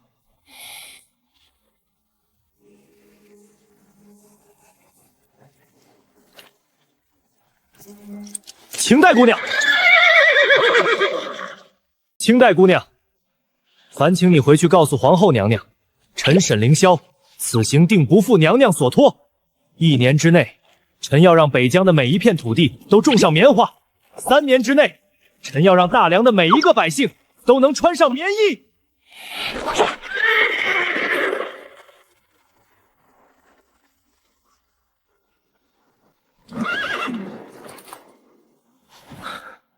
娘娘保重，臣去了。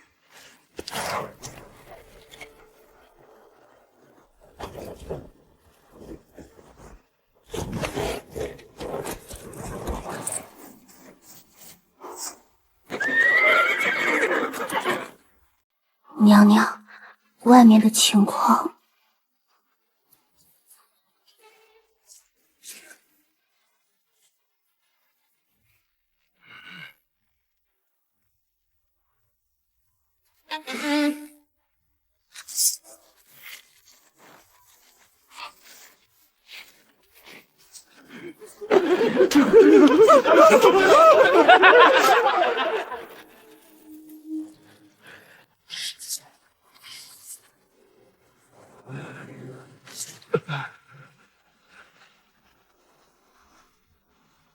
什么皇后娘娘，根本就是妖后，听信奸相，残害忠良，为了新政。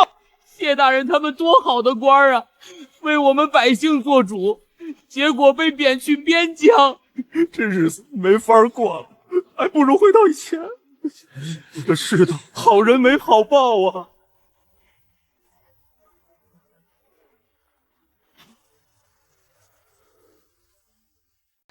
百姓以骂遍街头巷尾，对，就是这样，骂我，恨我。传本宫旨意，从即日起加征3成赋税，以充国库。加征赋税，还让不让人活了？妖后，真是妖后！老天爷呀，你睁开眼睛看看吧，这样的妖后为什么不收了她？皇后娘娘，求您收回成命，召回谢大人，召回沈将军等人，重启新政，以安民心啊！民间百姓已开始暴动，世家家丁镇压，死伤无数，再这样下去，大梁就要亡了！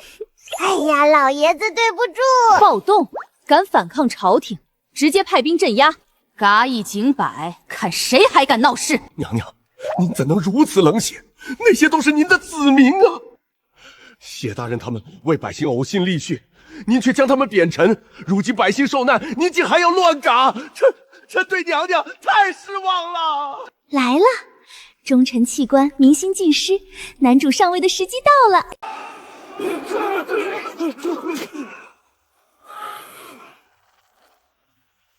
皇后娘娘，民间百姓暴动，世家与百姓冲突加剧，再不下令安抚，必成大乱。乱就乱，跟本宫有什么关系？娘娘，您是大梁皇后，怎能说出这种话？世家是本宫的人，百姓敢反抗就是反抗本宫，杀了又如何？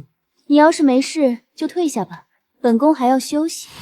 看来皇后已经彻底昏愚，根本不会管百姓死活。既然这样，那我只能……臣得罪了。传我命令，立刻前往各地镇压世家骄丁，安抚百姓，恢复新政细则。谁敢阻挠，格杀勿论。另外，派人快马加鞭前往北疆，请沈将军回京主持大局。你敢违抗本宫旨意，私自调兵，你是想造反吗？臣不是造反，臣是为了大梁社稷，为了天下百姓。若娘娘要治罪，臣甘愿领死，但新政必须重启，百姓必须安抚。完美！男主的头号大将公然抗旨，起兵维稳，造反实锤，就等他收拢民心，整合势力，一举推翻大梁，我就能功成身退了。谢云州做事讲究规矩法度，遇到阻力就讲道理，颁律法，用制度去压。朱木说干就干，丝毫不含糊。他本就是武将出身，行事风格跟谢云州那种文官截然不同。管你什么世家，管你什么背景，你敢跟新政对着干，直接先拿你开刀。不交税的抄家，阻挠清廉的下狱，勾结官吏西扒百姓的通通嘎掉。简单粗暴，雷厉风行。谢云州的新政细则被他重新翻出来，一条一条的恢复执行。怎么会？去拉拢那些被贬的官员，趁他们落魄时伸出援手。毕竟锦上添花不如雪中送炭，趁他们落魄时拉一把，还怕他们不感激涕零？等将来时机成熟，再推举一个明主出来，让他对咱们感恩戴德，世家就能千秋万代的享福了。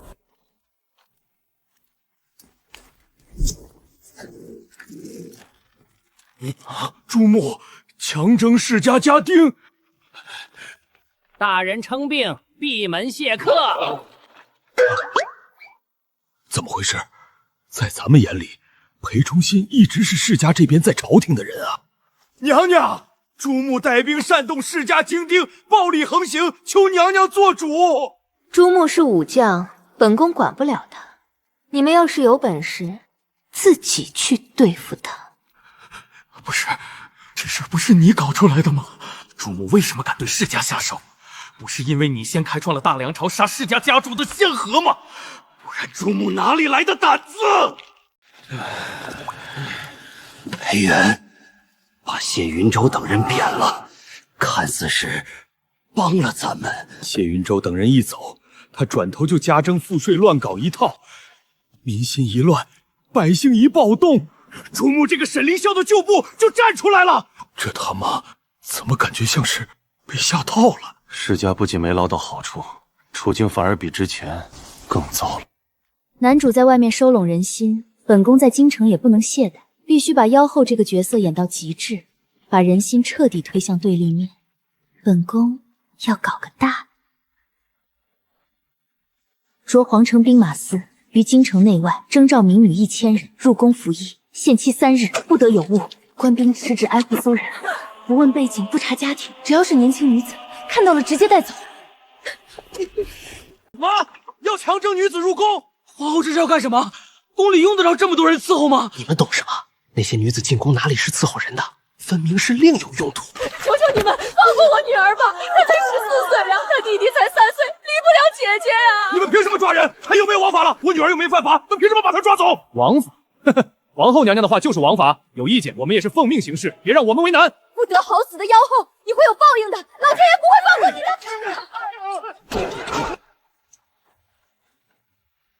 那些女子进宫是给她试药的，你们没听说吗？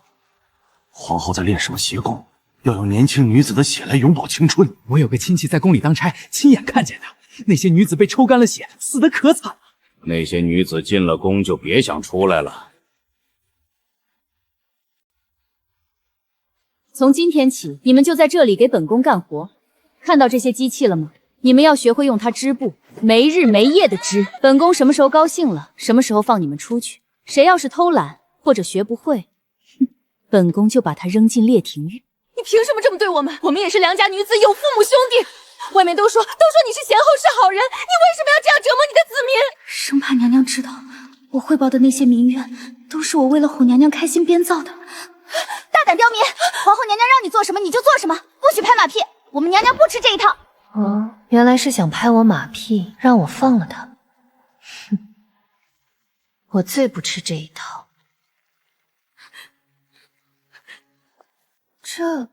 这是什么？纺纱机，可是比咱们家里的纺车复杂多了。你们看这个梭子，怎么会自己飞？太快了！这台织布机也太厉害了，一个人能顶10个人。如果咱们家家户户都能有一台这样的纺织机，那该多好啊！娘娘，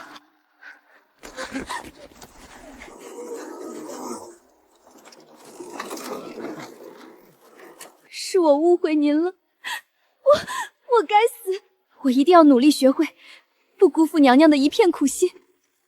纺织的效率提升了，布的产量就高了，价格就降了，人人都能穿得起好衣服。会操作新式纺织机的人，就有了旁人没有的手艺，有了手艺就能养活自己，就能在婆家挺直腰杆，就能让儿女吃饱穿暖。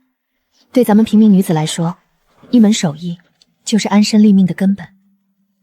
我明白了，我终于明白了，皇后娘娘哪里是把咱们抓来奴役的，分明是要教咱们学会这门手艺。女子在这世道生存本就艰难，可若有一门手艺傍身，那就不一样了。无论在娘家，在婆家，还是自己一个人过，日子都能好过许多。可娘娘为什么不明说呢？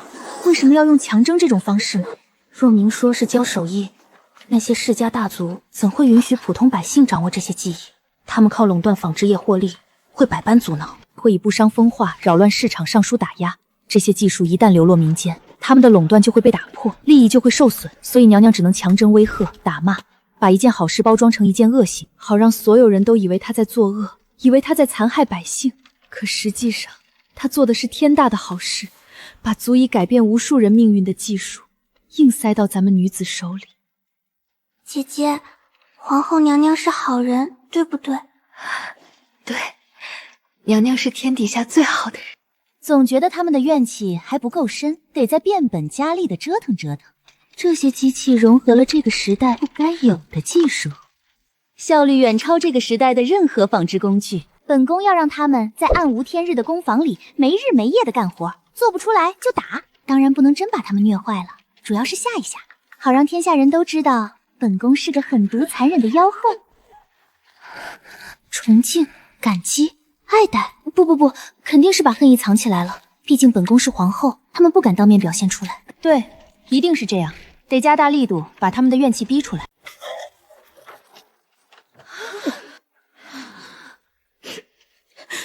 我一定学会这门手艺。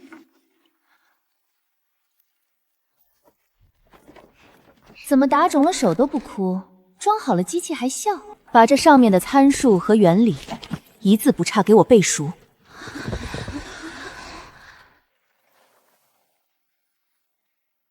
这个字怎么念？缩口角度，经线张力。娘娘，这哪里是惩罚？这分明是逼咱们尽快掌握这门改变命运的神技。娘娘是怕咱们偷懒，怕咱们学不精啊！娘娘哪里是坏人，她分明是活菩萨。我娘要是会这个，就不会为了养活我把她自己卖掉了。宫里好吃好喝，供着咱们教手艺，咱们可不能辜负了娘娘的一片苦心。以为他们是被逼着织锦，却不知他们学的有多如饥似渴。哪有这么频繁强征宫女的？而且只征年轻女子啊！皇后到底要干什么？难道真如传闻那样，皇后在用女子的血来洗澡？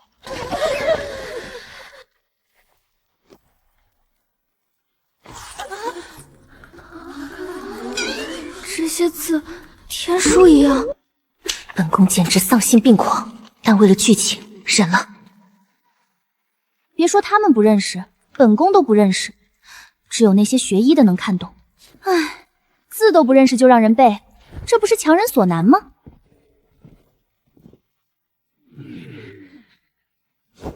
给一群民女讲解医术，简直是对我等专业的侮辱。这是失传的庸秘方中的残篇，不，比残篇更全。这个处理箭伤后感染的方子，闻所未闻，但用药之精妙，思路之奇诡，简直是天人之作。妇人难产10方，这里面记载的手法，竟然可以用这种法子应对横生倒产。我等太狭隘了，太狭隘了！皇后娘娘哪里是在折腾咱们？这分明是要借咱们之口，将这些足以活人无数的神迹传到民间去啊！是啊，民间女子生病多羞于求医，尤其是妇人之症，多少女子就是因为不好意思开口，小病拖成大病，大病拖到没命。皇后娘娘心中装的是天下苍生啊！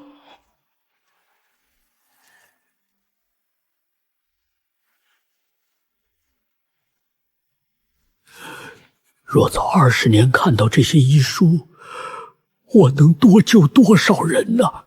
我背下的每一个字，学会的每一个手法，将来都可能救下一条命，一条活生生的命。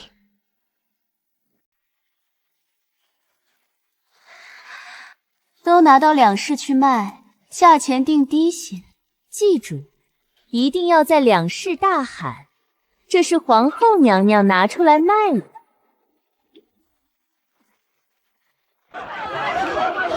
这是皇后娘娘拿出来卖的。皇后娘娘穿的都是绫罗绸缎，怎么可能拿来两市低价售卖？虽只是普通料子，可这价钱对咱老百姓来说也真是低了。快给我扯3尺，不5尺！我要这匹蓝底白花的。别急，别急，我先来的。你们说，皇后娘娘这是故意的吧？那么好的料子，要不是故意染花了，哪能轮得到咱们？可不是嘛！那些干干净净的上等货，早就被大户人家高价收走了。娘娘这是心疼咱们老百姓，才想出这么个法子，把好料子做旧了，便宜卖给咱们。我就说嘛，外头那些传皇后娘娘坏话的，肯定都是造谣。娘娘心里头装着咱们呢，哪像他们说的那样？嘘，心里知道就行，别到处说。娘娘这份苦心，咱们记着便是。我就是要让百姓知道，我故意把这些劣质品卖给他们，对他们不好。摸得差不多了，将这批女子赶出宫去。这些女子受了这么大罪，出去后肯定要到处宣扬我的恶行，我这妖后之名就能在民间更深入人心啦。娘娘，求您让奴婢再留一段时间吧。娘娘，遗书的后半部分奴婢还没背熟，求娘娘开恩。他们果然是想报复我，赖着不走就是为了找机会杀我。门都没有，强行赶走！你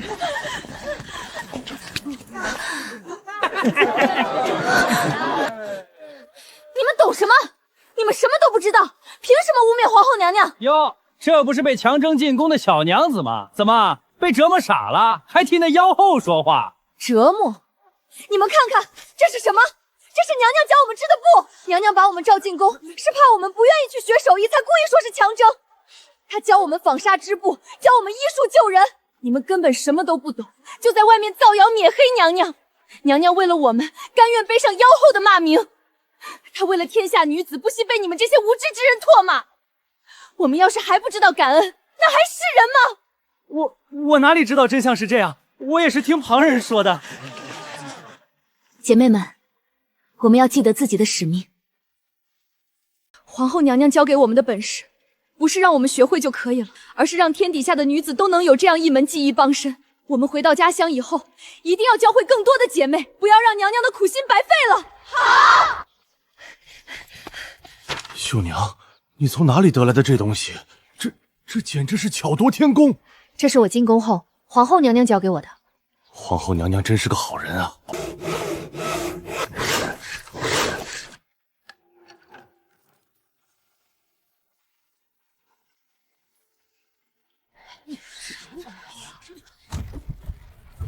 天哪，这么快！这一台机器顶咱们10台纺车，而且纺出来的纱又细又匀，比咱们手摇的强太多了。秀娘，这机器是谁造的？太神了！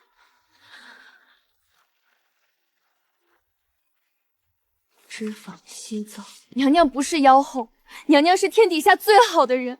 她为了我们这些女子能有一门手艺傍身，背了多大的骂名啊！皇后娘娘真是用心良苦啊！娘娘这是用自己的名声换咱们女子的活路啊！所以，娘娘交代的事，我一定要做到。她让我把这门手艺传下去，让天底下更多的女子能靠自己的双手吃饭，我一定会做到。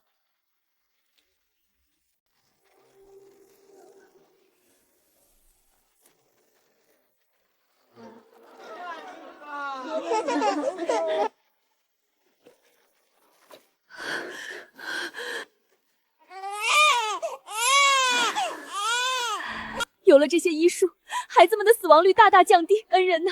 你是我全家的恩人呢。不，你的恩人不是我，是皇后娘娘，她是全天下女子的恩人。这些在后世再基础不过的处置，在这个时代却足以决定一个孩子的生死。那些不好意思说的病，如今有了女大夫，妇人们终于敢开口了。虽只学到基础，很多重病也治不了。对于那些一辈子没出过村的妇女来说，这已是天大的恩惠。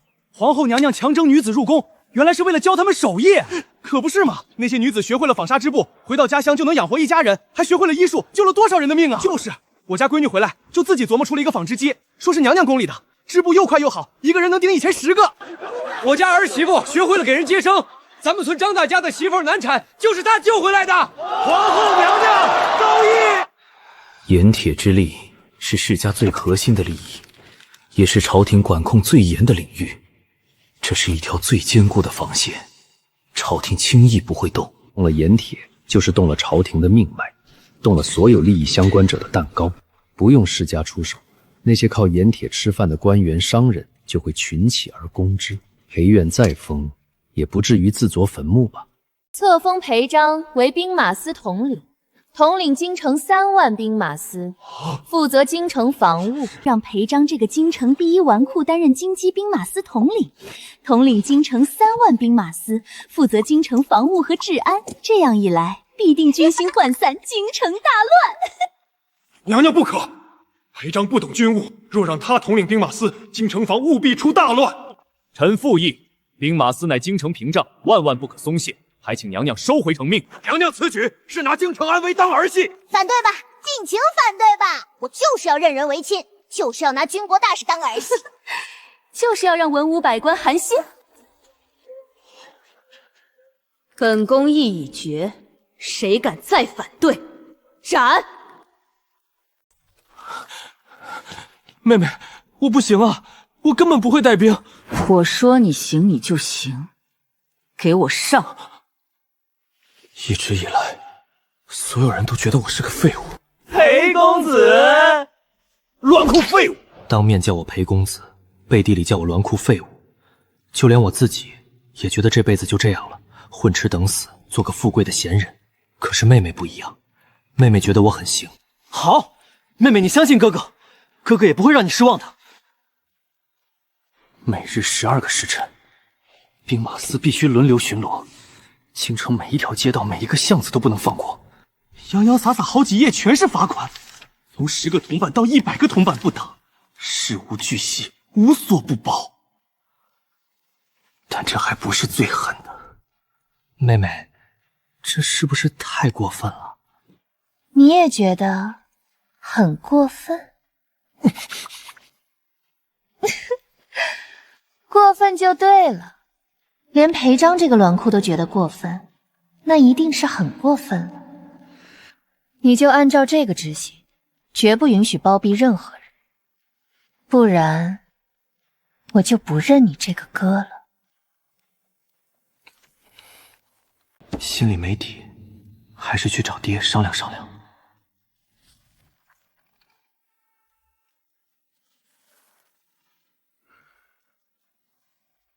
爹，你怎么看？你妹妹这是铁了心要整顿京城了。整顿？一个城市，更何况是京城，自然要文明，要干净，要卫生，才能体现出一国之都的气貌。你好好看看现在的京城，满大街都是臭水沟，地痞流氓横行霸道，百姓连安生日子都过不上。你妹妹这是看不下去了，让你统领兵马司，12个时辰严防死守，杜绝这些乱象。至于兵马司收保护费，这也很合理，收的也不高，商户出得起，总比被那些地痞流氓3天2头来刮一层强吧。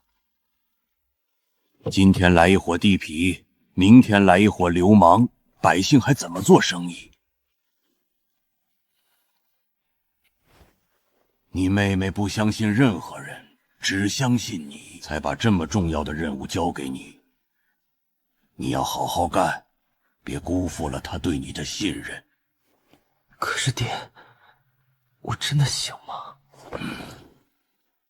你妹妹说你行，你就行。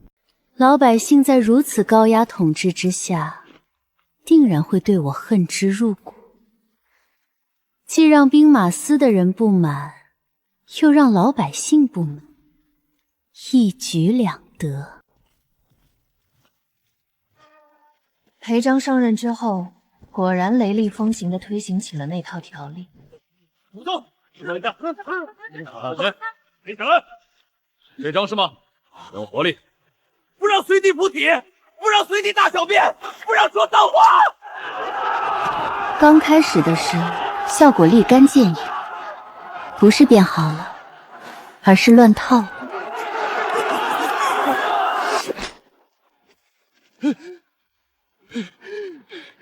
这跟土匪有什么区别？土匪还知道偷偷摸摸，你们倒好，光天化日之下就伸手要钱。就是，我们做点小生意容易吗？今天这个来收钱，明天那个来收钱，还让不让人活了？百姓反应如何？百姓反抗情绪很激烈，前2天还有人打伤了咱们的士兵，商户们也不愿意交保护费，有几个店铺甚至关门歇业以示抗议。那就好，这都是正常的。哥哥，你可千万不要放弃。妹妹都这么沉着，我更要沉住气，不能给妹妹丢脸。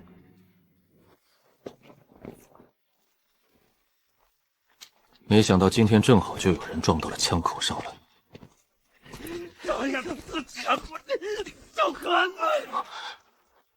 这不是赵家的小公子赵元朗吗？怎么回事？统领大人，此人当街纵马，撞伤了一名百姓，还拒不认错，态度嚣张。我等依照条例将其抓捕，请统领大人发落。张哥，你看看你手底下这些人，竟然敢绑我！你快让他们放开我，再治他们死罪。多大点事儿啊，不就是撞了个人吗？至于把人五花大绑的抓回来？你妹妹不相信任何人，只相信你，把这么重要的任务交给你，你好好干。绝不允许包庇任何人，不然我就不认你这个哥了。如果我今天放了赵元朗，那这个老妇人怎么办？那些被他撞伤的无辜百姓怎么办？更重要的是，这件事一旦传出去，所有人都会说裴章还是那个裴章，仗着妹妹是皇后就胡作非为，说什么整顿京城治安，不过是做做样子罢了。来人，赵元朗当街纵马，撞伤百姓，按照条例打入大牢，关押1个月，同时赔偿伤者医药费及一切损失，分文不能少。什么？张哥，你说什么？你要关我？带走。裴章，你疯了！我们可是从小一起长大的，你忘了当年是谁帮你挡的板砖？现在当上了兵马司统领，就六亲不认了是吧？好你个裴正，你等着，你给我等着！裴统领，好样的！青天大老爷呀，这才是真正的秉公主法。听说了吗？裴统领连自己从小玩到大的兄弟都抓了。真的假的？那可是赵家的小公子啊，跟裴章那是穿一条裤子长大的交情。千真万确，我亲眼看见赵元朗被五花大绑押进大牢的。这么说，这位裴统领是来真的？可不嘛！听说他皇后娘娘给他下了死命令。我还从来没有被人这样夸过。从小到大，所有人都说我是废物，是纨绔，是京城最大的笑话。可是现在，有人在夸我，有人觉得我做对了。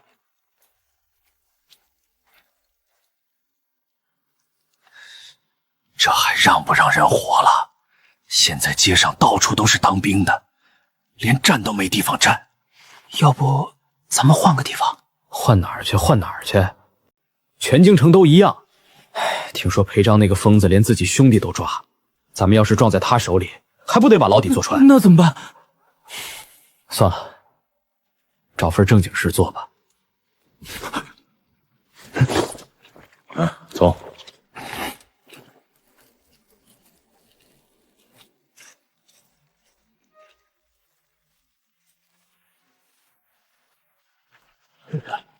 对的。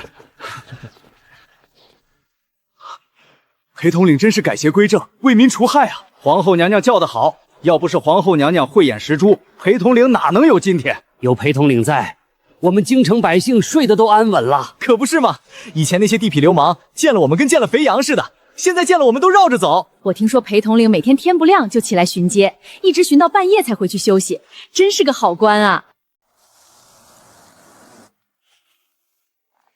下一步该如何继续祸国殃民呢？报！北疆800里加急！北疆？难道是沈凌霄终于造反了？我就知道把沈凌霄贬去北疆是正确的。北疆那些人都是他的老部下，对他十分崇拜。知道他对大梁立下汗马功劳，却被贬去管仓库，能忍得了吗？肯定忍不了啊！沈凌霄振臂一呼，那些将士们肯定跟着他干。快把急报呈上来！娘娘，北疆要打过来了！不是沈凌霄打过来，北疆要打过来，难道是沈凌霄直接联合了北疆？单纯就是北疆造反了。北疆原本是大梁的藩属国，多年前被打服了，乖乖称臣纳贡。如今大梁国力衰微，朝政腐败，北疆那边就起了异心，暗中集结大军，想要趁火打劫，再次图谋中原。原书里这场仗打得非常惨。大梁军队节节败退，北疆铁骑长驱直入，一直打到京城脚下。最后还是沈凌霄临危受命，带着残兵败将死守城门，才勉强保住了京城。但大梁也元气大伤，从此一蹶不振。但现在沈凌霄提前被我贬去北疆，然后发现了北疆暗中集结大军，准备趁大梁内乱之机南下，图谋中原。于是沈凌霄率旧部跟北疆打起来了，成功拦截住了北疆。虽然不是沈凌霄造反，结果有点让我失望，但仔细一想，这也不算坏事。到时候沈凌霄立下赫赫战功，民心所向，众望所归，顺势推翻我这个祸国殃民的皇后，不是更好吗？北疆怎么会突然打过来？前几年不是刚签了合约吗？合约那玩意儿能信？大梁强的时候他们乖乖听话，大梁弱了他们就想咬一口，狼子野心，昭然若鸡。北疆铁骑来势汹汹，集结了10万大军，咱们现在连个能打仗的将军都没有，拿什么抵挡？皇后娘娘，北疆来势汹汹，朝中无将可用，老臣以为应当求和。求和？你倒是说说，怎么求和？把皇后娘娘的土豆送给他们吗？若不求和，难道等北疆铁骑打到京城来吗？安远侯说的对，现在不是逞强的时候。北疆来势汹汹，我军又缺乏良将，硬碰硬只有死路一条，不如暂且求和，稳住北疆，再从长计议。长计议，前朝当初也是这么做的，犹犹豫豫，优柔寡断，最后亡国了。那你说怎么办？你倒是说说，谁去领兵？你吗？你会打仗吗？报！北疆急报！快说，到底什么情况？启禀皇后娘娘陛下，北疆之危已解，沈将军已击退北疆大军，北疆求和了。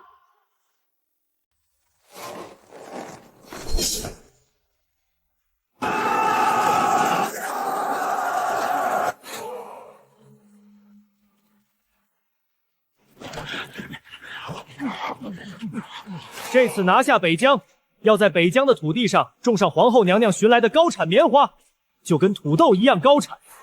以后咱们穷人家在寒冷的冬天也能穿上棉衣了。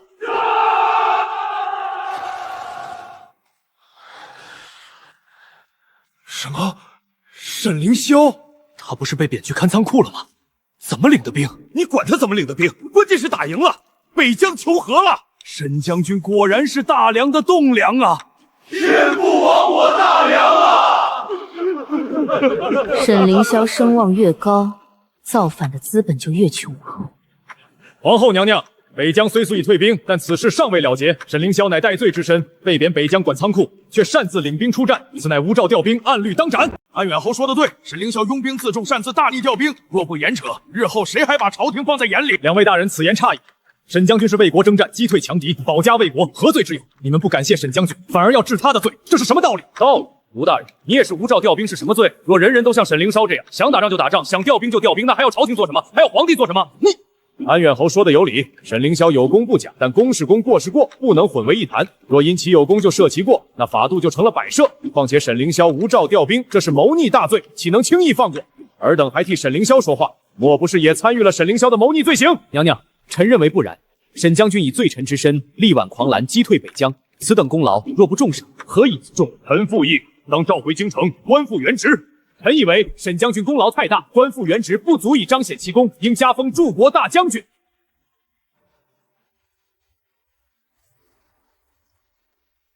沈凌霄戴罪之身，无照调兵，按律当斩。沈将军浴血退敌，你倒要斩他！安远侯，你觉得沈凌霄该当何罪？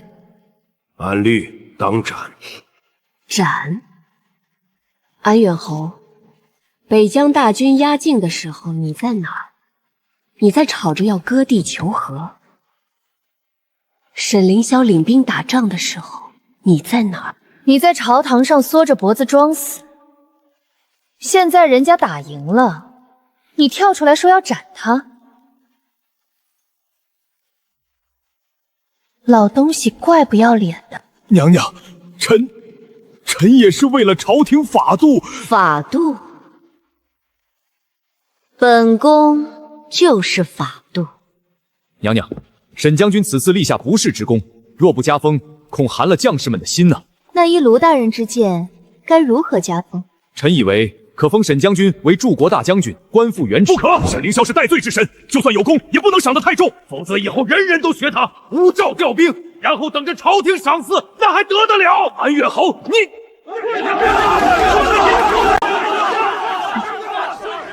诸位说的都有道理，传旨。这个沈凌霄不识抬举，老是跟我们世家对着干。这次正好借这个机会，让他对皇后失望，然后我们世家再出手，给他一点甜头，把他拉到我们世家阵营来做马前卒。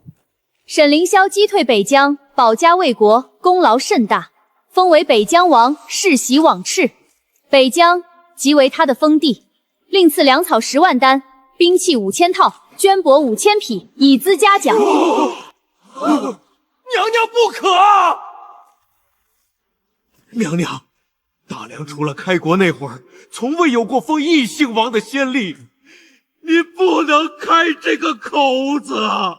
是啊，娘娘，异姓王权力太大，万一他拥兵自重，日后必成大患。娘娘三思，臣等恳请娘娘收回成命。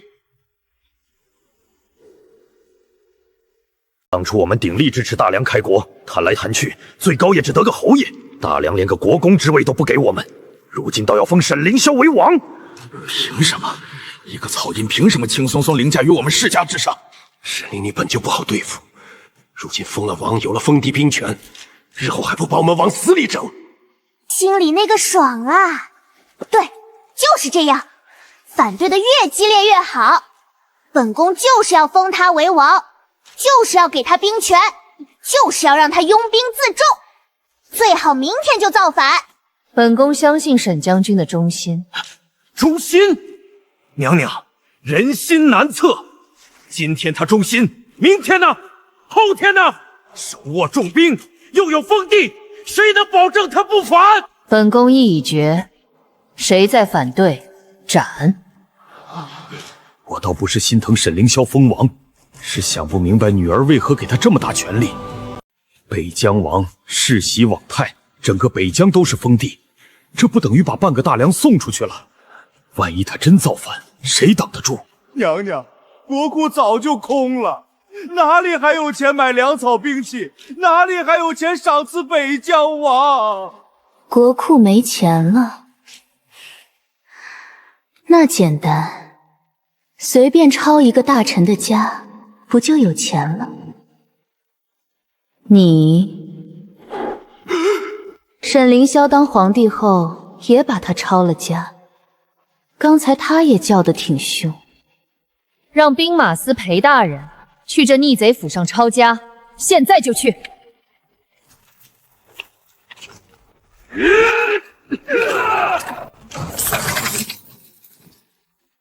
经典造册，不得遗漏。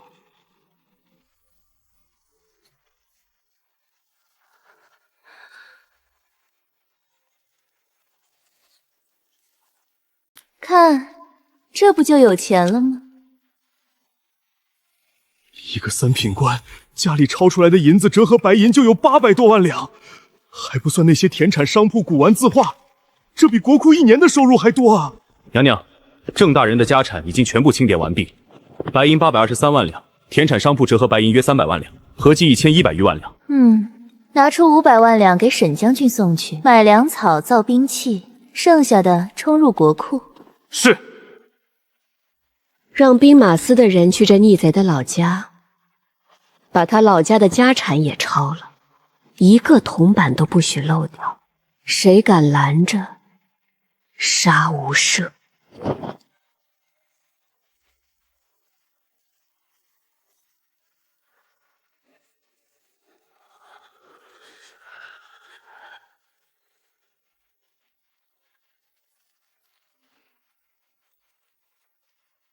诸位，还有谁觉得国库没钱的？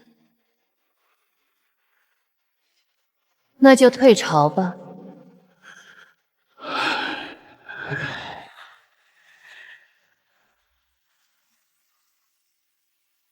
这次带兵击退北疆，是我临危受命。可说到底，我只是一个被贬的罪臣，无诏带兵，这在任何朝代都是大忌。算了。该来的总会来。在下东方普，奉我家主人之命，特来拜见沈将军。你家主人是谁？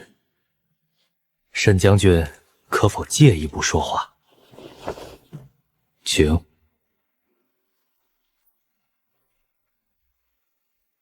沈将军，我家主人乃是成王世子，当年夺嫡之战败给先帝，被逼流亡。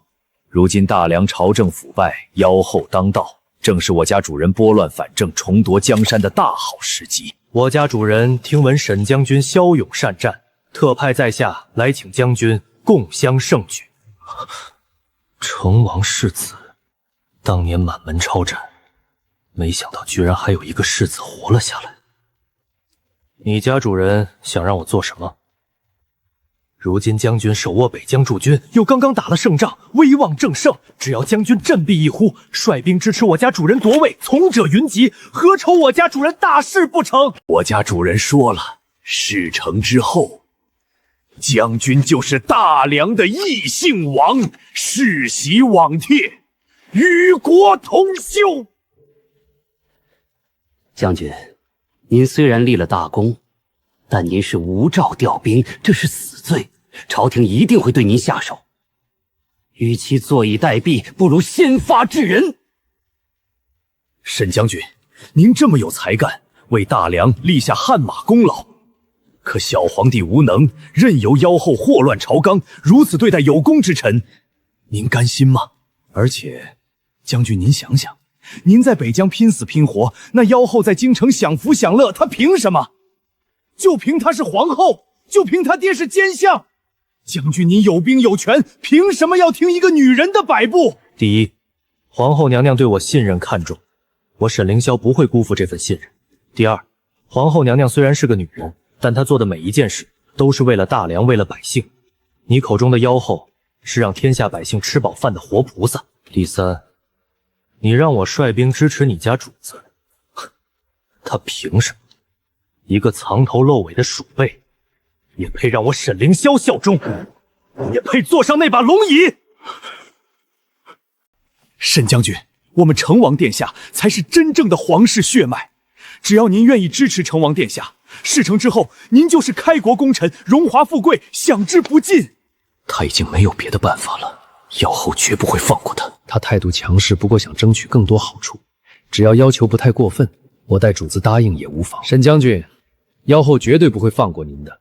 他这次把您贬到北疆，下次就可能要您的命。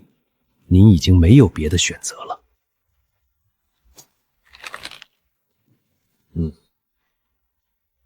还敢一口一个妖后的对皇后娘娘不敬，本将军看你身上取死之道。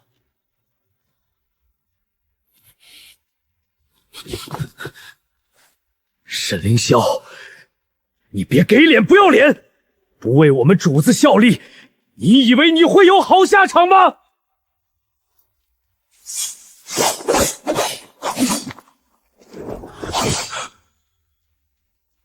说，成王世子在哪里？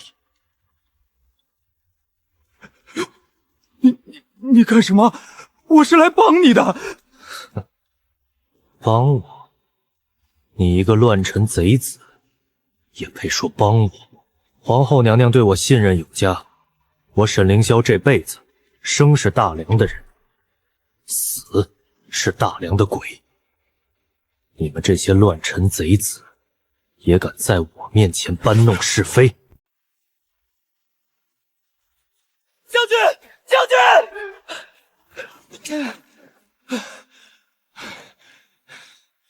京城来圣旨了！京城来圣旨了，这么快？该来的终于来了。沈将军，你已经别无选择了。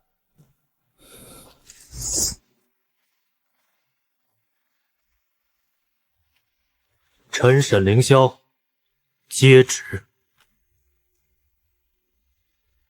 奉天承运，皇后诏曰：镇北将军沈凌霄忠勇可嘉，以罪臣之身力挽狂澜，击退北疆，护我大梁江山。特封沈凌霄为北疆王，北疆为其封地，世袭罔替。另赐白银500万两，粮草10万担，兵器若干，以充军用。钦此。封王，北疆王。将军，沈将军，您倒是接旨啊！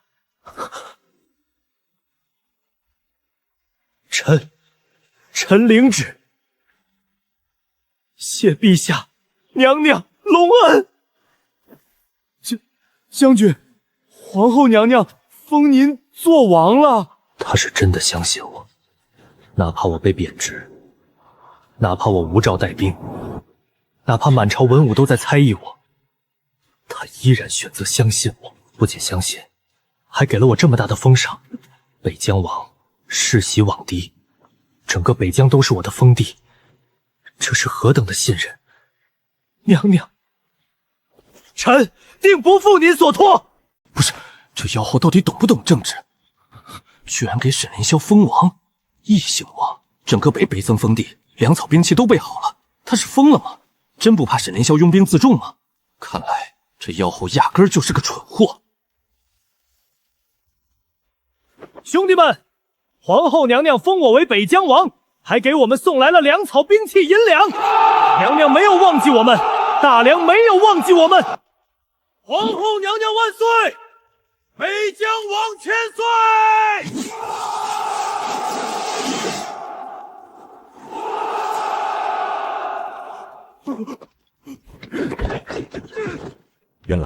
成王世子早与北狄势力暗中勾结，意图造反。这件事情本来周密，无人知晓，直到东方瞟的上门拜访，这一切的阴谋都才浮出水面。可惜，他的如意算盘被我打碎了。北疆被我打服了，压根儿没给大梁造成什么伤害。北狄，难怪北疆敢突然发难，原来背后有人撑腰。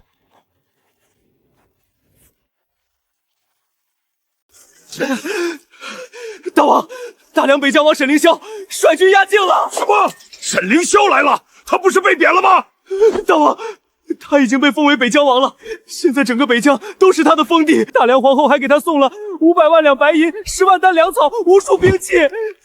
沈凌霄的威名我是知道的，当年他一个人就砍了北狄3个大将，如今他封了王，手握重兵，还有大梁朝廷撑腰，这仗怎么打？快把成王的人交出去！可是大王，成王世子是您的女婿。女婿重要还是国家重要？沈凌霄那疯子连北疆都打下来了，万一他顺手把我也打了怎么办？快救人！万一那成王世子将来真的成事了呢？也是，万一成王世子成事了，记恨我这个老丈人怎么办？那你说怎么办？不如我们假意押解，在途中放水，这人跑了，总跟我们没关系吧？既不得罪沈凌霄，又能保住成王世子，一举两得。好，就这么办。该死，沈凌霄，这个狗贼，坏我大事！殿下，沈凌霄现在势大，硬碰硬不是办法，不如我们先避其锋芒，等时机成熟再动手。时机什么时候才是时机？我隐忍这么多年，好不容易部署好一切，大梁却横空杀出了一个裴后。大梁君臣和百姓现在对那个妖后死心塌地，再不动手就没机会了。该死的，老天爷怎么就不能帮我一次？北狄王，你好大的胆子！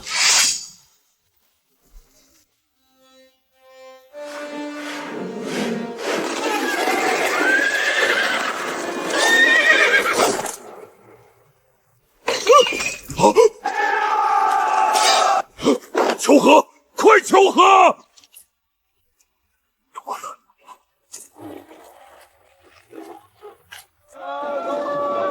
大梁虽然地大物博，但朝政腐败，民不聊生，根本不足为惧。至于那个传说中的妖后，一个女人能翻出什么浪来？大梁皇帝陛下、皇后娘娘，我王特派在下前来求和，并献上薄礼，聊表歉意。大梁人最是好面子，只要把礼物送足了，再说几句好话，这事就能糊弄过去，说不定还能趁机从大梁捞点好处，最后满载而归。这些是我北狄的珍宝，每一件都有深意，就看大梁的各位大人能不能看懂了。哼，果然，大梁人都是草包。这就是你们北狄的珍宝，一堆破石头、脏水、鬼画符也配叫珍宝？你们北狄人是没见过好东西吗？皇后娘娘，你们北狄打了败仗来求和，就带这些东西，是看不起我大梁，还是觉得我大梁好欺负？皇后娘娘，我王是诚心求和，这些礼物都是我北狄的国宝，价值连城，你怎么能……价值连城？行，行，那本宫也送你一件价值连城的礼物。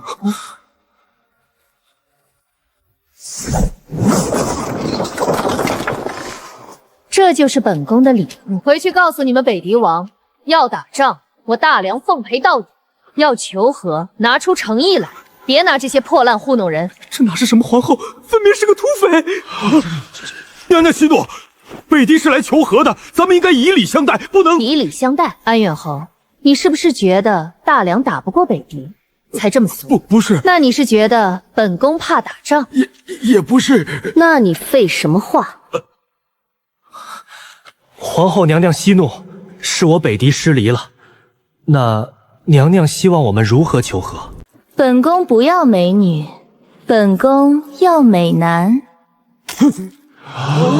本宫听说你们北狄有个习俗，战败方要进贡美女。是，娘娘若喜欢，我们可以进贡100名北狄美女，3000个美男，其中1000个必须出自你们北狄皇室，尤其是你们北狄太子、皇子，必须全部进贡到大梁来。皇后娘娘，这不可能，我们北狄皇室总共也没有1000人啊，而且把太子、皇子都送过来，这成何体统？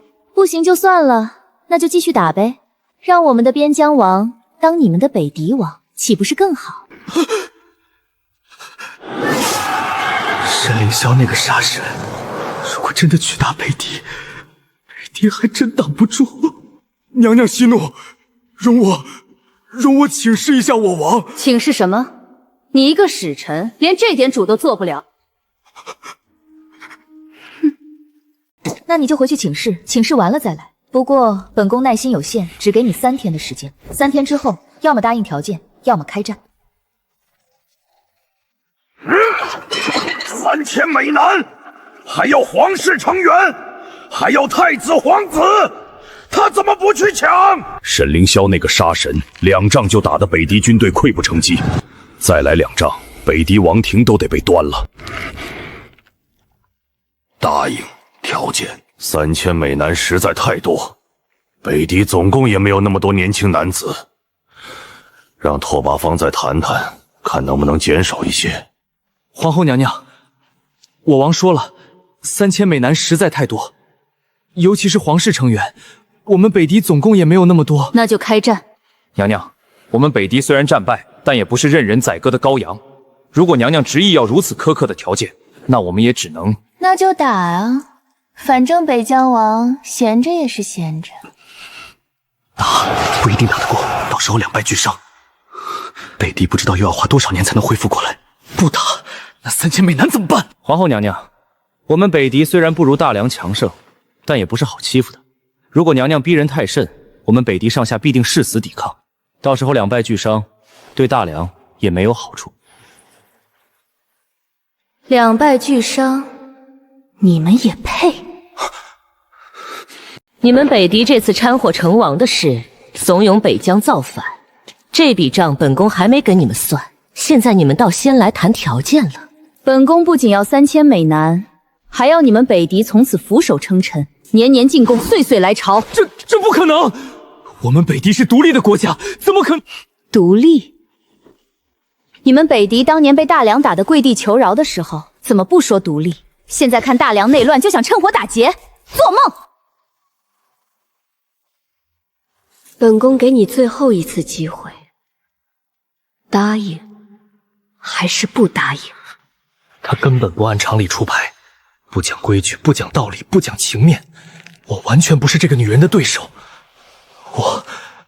我答应，但是3000美男，尤其是皇室成员，数量实在太多，能不能减少一些？2999，不能再少了。他妈的，谈了半天里少一个。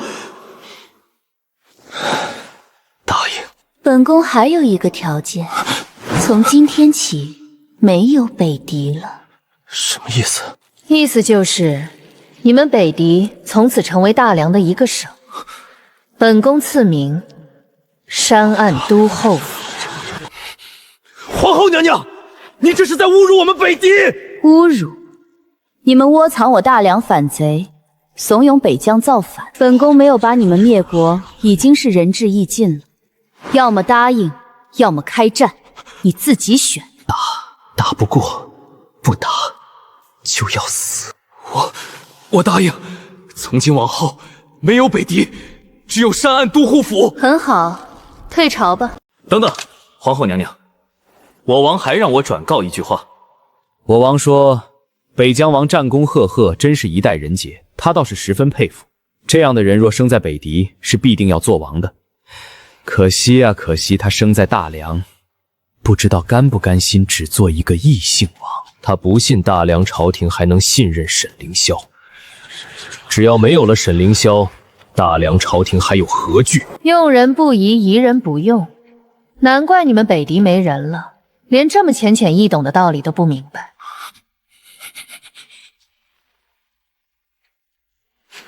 本宫巴不得沈凌霄早点造反，怎么会忌惮他？娘娘，沈将军功高震主，如今又封了王，手握重兵，臣以为应当加以节制。臣不是怀疑沈将军的忠心，而是人心难测。沈将军现在忠心，不代表以后也忠心。前朝的例子摆在那里，多少功臣最后都变成了逆臣。娘娘应该派人去北疆监视沈将军，防止他造反。臣附议。娘娘，臣愿为娘娘分忠，去北疆协助北疆王。一旦他有异动，臣立刻禀报娘娘。去北疆监视沈龙英是个好差事，既能立功，又能巴结安远侯，一举两得。我好不容易把沈凌霄封了王，给了兵权，给了封地，就等着他造反。这些人倒好，一个个跳出来说要监视他、节制他，防止他造反，这不是坏本宫的好事吗？你一个草包，拿什么跟沈将军比？本宫需要你分忧，你自己的忧分明白了吗？臣知罪，臣再也不敢了。哼，退下。看来皇后娘娘是真的很信任沈将军，那些想挑拨离间的人根本讨不到好。大王，那大梁皇后深不可测，大梁北疆王所向披靡，继续打下去，我们没有胜算啊！眼下只能先苟着了。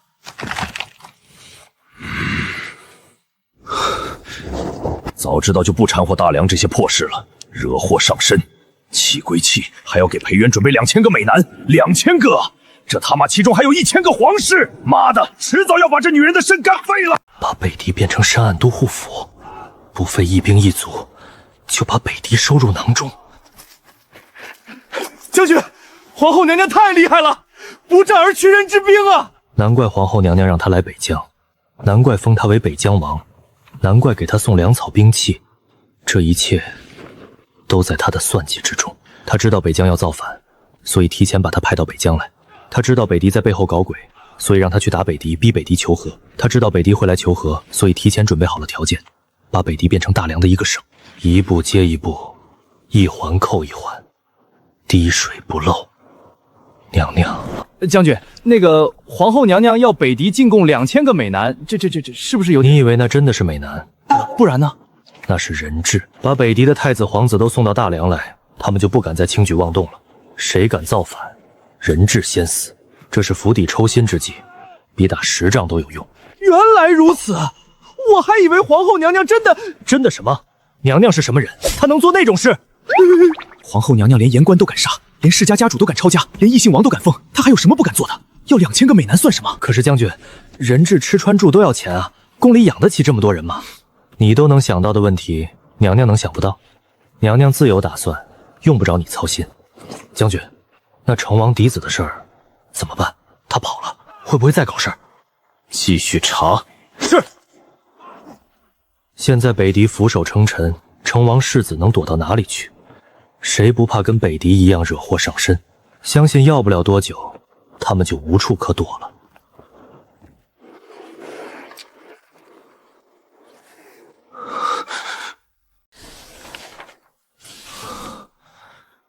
每一条都写得清清楚楚，细致到了令人发指的地步。北疆既平，当以怀柔，民族融合，方能长战久安。北疆之地可种棉花，北疆之人可为劳力，棉花丰收，北疆百姓亦可受益，利益共享，方能人心归附。皇后娘娘封我为北疆王，不仅仅是为了让我带兵打仗，更是为了让我推行民族融合政策，让北疆彻底成为大梁的一部分。民族融合，原来如此。娘娘为了边疆安稳，真是费尽了心思。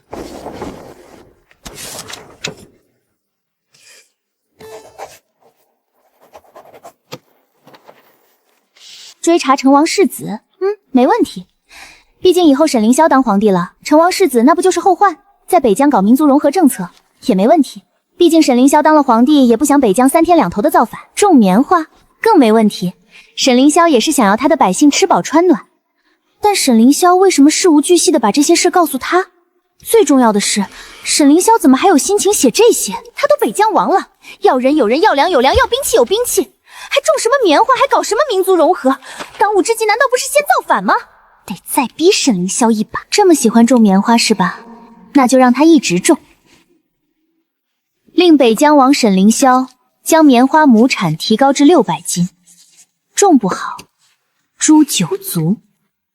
600斤，600斤。大梁现在的棉花亩产只有60-70斤，600斤是10倍。沈凌霄种不出来，又怕诛9族，那还不得造反？完美。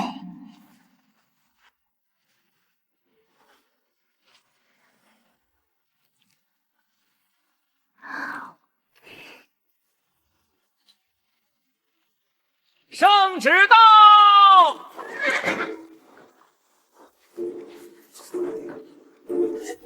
600斤，皇后娘娘说我能重到600斤。将军，您不担心吗？万一铸不出来，可是要诛9族的。你懂什么？皇后娘娘这是在给我定目标，她相信我能做到啊。而且，皇后娘娘从来不说没把握的话，她说我能重到600斤，那就一定能重到600斤。兄弟们，皇后娘娘说了，大家有没有信心？有。那就干！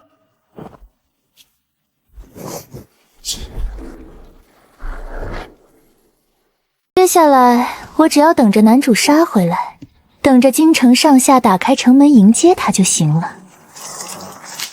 等啊等，1个月过去了，2个月过去了，3个月过去了，一点都没听到任何沈凌霄造反的动静。男主不可能这么老实吧？男主肯定是一时找不到由头回来，而且他在北疆肯定不方便联络他那些能臣。于是我下诏书，让沈凌霄回京，等再找个机会把男主那些能臣也召回来，这样他们就能经常聚在一起密谋大事了。被这么一通贬谒，他们对我肯定恨之入骨，估计很快就要帮男主造反了。沈凌霄现在如此功劳，皇后娘娘还允许他带兵回京，这真不怕他反了吗？你懂什么？娘娘行事，岂是我等凡人能够揣度的？但凡是个男人，做到了沈凌元这个位置，都不可能忍得住不反啊！还说什么贤后？依我看，他就是个蠢货。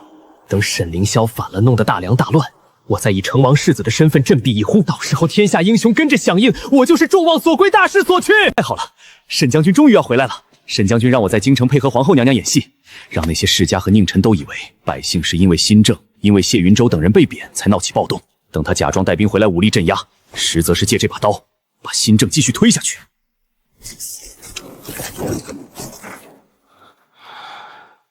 新政阻力太大，一时半会儿推不下去。大梁内忧外患，国势日衰，容不得我们慢慢磨。那就换个法子，用武力。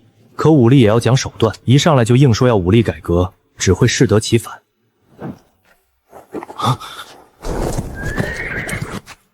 娘娘这是看透了新政的艰难，用贬谒制造机会。到时候我留在朝中和娘娘演一出不和，再演一把天下大乱，不得不用武力推新政，一切就顺理成章。谁敢阻拦，阻拦就杀！能讲道理的改革派早都被贬出去了。都以为我从头到尾的昏庸是在配合他们，给他们制造机会。我什么都不知道。我现在民信尽失，朝野上下怨声载道，就等着男主杀回京城，把我这个婚后推翻，我就能带着系统奖励回自己的世界了。北疆王回来了，快去看！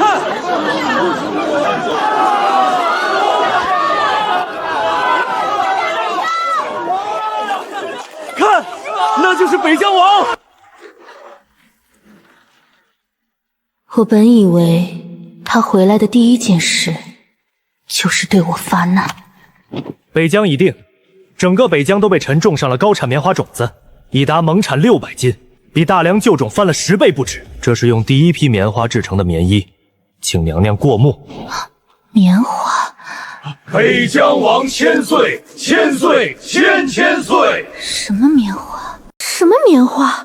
不是，男主还真安安心心在北疆种棉花，他不应该整天想着造反吗？自己庄子上仓库里的那10万斤棉花种子，不会是被男主给找到了吧？他提前就把那批种子给偷走了。如果真是这样，男主干得好。这批棉花种子在他手里放着也是放着，迟早要给男主的。现在男主自己找到了，还省得他费心。而且高产棉花这种利国利民的好东西，一旦推广开来，必定会让男主在民间声望大涨，百姓们会感激他、爱戴他、拥护他，将他奉为明主。他完全可以把系统奖励的那些东西提前给男主，让男主拿着这些东西去收割声望。至于男主偷东西，偷什么偷？他这是为自己偷吗？他这是为天下百姓偷的。帝王之路，不择手段没下限一点，完全不影响。娘娘，臣在北疆便听闻娘娘发明了高效纺织机，又培训了无数擅长纺织的女子。臣当时便想，这定然是娘娘在为棉花的推广做准备。娘娘真乃神机妙算，走一步看三步，臣钦佩之至。沈凌霄到底在说什么鬼话？我什么时候培训了纺织女子？那不是抓他们进宫来干苦力吗？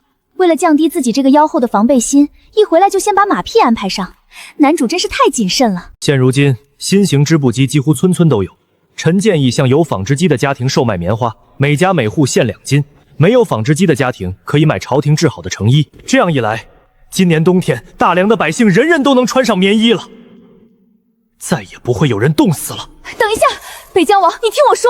娘娘，您不用说了，臣都明白。哦，你明白什么了？你明白？我都不明白我自己在干什么，你明白什么？今年棉花产量有限，但臣已计算过，足以让大梁朝的百姓每户都有1件棉衣。待明年留种扩种，整个大梁的百姓都将能穿上棉衣，盖上棉被。大梁此后再无寒冬。沈将军，这棉花既然是朝廷之物，理非由朝廷统一调度，交由各大商号，不是交由可靠之人经营售卖，如此才能为朝廷广开财源，也显得更为体面。售价嘛，自然也不能太低，否则岂不有损朝廷体面？沈将军，不如我们合作。我们世家有遍布全国的商铺，有成熟的销售渠道，有丰富的人脉资源。只要你愿意跟我们合作，利润共享，保准你赚得盆满钵满。是啊，沈将军，安远侯说的有道理。这么好的东西，要是随随便便就卖了，岂不是暴殄天物？我们世家愿意为朝廷分忧，沈将军放心，由我们操持，这棉花的生意一定能做成天下最大的买卖。不用了，棉衣的生产和售卖由我亲自督办。什么？你亲自督办？你知道怎么卖东西吗？知道，成衣10文钱一件，棉花5文钱一斤。你疯了！棉衣至少也要卖几两银子一件，10文钱，这简直是暴殄天物！这么好的东西，和送给那些泥腿子有什么区别？就是，你这是糟蹋好东西，糟蹋朝廷的心血！不行，绝对不行！棉花是朝廷种出来的，自然要利用这些棉花为国库征收才对。卖这么便宜，国库怎么办？朝廷的体面怎么办？为国库征收，你们是想为自己捞钱吧？这些世家本性如此，什么都想垄断在自己手里，把好东西变成只有世家才用得起的奢侈品。粮食、盐铁、布帛，哪一样不是被他们垄断了？哪一样不是被他们炒成了天价？想得美！这棉花种子是娘娘千辛万苦才寻来的，我断然不会让棉花被世家垄断，变成他们敛财的工具。皇后娘娘，臣以为棉花和棉衣这等关系民生之物，绝不能弄来牟利，而是地价售卖，让每个百姓都买得起，这样才能体现朝廷爱民之心，才能让百姓感念皇恩。低价卖，那岂不是赚不到钱？国库有钱了，岂不是给人一种大梁还有救的感觉？不行，绝对不能让人觉得大梁还有救。准了，棉衣10文钱一件，棉花5文钱一斤，由沈将军亲自督办。谁敢伸手搞事情，别怪本宫手里的剑不客气。蠢货，一群蠢货，到手的银子都不要，活该你们穷。这棉花说什么也不能让沈林元这个莽夫给糟蹋了。北疆王，你听听，这是人干的事儿吗？皇后娘娘昏聩至此，你难道还要效忠于她？北疆王，只要你愿意，我们世家可以全力支持你。这大梁的天也该变一变了。这些事，我虽不在京城，庄渐渐却都知道。裴远做的每一件事，都是为了天下百姓好。贬谪大臣也好，推行新政也罢，哪一件不是为了大梁的江山社稷？我岂会被这些人3言2语就挑拨离间了？首先，男主坚持低价卖棉衣，国库就赚不到钱，国库空虚，大梁就还是那个摇摇欲坠的大梁，随时都可能崩塌。其次，男主这么一做，百姓们都会感激他，爱戴他。他在民间的声望越来越高，直到有一天，万民归心，顺理成章地登上那个位子。虽然男主是踩着我上位的心机 boy， 但我举双手支持他，一切都在往我希望的方向发展。我再作一作，很快就能回去。而且这一次，我要在科举制度上捅出一个天大的窟窿。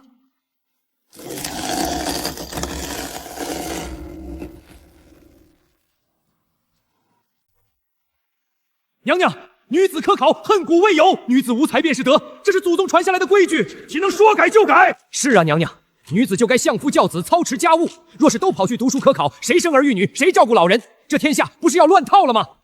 娘娘，女子读书本就极少，能通过科考的更是凤毛麟角。您这样大张旗鼓，岂不是让天下人笑话我大梁无人？娘娘，女子主内，男子主外，这是天经地义的事，您非要颠倒两仪，这……娘娘，臣请收回成命。臣附议，女子科考有违天道，万万不可。臣也附议，娘娘三思啊。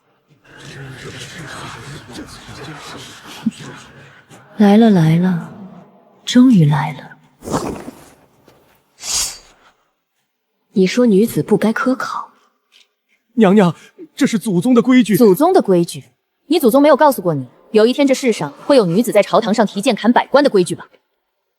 我都这么大年纪了，只想寿终正寝啊！你们都给本宫听着，本宫就是要让天下女子都造反。凭什么女子就该安分守己，接受规训？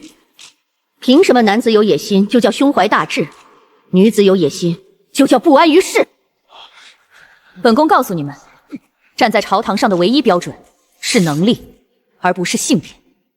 你们男子能做的，女子也能做；你们男子做不到的，女子照样能做。娘娘此言差矣，女子天性柔弱，不善决断，岂能与男子相提并论？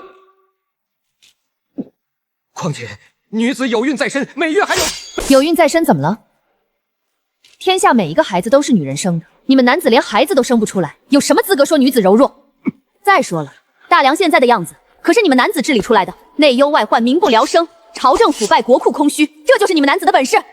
治理得好是你们男子的功劳，治理不好那就是女子祸国殃民。哦，本宫明白了，你们男子的逻辑是功劳归自己，锅甩给女人，是这样吗？我说的这些话放在这个时代简直是石破天惊，每一个字都像是在挑战千百移来的规矩，每一句话都像是在扇那些道貌岸然的男人的耳光。但我不在乎。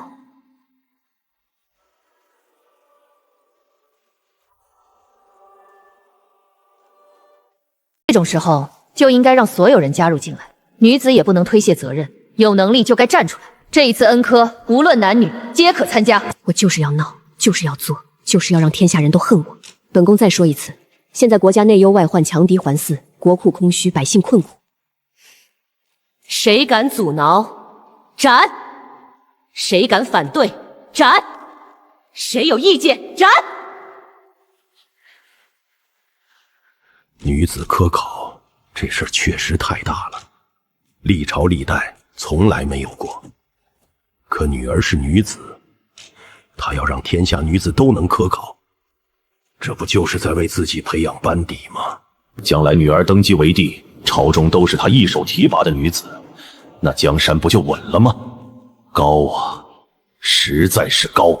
皇后娘娘说的对，站在朝堂上的唯一标准应该是能力，而不是性别。大梁现在内忧外患，正是用人之际。若是因为性别就把一半的人口排除在外，这不是明智之举。臣支持女子科考，臣愿意亲自监督此事。沈凌霄支持女子科考，沈凌霄提前布局，把这些人收入麾下，将来造反的时候，不就有了更多人才可用吗？果然深谋远虑啊，男主就是周全，太周全了。准了，一定会选拔出真正的人才。还有谁反对？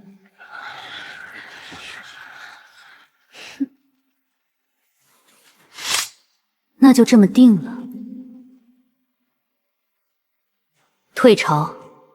听说了吗？皇后娘娘要开恩科，女子也能参加。什么？女子也能科考？这不是乱来吗？怎么，你觉得女子不如男？那倒不是。可自古以来，哪有女子科考的先例？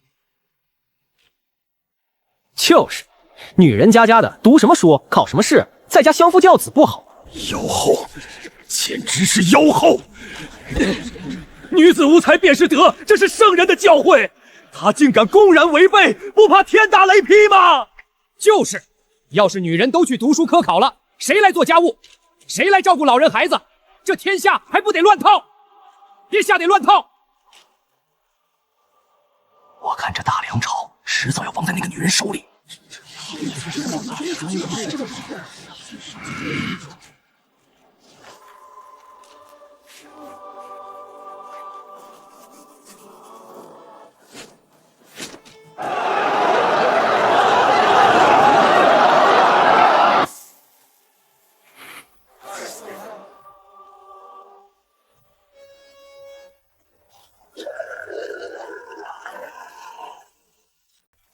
我觉得皇后娘娘做到的对，我觉得皇后娘娘做的对，凭什么女子就不能科考？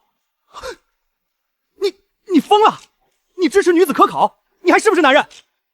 我是男人，但我更是一个读书人。读书人讲究什么？明理，辨是非。皇后娘娘说的对，站在朝堂上的唯一标准应该是能力，而不是性别。你们这些反对的人，扪心自问，反对的真正原因是什么？是怕女子抢了你们的饭碗吧？你血口喷人！我血口喷人？那你说说，你们反对的真正理由是什么？别跟我说什么祖宗之法，祖宗还说过民为贵，社稷次之呢。你们怎么不听听？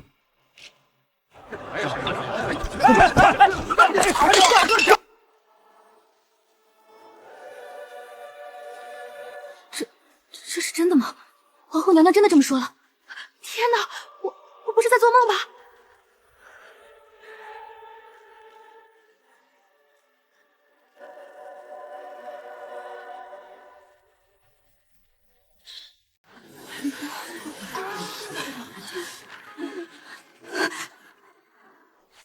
皇后娘娘给了我们一个机会，一个千百年从未有过的机会。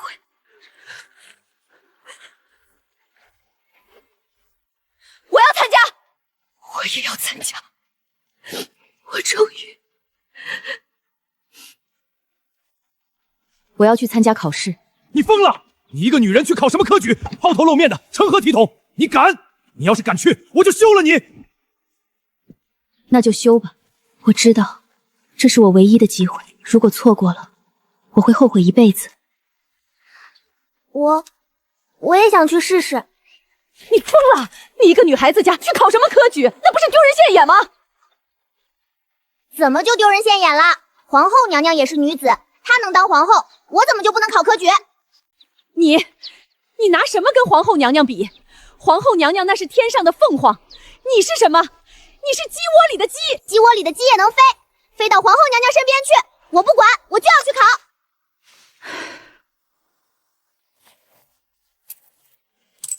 去吧，娘支持你。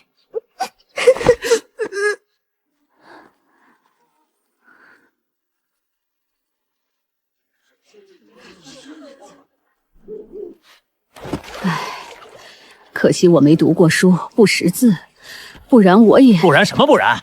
你们女人还想当官？赶紧回家洗衣服去。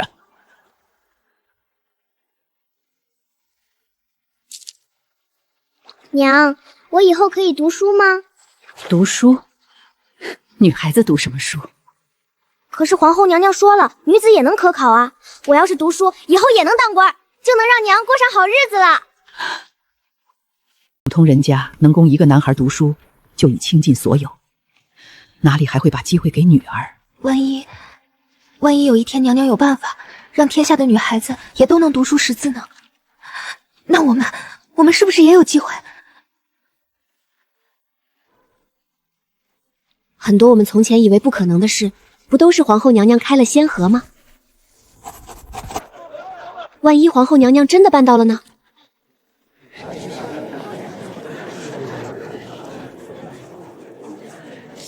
？1成听起来不多，但绝对数量已经相当可观了。别紧张，就当是平时在家做题。我不紧张，我就是有点激动。我也是，我从来没想过有一天我能走进这扇门。这种感觉无法用语言形容。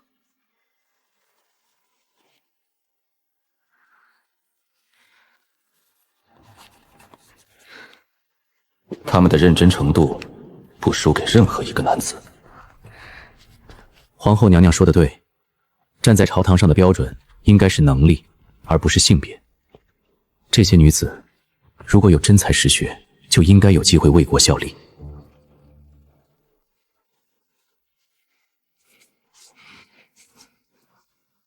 谁敢舞弊，谁就是下一个被抄家的。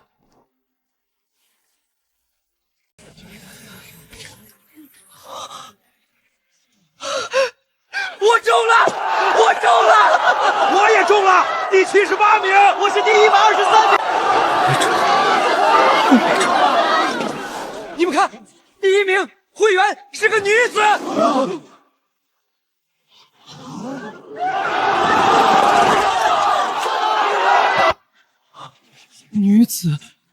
女子会员，这怎么可能？有什么不可能的？人家考了第1，那就是有真本事。可是，女子怎么不能？皇后娘娘也是女子，你觉得皇后娘娘没本事？那就闭嘴。江初宁是谁？有人认识吗？我认识。跟他在一个考场，我亲眼看见他3天就写完了1整场。真的假的？这么厉害？当然是真的。我骗你们干什么？看来这女子是真有本事啊。可不是嘛，能考会员，那可不是一般人能做到的。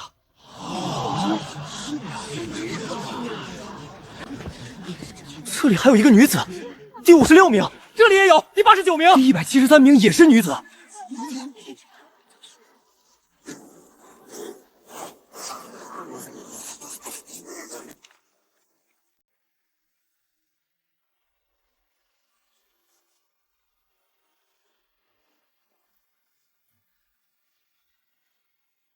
也仅仅只是一瞬。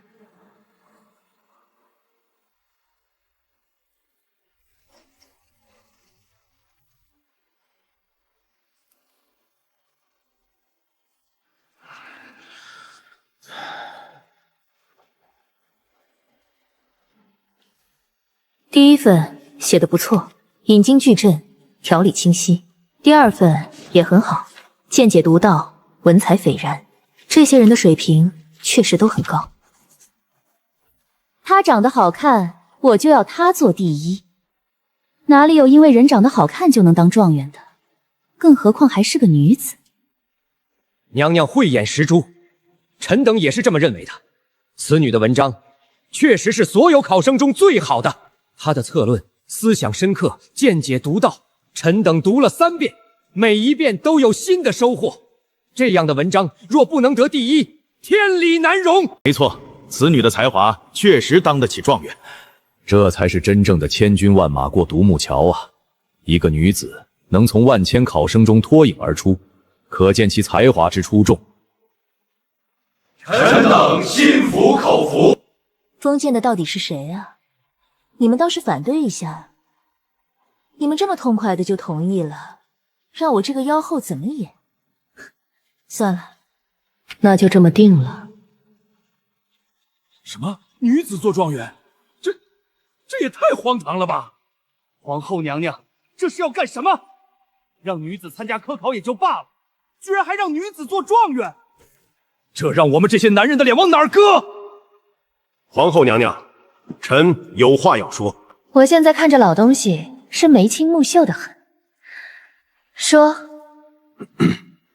娘娘，臣不是反对女子科考，也不是反对江状元，但臣以为纸上谈兵不算本事，想要站在朝堂上，可不是只会写文章就行的。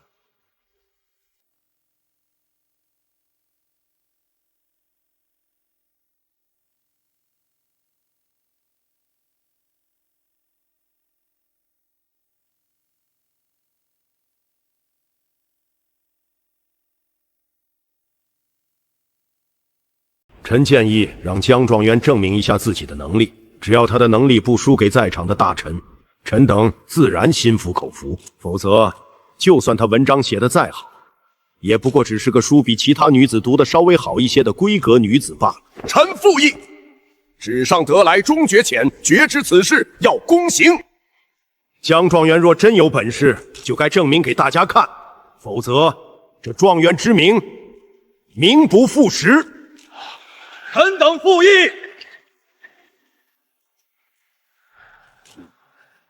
你想当官儿？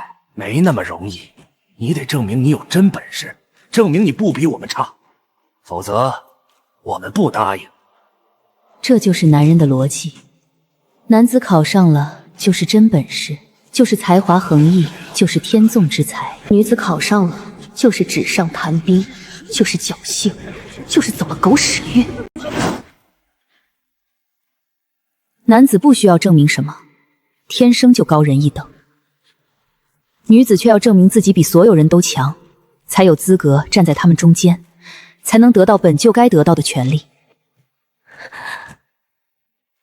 凭什么？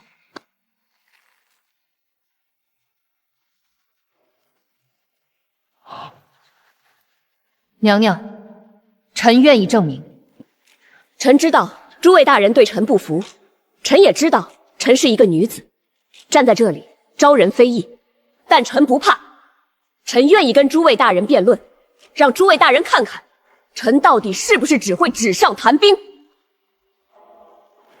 若臣输了，臣甘愿辞去状元之位，永不入仕；若臣赢了，还请诸位大人从今以后不要再拿什么女子只会纸上谈兵来说事。好，有骨气。行，那就变吧。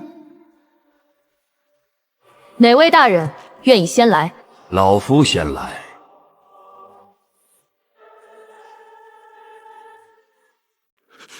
你强词夺理！江大人，老夫问你，女子科考有违纲常，你如何辩解？敢问侯爷，何为纲常？自然是三纲五常，君为臣纲，父为子纲，夫为妻纲。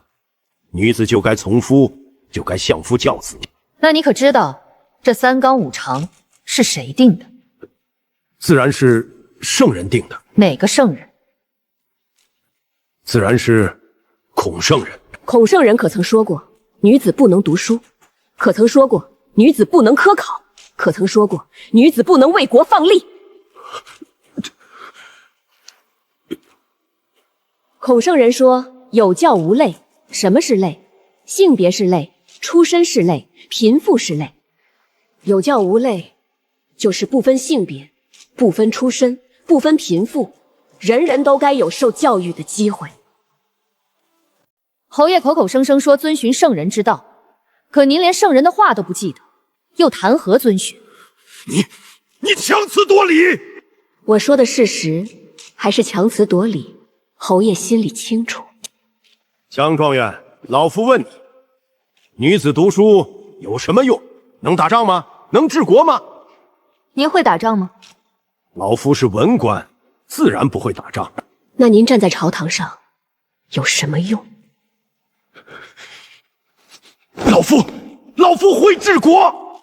那我问你，大梁现在的粮价是多少？1石米多少钱？1匹布多少钱？1斤盐多少钱？那我再问您，大梁现在有多少人口？每年新增多少？每年死亡多少？那我再问您，大梁现在有多少官员？每年考核合格的有多少？不合格的有多少？这些事自有户部、吏部管，老夫……所以您什么都不知道，却站在朝堂上指点江山，激扬文字。而我，一个知道这些事的女子，却被您质疑有什么用？您觉得这公平吗？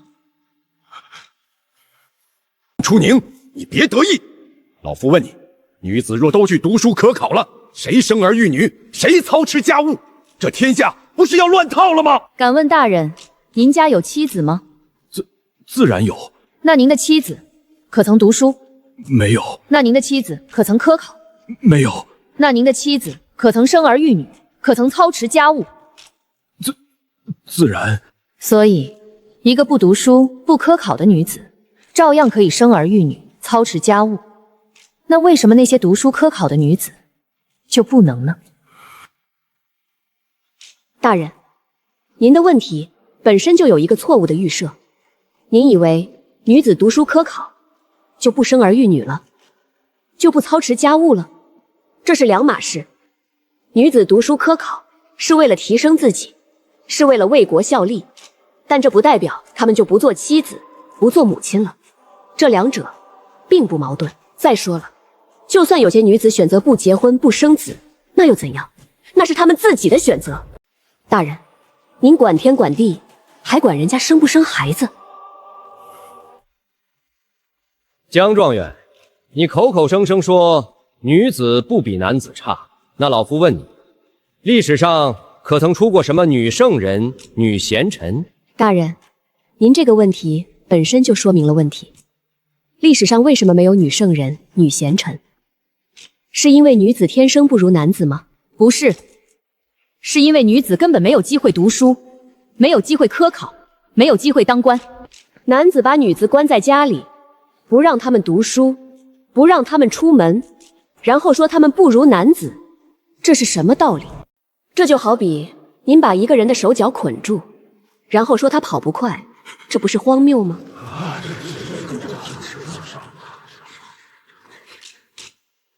江状元，老夫问你，你可知否极司臣的典故？您说的否极司臣出自《尚书·穆氏》，原文是否极无臣，否极之臣，为家之所。意思是母鸡不打鸣，母鸡打鸣了，这个家就要败落了。不错，你既然知道，就该明白女子不该干政。您只知其一，不知其二。尚书是周武王伐纣时的誓词，用来指责商纣王听信妇人之言。但你可知道，商朝灭亡的真正原因是什么？是什么？是商纣王暴虐无道，残害忠良，宠信奸臣，荒淫无度。妇人干政只是表象，不是根本。况且周朝建立之后，姜太公之女易姜辅佐周成王，开创成康之王，这算不算女子干政？再说皇后娘娘也是女子，你觉得皇后娘娘干政是把大梁带向兴盛，还是带向衰败？江状元，你这是在偷换概念。皇后娘娘是皇后，她是国母，是天下女子的表率，她干政那是为国为民。可你一个平民女子，有什么资格跟皇后娘娘比？这位大人，您说的对，我确实不能跟皇后娘娘比。但我想问您一个问题，皇后娘娘也是从平民女子一步步走到今天的。如果皇后娘娘当年没有机会读书，没有机会展现自己的才华，她能有今天吗？所以问题不在于女子能不能为官，而在于有没有给女子机会。皇后娘娘给了我们机会，我们就要证明自己。大人，您也是读书人，应该知道千里马常有，而伯乐不常有的道理。皇后娘娘就是伯乐，她给了我们这些女子一个机会。您作为臣子，不支持皇后娘娘的决定，反而百般阻挠，这是什么道理？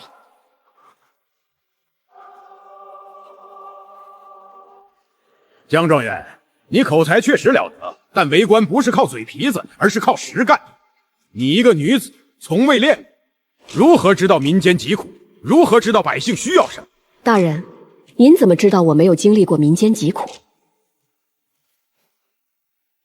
我出身官宦世家，小时候家里富贵，锦衣玉食，后来家道中落，父母双亡，我一个人流落民间，靠给人写信为生。我住过破庙，吃过野菜，穿过补兵罗补丁的衣服。我知道民间疾苦，因为我自己就经历过。我知道百姓最需要什么，百姓需要吃饱饭，需要穿暖衣，需要有房子住，需要看得起病，需要孩子能读书。江状元，你说的这些我们也能说，纸上谈兵谁不会？关键是你能不能做到。这位大人，您为官几十年，做到了吗？您做不到，不代表我做不到。而且，就算我现在做不到，我可以学，我可以历练，可以了解民情，可以听取百姓的意见。我不是生来就会做官，但我愿意学。皇后娘娘给了我机会，我就不会辜负她的期望。江大人，此举有违祖制，你何居心？祖制是守天下，而非副守久。大人莫非忘了太祖爷的遗训？江大人巧言令色，置国法于何地？国法载于律例，大人所言是律例哪一条？不妨说来听听。江大人，老夫来会会你。请大人赐教。《论语·为圣篇》何解？诸子百家朝政实事，你再答。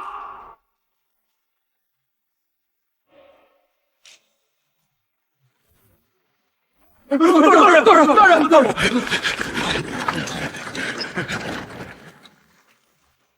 这个薛老头不会被气死吧？不过这也说明了江初宁的厉害，满朝文武居然没有一个人能辩得过他。怎么样？还有谁要辩？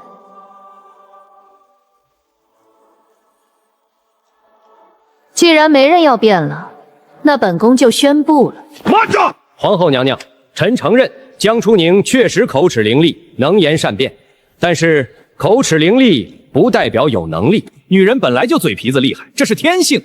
我们说不过她，不代表她就有真本事。这逻辑简直无赖。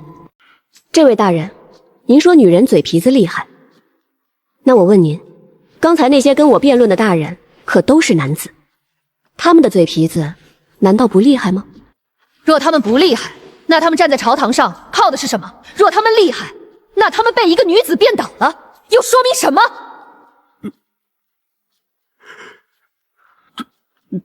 如何证明能力的标准是你们提出的，我按照你们的标准证明了，你们却又推翻。都说男子汉大丈夫，一言九鼎，顶天立地，原来也不过如此。说得好。诸位，还有谁要辩？既然没人要辩了，那本宫就宣布了。从今日起，大梁社左右丞相，左丞相由裴崇俊担任，右丞相由新科状元担任。什么？右丞相？他一个刚考上的状元，直接当丞相，这也太离谱了吧！娘娘三思，江状元虽然才华横溢，但毕竟年轻，没有经验，怎么能直接当丞相？是啊，娘娘，按照规矩，状元应该先入翰林，历练几年，才能委以重任。您这样直接让他当丞相，不合规矩啊！哼，规矩？你们的话有什么规矩？你们刚才不是让他证明能力吗？他证明了，你们辩不过他，还有什么好说的？可是娘娘，辩论是辩论，治国是治国，这是两码事。两码事。他证明了自己有治国之才，能力在你们身上。现在你们又说两码事，那本宫问你们，到底什么才算是？本宫今天把话撂在这儿，新科状元就是右丞相，谁反对？站出来！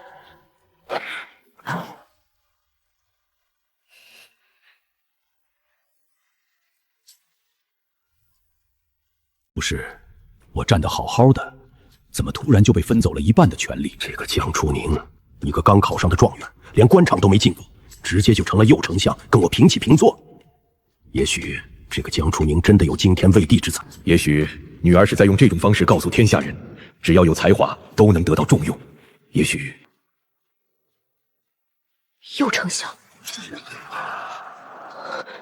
万万没想到皇后娘娘会这么信任我，这么重用我，不仅让我当状元，还让我当右丞相，这是何等的知遇之恩！娘娘，臣何德何能？你有德也有能，你的侧睡本宫看过了，写得很好，本宫相信你能做到。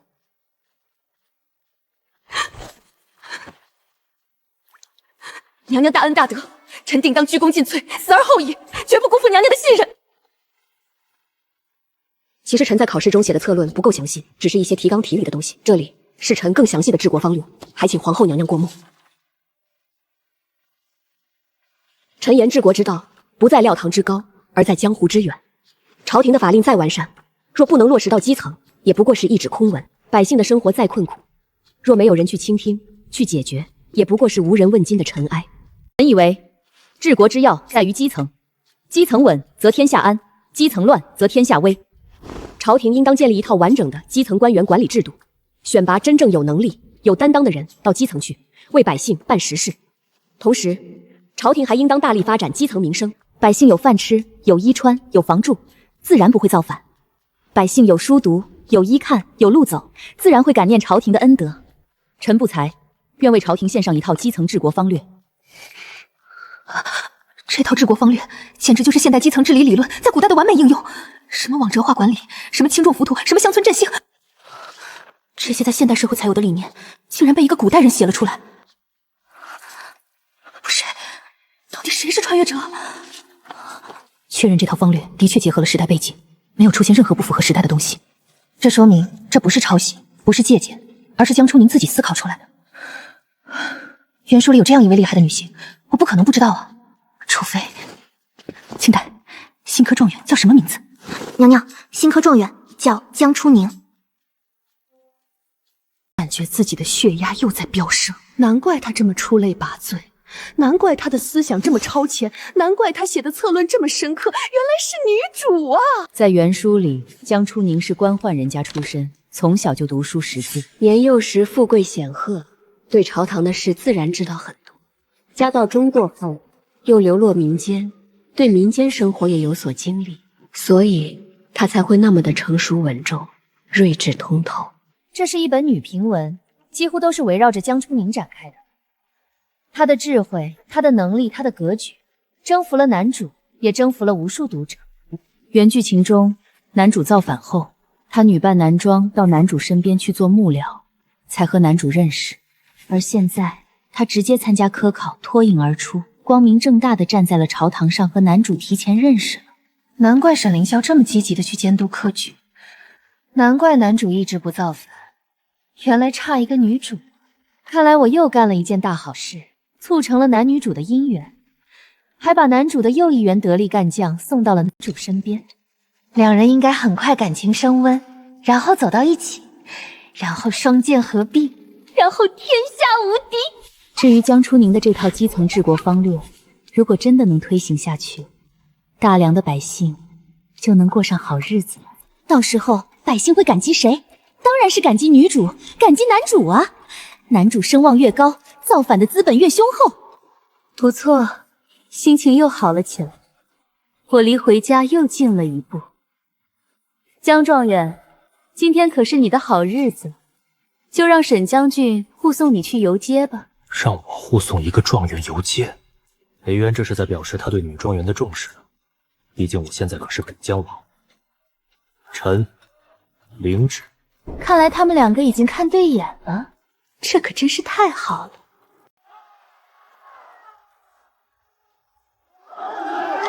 快看，那个就是女状元，长得真好看啊！好看有什么用？女子当官能行吗？怎么不行？人家可是考了第一，比你强多了。你怎么帮外人说话？我说的是事实，人家考了第一，那就是有真本事。你连秀才都没考上，有什么资格说人家？天哪，他真的好厉害！别做梦了，你连字儿都不认识，还想当状元？那我可以学啊，他能做到，我为什么不能？你还真敢想？怎么就不敢想了？皇后娘娘说了，女子也能科考，我现在学还来得及。我知道自己不是一个人在战斗，我的身后站着千千万万的女子，我要证明给所有人看，女子不比男子差，女子也能顶天地地，女子也能治国安邦。我要给世上千千万万的女子打开那条路，让她们日后能比我走得更加轻松一些，就像皇后娘娘那样。正因为有皇后娘娘为我开的路，我如今才能高中状元，打马游街。哼，不过是个女人，有什么好得意的？我听说朝中好多大臣都不服她，以后有她受的。等着瞧吧，用不了多久，他就会被赶下来。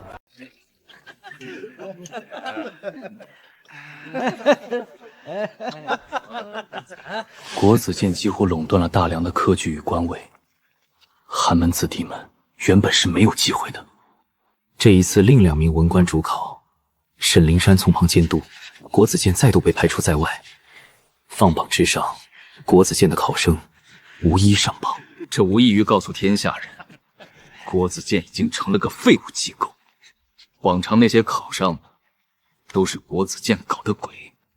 国子监在读书人心中已经彻底失去了威信，父亲愁的头发都白了一半。我本来就是个纨绔子弟，仗着父亲是国子监祭酒，原本以为将来肯定能考上继承老爹的这个位置。父亲从爷爷手里继承了国子监祭酒，这个位置早被王家人默认属于我的王家。结果呢，我刚下场就遇上科举改革，连乡试都没过，现在我更是连一个女子都考不过，这让我怎么能忍？凭什么一个女子能考上状元，而我考不上？这不公平！就是一个女子读了几本书就敢来考科举，真是不知天高地厚。听说她在朝堂上舌战群儒，把那些大人都说的哑口无言。那是那些大人让着她的，一个女子能有什么真才实学？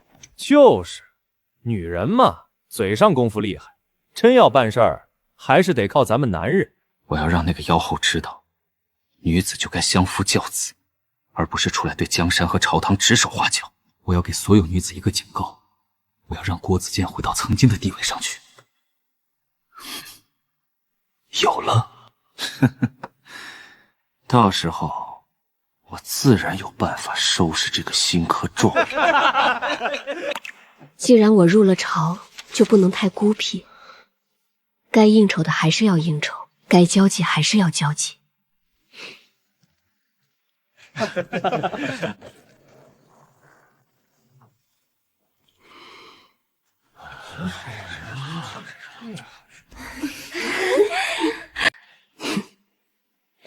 唉，本以为这就是一次普通的宴会，吃顿饭，说几句客套话，然后就散了。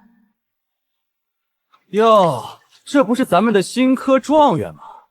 江大人，久仰久仰。王公子客气了。客气？我可没跟你客气。王公子，请自重。自重？我哪里不自重了？我好心请你喝酒，你还不领情？我不会喝酒，请王公子不要强人所难。状元郎，你这么厉害，连科考都能考第一，喝酒这么简单的事还能学不会？能考第一不代表会喝酒，就如同王公子会喝酒不代表就能考第一。一个女人凭什么考第一？谁给你的胆子敢考第一？凭我的文章入了皇后娘娘的眼，凭考官们认可了我的才学。文章？你一个女人能写出什么好文章？怕是找别人代写的吧？王公子若是不信，可以去贡院查阅考卷，所有考卷都有存档，欢迎查阅。查阅考卷？我为什么要查阅考卷？我告诉你，就算你考上了状元，也不过是个女人。女人就该在家相夫教子，出来抛头露面，成何体统？你以为你考上状元就了不起了？你以为你站在朝堂上就是个人物了？我告诉你，你什么都不是。你现在考这个状元，不过是想给你找个好婆家罢了。你不过是个女人，是我们男人的附属品。等你嫁了人，你就得乖乖在家相夫教子，伺候公婆。王公子，江大人是朝廷承认的新科状元，你说话还是客气些。客气？我凭什么对她客气？她一个女人也配让我客气？还有你，一个低贱的商户之女，又是谁给你的资格，敢这么对我说话？我虽是商户之女，可如今已是官身。倒是王公子，你不过也就有个秀才功名在身，凭什么在这里对我等颐指气使？父亲是国子监祭酒，可现在这些女人居然敢骑到我头上！早就说了，女人就不该给他们权利，不然连自己姓什么都忘了。我懂了，你们是不是都跟那些考官有一腿？不然你们怎么可能考上？怎么敢在我面前这么硬气？被我说中了，心虚了。江状元，你考科举不会就是想找个金龟婿吧？说不定人家早就有人了。那些考官里可有不少年轻才俊呢。为了攀高枝，连脸都不要。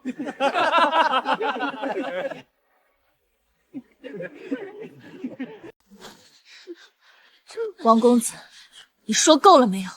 你特么又是谁？我是新科2甲传读林婉清。你羞辱江状元，就是在羞辱我们所有凭真才实学考上科举的女子，请你立刻道歉。道歉？你一个2甲也配跟我说话？他不配，那你又配什么？你口口声声说女子不该考科举，可皇后娘娘亲自下旨开了女科，你是觉得皇后娘娘做错了吗？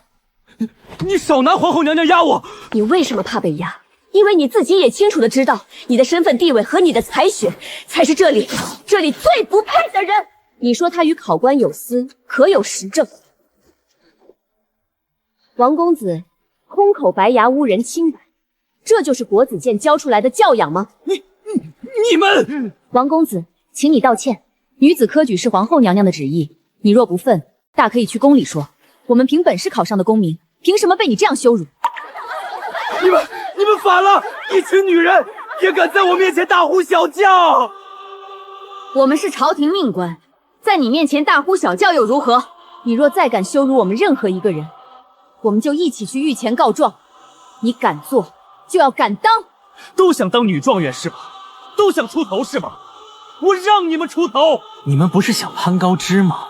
我成全你们，今天就让你们得偿所愿，给小爷我当妾，把这些女人全给我带走！少爷，全部听不懂人话吗？全部，一个都不许放走！我倒要看看这群女人能翻出什么浪来！你们干什么？放开我！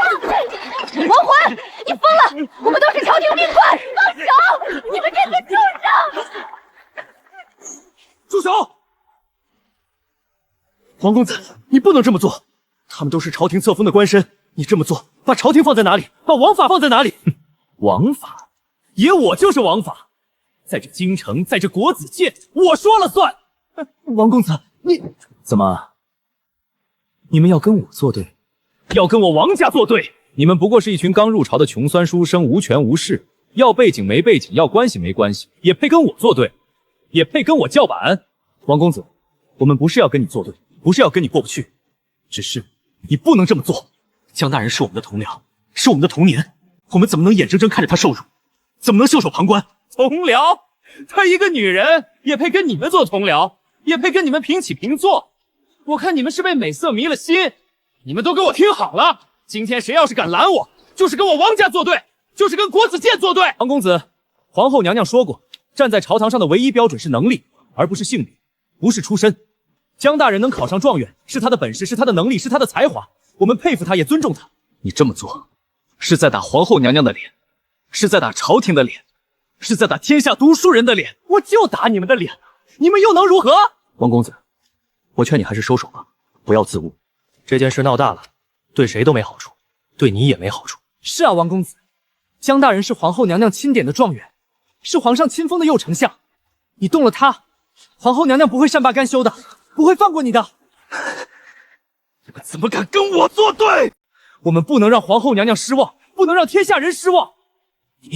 皇后娘娘想要的是遇事能挺身而出的臣子，是面对不公不正仍然正直善良的臣子，是心怀天下的臣子，而不是看着同僚被羞辱而无动于衷的懦夫。没错，我们当官不是为了成为权贵的帮凶，不是为了趋炎附势，而是为了百姓，为了江山社稷。说得对，我们不会袖手旁观。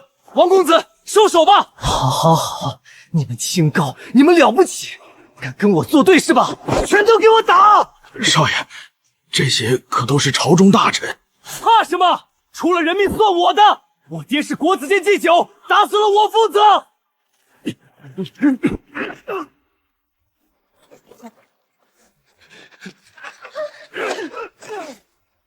跑啊，倒是跑啊！放开我！你们放开我！别叫了，没人会来救你们的。你们放心，我不会把你们怎么样。爷就是想让你们知道，身为女人的本性。带走。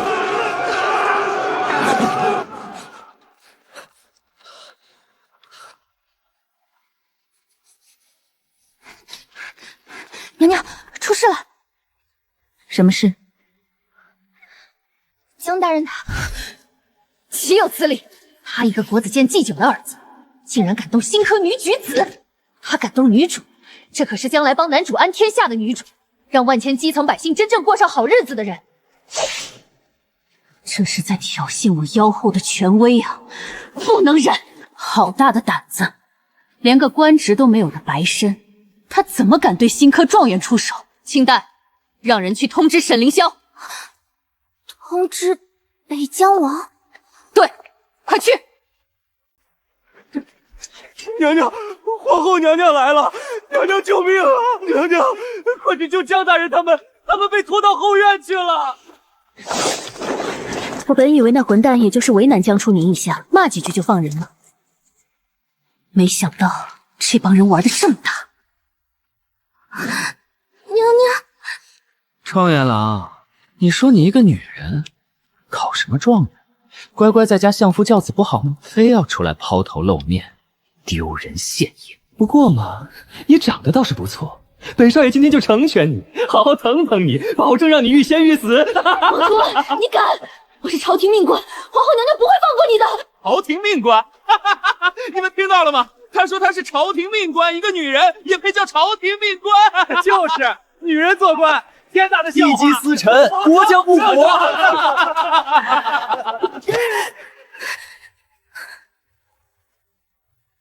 还敢躲？给我安好他！跑啊！你倒是跑啊！女状元？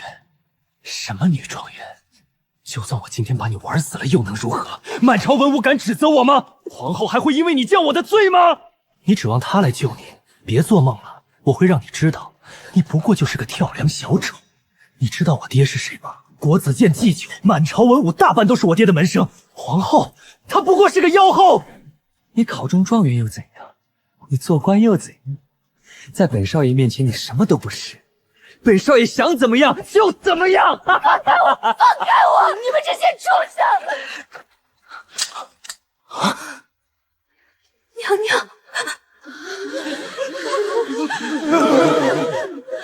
娘娘，又来一个美人儿，今天是什么好日子啊？你是谁？你敢动我们？你知道我们是谁吗？把他们统统解决掉。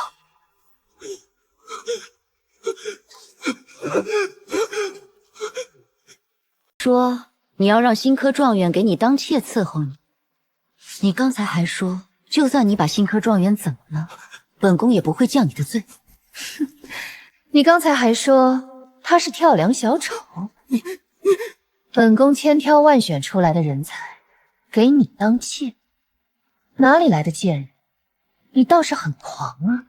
谁给你的勇气？你胯下2两肉吗？啊！你爹在朝堂上都给我缩着腰后做过，你倒是很高调。不要！今天让你好好看看，我到底敢不敢把你怎么样？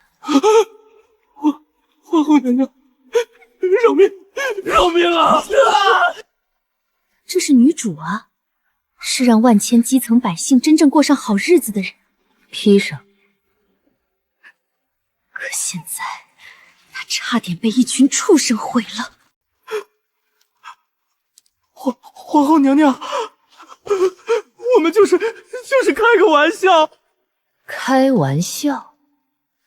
你管这叫开玩笑？娘娘，我真的就是开个玩笑，没想把他怎么样。没想把他怎么样？本宫亲自以为大梁选的人才，被你这种下贱东西羞辱，你跟本宫说是玩笑，本宫也跟你开个玩笑，怎么样？喜欢本宫跟你开的玩笑吗？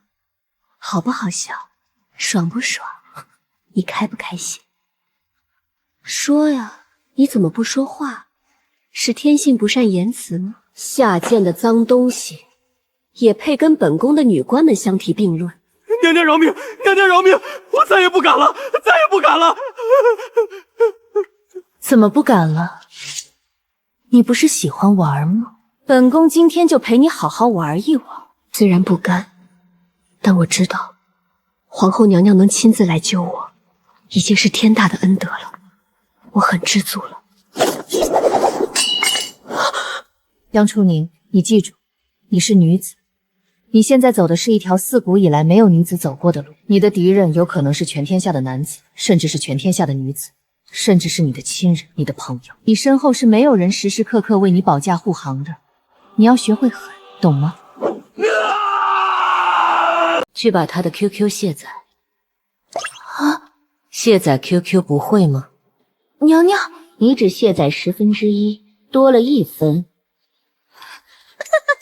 逼迫善良的女主干这种事，我可真是坏了。女主日后崛起了，那不得把我碎尸万段了？全天下知道我把国子监告警的儿子 QQ 给卸载了，那全天下的读书人不得骂死我？不过1/10，这要怎么卸载？不要！娘娘饶命！娘娘饶命啊！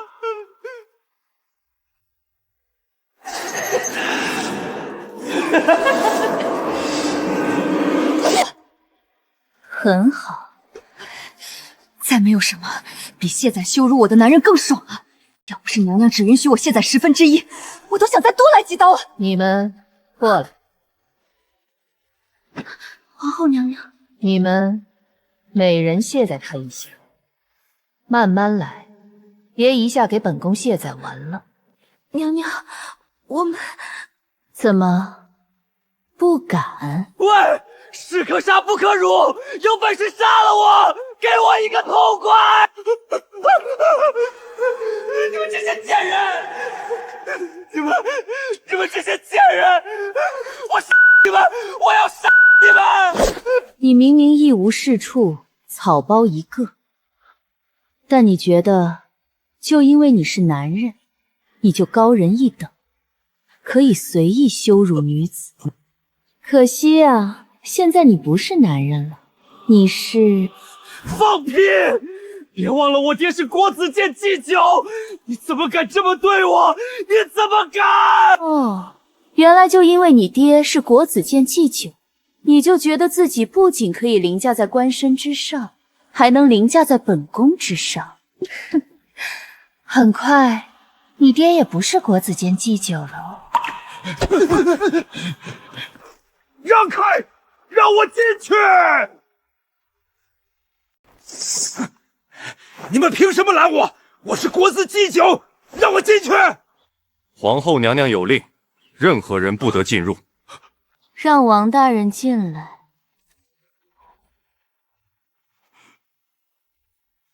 我的儿啊！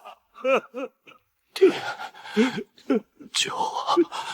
爹，皇后娘娘，你怎么能这样对我儿？他是我的独子，是我王家唯一的血脉。你儿子做了什么？你不知道吗？他就算做了什么，也不过是年少轻狂，不懂事儿。你怎么能让人了他？你这是要绝我王家的后啊！好家伙，差点以为这老东西才是妖后了，简直比我还坏啊！王大人，他糟蹋女子的时候，怎么没想过人家也是爹生娘养的？他羞辱朝廷命官的时候，怎么没想过人家也是有父母兄弟的？这如何能比？我儿他和贱民，我儿固然有错，可娘娘也不能卸载他 QQ 了。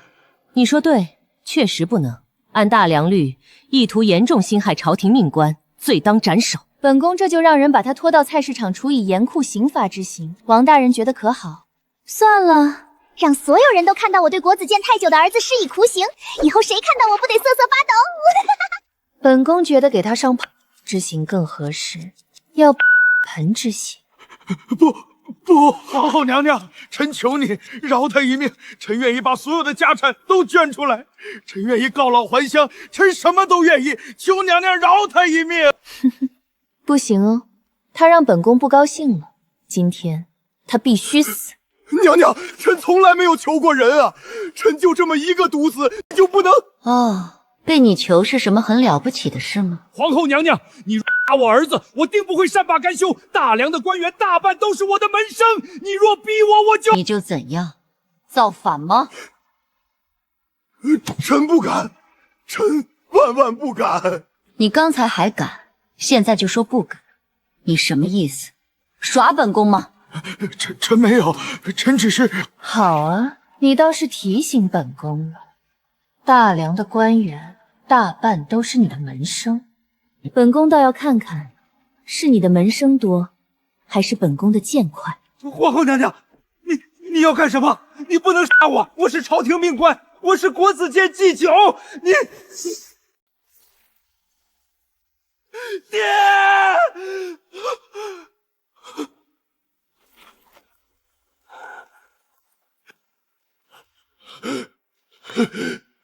妖后，你无道，你滥杀无辜，你滥杀无辜！你孙子羞辱朝廷命官，殴打新科举子，这分明是想要以下犯上，大逆不道。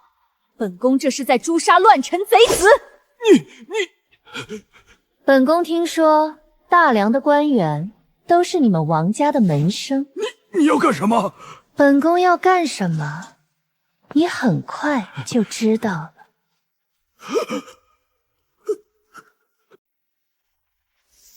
你敢？你若杀我，天下读书人不会放过你的，他们会怎样？为了你王家造反吗？那本宫倒要试上一试，看看他们是不是真有这样的胆子了。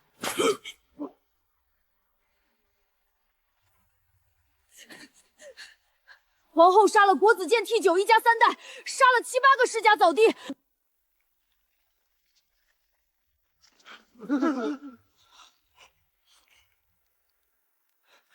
皇后娘娘，王恒折辱新科状元，殴打朝廷命官，确实死有余辜。可国子监祭酒和王老太爷他们有什么错？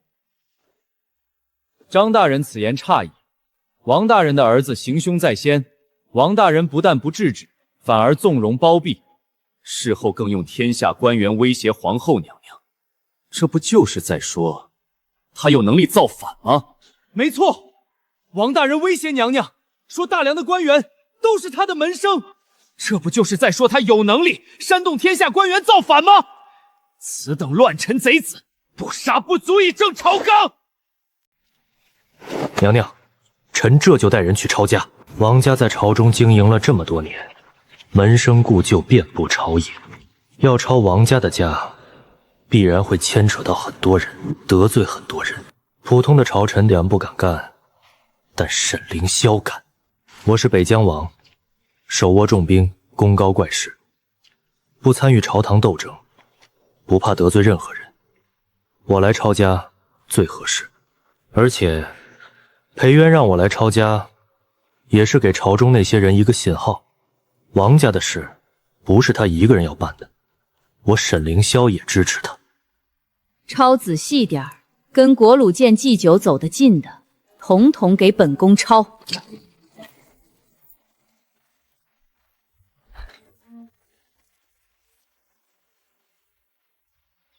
家里抄出来的银子折合白银竟然有1000多万两，1000多万两，这比国库2年的收入还多。难怪他儿子那么嚣张，原来家里这么有钱。这些钱都是从哪里来的？还用说吗？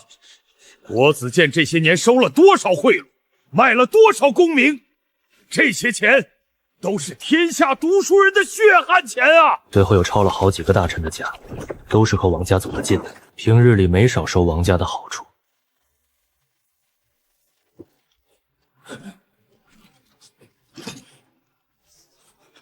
可跑得了吗？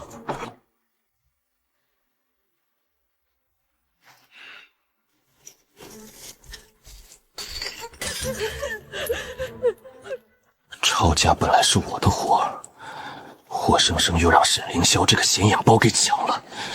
可恶，我才是皇后娘娘的亲哥哥。这个女人，自从坐上皇后的位子，就一直在跟我们作对。杀权贵，斩世家，压朝堂，现在连国子监祭酒都杀了，下一个会不会轮到我们？妖后无道，滥杀无辜，祸乱朝纲，他是妲己在世，老子重生。都以为裴韵杀王家3代，天下读书人要跟他拼命，会有人站出来反对他。反对！天下读书人苦王家久矣，如今王家被掺，我们高兴还来不及呢。什么？皇后娘娘杀了国子监祭酒？杀得好！那种人仗着自己儿子是国子监祭酒，就横行霸道，活该！就是，我听说他儿子当众羞辱新科状元，那种人死有余辜。皇后娘娘是为民除害。皇后娘娘怎么杀权贵，怎么斩世家，怎么为国为民，怎么替天行道。好，说得好！你们这些愚民，简直愚不可及！妖后倒行逆施，滥杀无辜，弄得朝中人心惶惶，大梁迟早会亡在他手里。骂我们几句也就罢了，敢骂皇后娘娘？你们想干什么？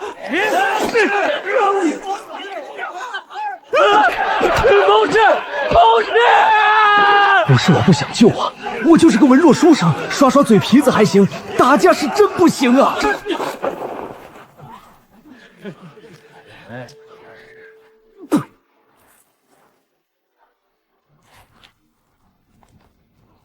世子，你没事吧？你刚才哪里去了？为何不救驾？救驾？救什么驾？你还不是皇帝呢。世子，我见局势与我方不利，去找武器了，谁料找了一圈，啥也没有找到。蠢货！大梁百姓都是一群蠢货，难道他们看不出来吗？只有我才是天选明主，只有我这样的人，才能带着大梁走向繁荣富强。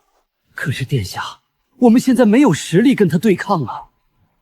北疆被打服了，北狄俯首称臣了，沈凌霄又对他忠心耿耿，我们拿什么打？那就等机会，总有一天，我会让那个女人付出代价。皇后娘娘此举有违祖制。来，你近前说话，告诉本宫，本宫违了哪条祖制？抄家，给本宫抄家！皇后娘娘如此行事，恐寒了天下忠臣之心。寒了忠臣之心，那说明你不是忠臣。抄家！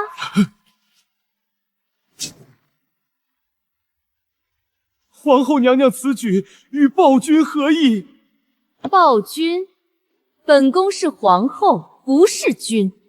你居然污蔑本宫谋逆，本宫要把你也抄了！我真的只是用了暴君这个形容词，不是真的在骂裴然是暴君啊！反正谁敢逼逼，刚冒头，本宫就抄他的家。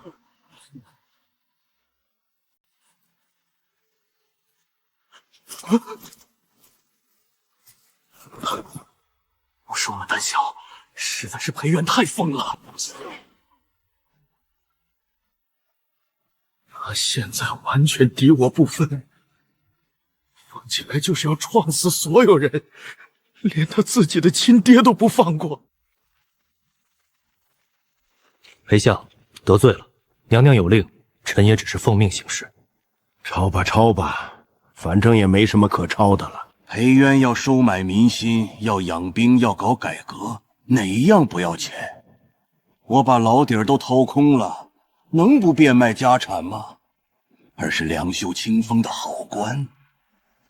论高，还得是女儿，想的就是长远。绝地3尺也给本王翻出来！裴崇训怎么会这么穷？这可是当朝丞相啊，一人之下，万人之上的丞相。平日里贪得那么厉害，现在怎么穷成了这样？肯定是把财产转移了。本王只负责抄家，没抄出东西也没办法。撤！凭什么我们被抄得倾家荡产，你裴崇信就毫发无伤？不公平！说什么没钱，两袖清风，骗钱呢？堂堂丞相能穷成这样，鬼才信！肯定是把财产转移了，藏到哪个不起眼的庄子上了。裴家妇女一个比一个能言，暴虐！对对对，本宫就是暴虐。你再多说一句，本宫连你也暴虐了。披鸡司晨，鸡都比你强，你连鸡都不如。有违祖制。祖制没教你怎么做人吗？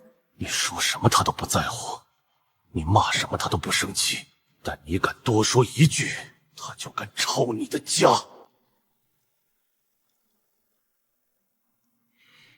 可这种日子什么时候是个头？我们可是世家呀，传承了上百年的世家，怎么能被一个女人拿捏成这样？冷，今年的冬天还没开始，就已经冷得厉害。等真正入冬了，得冷成什么样子？冷了，靠什么取暖？煤炭，而整个大梁的煤矿基本都控制在世家手里，尤其最好那几个矿产的都是上等无烟煤，烧起来没烟，火力旺。这煤矿以前都是供皇宫的，可现在我们联合起来，不给皇宫供煤了。这个冬天，皇宫别想得到一斤煤。你裴元不是很牛吗？你不是想杀谁就杀谁吗？你不是想抄谁就抄谁吗？好啊，那你就冻着吧。没有煤，看你怎么过冬。他不是要杀我们吗？好啊，那我们就让他知道得罪世家的下场。没有煤，皇宫就是个冰窖，他裴元再厉害，还能不怕冷？到时候他来求我们，我们再慢慢跟他谈条件。他要是不来求，那就冻着，看谁熬得过谁。冶炼兵器，烧制瓷器，哪一样离得开煤？一步一步全断了，整个大梁都要瘫痪一半。到时候各处怨声载道，着急的就是裴元了。去催，再去催！贵人们没有煤取暖，那是要发脾气的。尤其是裴元，他都能提剑砍权贵大臣了，砍他们这些奴才，不是更容易？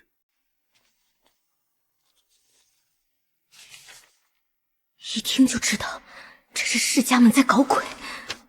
知道了，你先下去。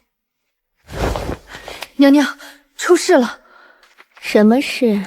世家们联合起来，断了皇宫的煤。这个冬天，宫里怕是得不到一斤煤。真的？娘娘，您这个反应不对吧？您不应该愤怒吗？不应该暴跳如雷吗？怎么看起来还挺高兴的？我每天绞尽脑汁怎么作，让妖后的名声更响亮一点。世家们主动送上门来，我要是不借此机会大闹一场，那还是妖后吗？明天早朝，本宫倒要看看这些世家怎么解释。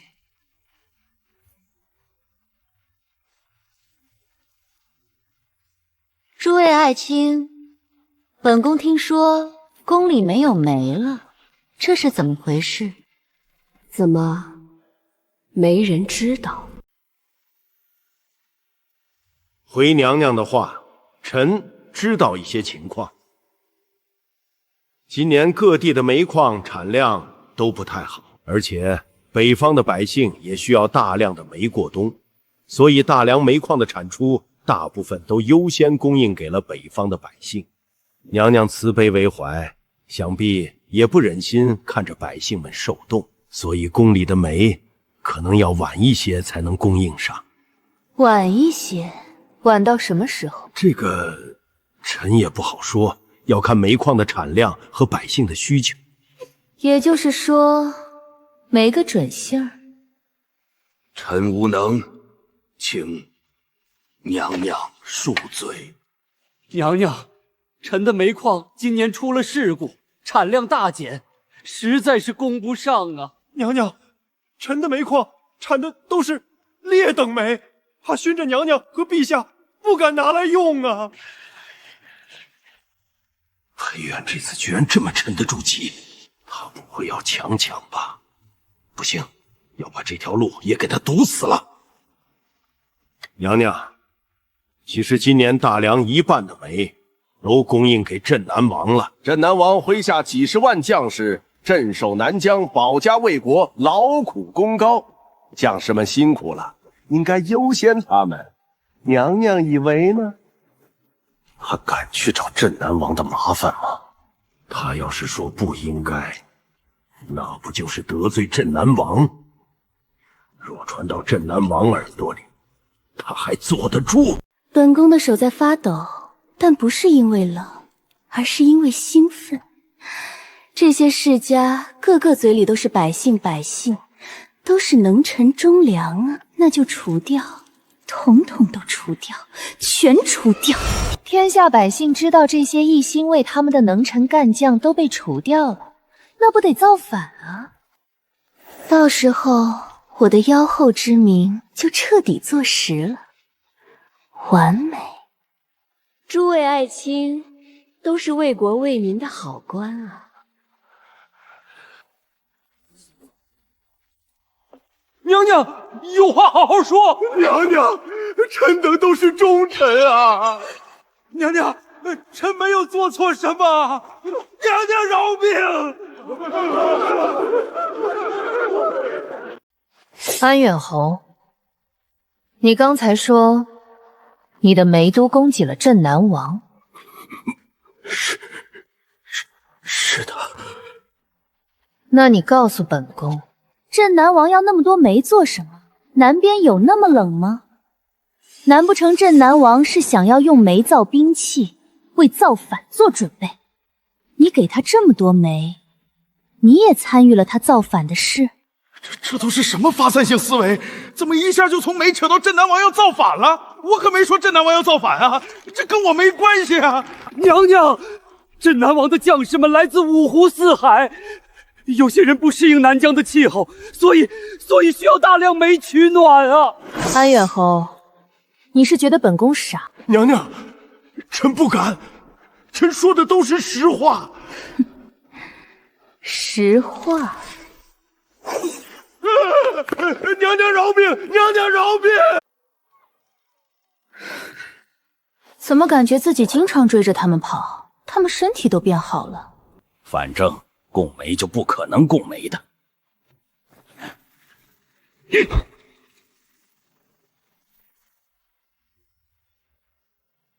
但我们就是能让皇宫没有一斤煤。除掉他们，除了泄愤，没有任何意义。人都要完了，以后就没有发挥的余地了。皇后娘娘这是要干什么？得罪了世家，连累我们跟着受罪。就是，她在前面逞威风，我们却在后面受冻。这日子什么时候是个头？皇后娘娘，臣妾等实在熬不住了。娘娘，能不能想想办法，给宫里弄些煤来？哪怕劣等煤也行啊，总比没有强。你去告诉他们，宫里没有煤，他们要是熬不住，可以离开皇宫。离开皇宫？宫里没有煤，他们娘家总有吧？离开皇宫？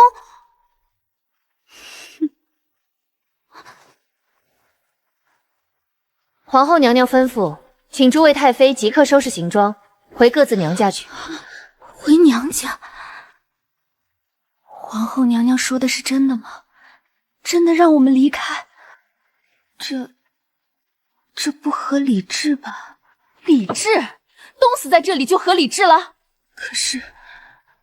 可是我们走了，别人会怎么说我们？那是皇后娘娘赶我们走的，又不是我们自己要走的，别人要骂也骂不到我们头上。皇后说了，允你们出宫，你们走就是了。清代姑娘，其实皇后娘娘都是为了我们，对吗？娘娘是个不擅长将自己的善意说出来的人，你们能理解娘娘的一片苦心，也不枉费娘娘为你们背负骂名了。娘娘真是太美好了，总是喜欢深藏功与名。多谢娘娘体恤，这份恩德妾等没齿难忘。刚才外面有人来了，是那些太妃走的时候特意过来骂娘娘您的。骂我什么？当然是骂娘娘过分了。他们在宫里好好的当太妃，您却把他们全都赶走，他们恨死您了。那可真是太好了。娘娘，这不合理智。太妃是先皇的妃子，怎么能遣散出宫？这是对先皇的大不敬。请娘娘收回成命。万一裴元真的收回成命怎么办？那可不行。你们说的对，本宫也觉得做得太过分了。要不这样吧，本宫把那些已经葬入皇陵的太妃们也挖出来给各家送回去，再把历任先皇的也挖出来，给各位太妃也分几块骨头。娘娘，宫里年轻的太妃们都走得差不多了，还有一些太太妃、太妃不愿意走。本宫要坐实为了称霸后宫一家独大，把所有太妃都赶出去的罪名，留下这些太妃，这罪名就不够响了。让他们去庄子上做这个。月时带、如厕纸，只用来擦腰后，这也太奢侈了吧！大梁虽然已经有了造纸术，但纸还是很贵的，寻常人家根本用不起。用纸来擦腰后，简直是闻所未闻。还有那个月事带，越看越觉得神奇。现在普通人家的女子来月事，用的都是草木灰或者破布吊，既不卫生又不方便。如果真的有这种可以吸收、可以更换的月事带，如果这些东西真的能做出来，那天下女子就有福了。娘娘，奴婢这就去。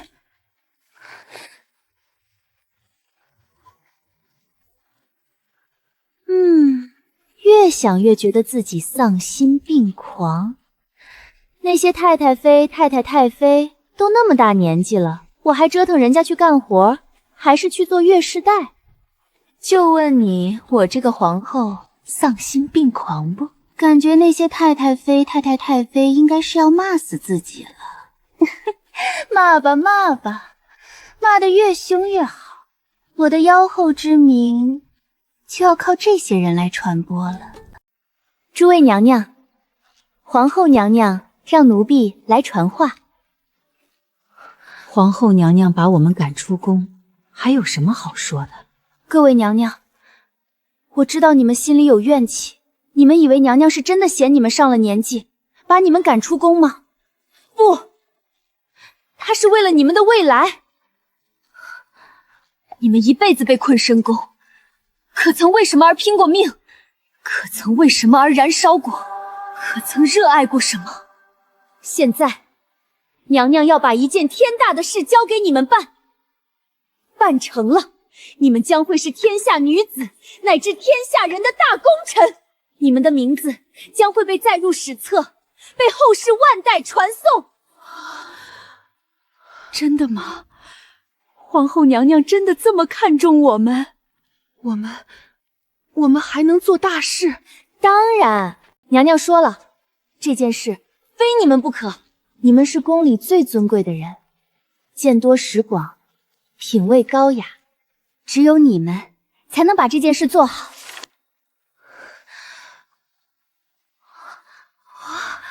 这是月事带，这设计太巧妙了，用纸来擦，这也太奢侈了吧！娘娘说了，这些东西做出来能造福天下女子。你们想想，天下有多少女子每个月都要忍受不便和尴尬？如果你们能把这件事做成，那是多大的功德！清代姑娘，你告诉皇后娘娘，我们一定好好干。还好忽悠住了，不对，是激励住了。太妃们走了，但宫里还有很多宫女太监。没有煤炭，对普通的宫女太监们来说，其实并没有多大的影响。宫女太监们条件哪有那么好？别说冬天用上煤炭取暖了，大冬天连洗衣服都是冷水，好吗？也就运气好的时候，能在主子屋里蹭一会儿暖意。大多数人都是自己挨的，冻着冻着就习惯了。烂骨头，还不快去干活！当然，有条件的宫女太监用煤炭，那也是要花钱买的。他们也可以出宫偷偷买一些劣等的煤炭，虽然贵一些，但也不是买不到。所以真正用不上煤的，现在宫里只有裴远和小皇帝。但娘娘又以此为借口，让我把宫女太监们也遣散了。宫里的情况，你们现在也看到了。世家门联手对娘娘发难，断了宫里的煤。娘娘给了恩德，想要出宫的宫女太监都可以自愿出宫，娘娘会给遣散费。娘娘可是贤后，她哪能直接就把这些宫女太监赶走啊？当然要给遣散费，还要给的丰厚，让天下人都知道娘娘的贤德。清代姑娘，真的吗？我们真的可以出宫？遣散费真的给？当然是真的，娘娘亲口说的，还能有假？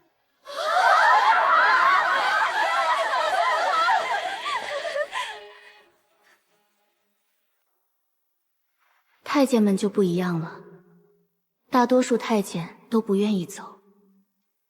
他们身体残缺，出了宫能去哪里？在宫里好歹有口饭吃，到了外面没有身份地位，人人耻笑，实在是没有好去处。清代姑娘，我们不想走，我们就想留在宫里。宫里总要有人做事，全走了也不行。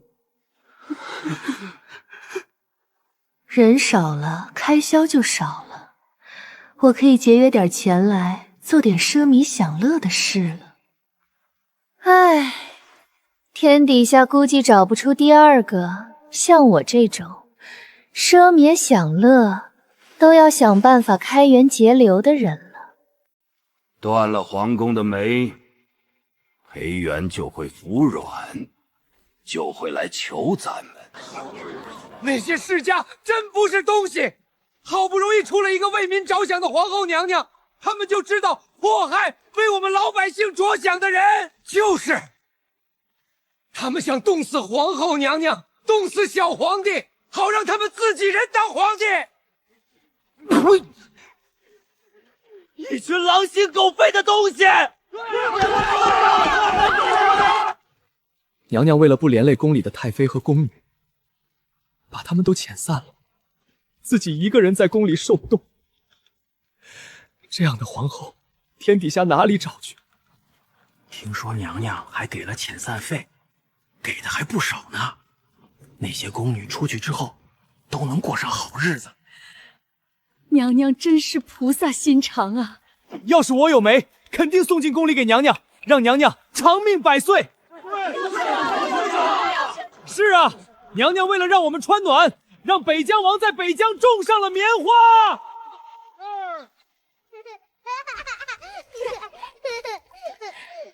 让我们家家户户今年都买上了棉衣棉裤过冬，万一娘娘自己冻坏了，可怎么整？我们不能让娘娘冻着。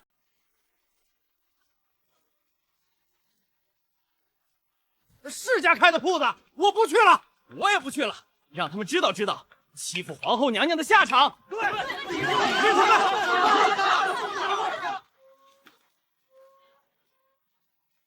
听说城开了个簿子，是皇后娘娘支持宫里的太妃们开的，我也要让我女儿去支持支持。这不对劲啊！现在朝中所有人都应该对我恨之入骨啊！看到我受冻，这些人不应该暗爽吗？怎么还送东西来？沈凌霄等人肯定是在借我和世家打擂台。世家现在能靠煤矿拿捏我，将来就能靠煤矿拿捏沈凌霄这个新帝。沈凌霄心里肯定是不爽的，他送煤来不是为了帮我，是为了帮自己。这样一想，就舒坦多了。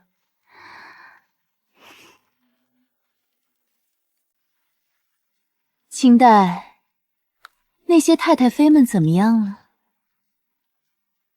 娘娘，那些太妃走的时候恨死您了，一直在骂您，说他们在宫里好好的当太妃，结果被您赶到庄子上没日没夜的干活，累死累活的。真的吗？真的真的，骂得可凶了。太好了，继续骂，让他们继续骂。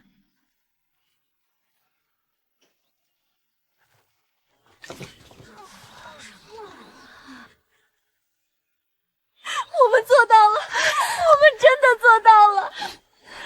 皇后娘娘，我们没有辜负您的期望。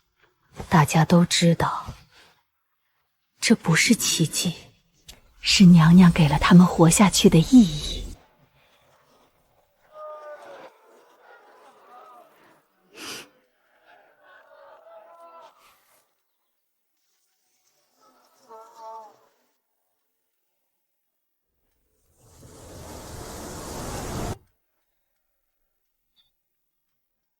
娘娘总是这样，做尽了好事，却把所有的骂名生背在自己身上。侯爷，咱们还要继续跟皇后娘娘硬碰下去吗？硬碰？拿什么硬碰？他手里有沈凌霄的20万铁骑，有百姓的民心，有那些不要命的大臣支持。咱们呢？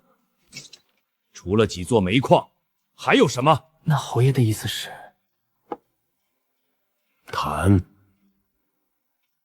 跟他谈，总不能真的跟他死磕到底，对咱们没有好处。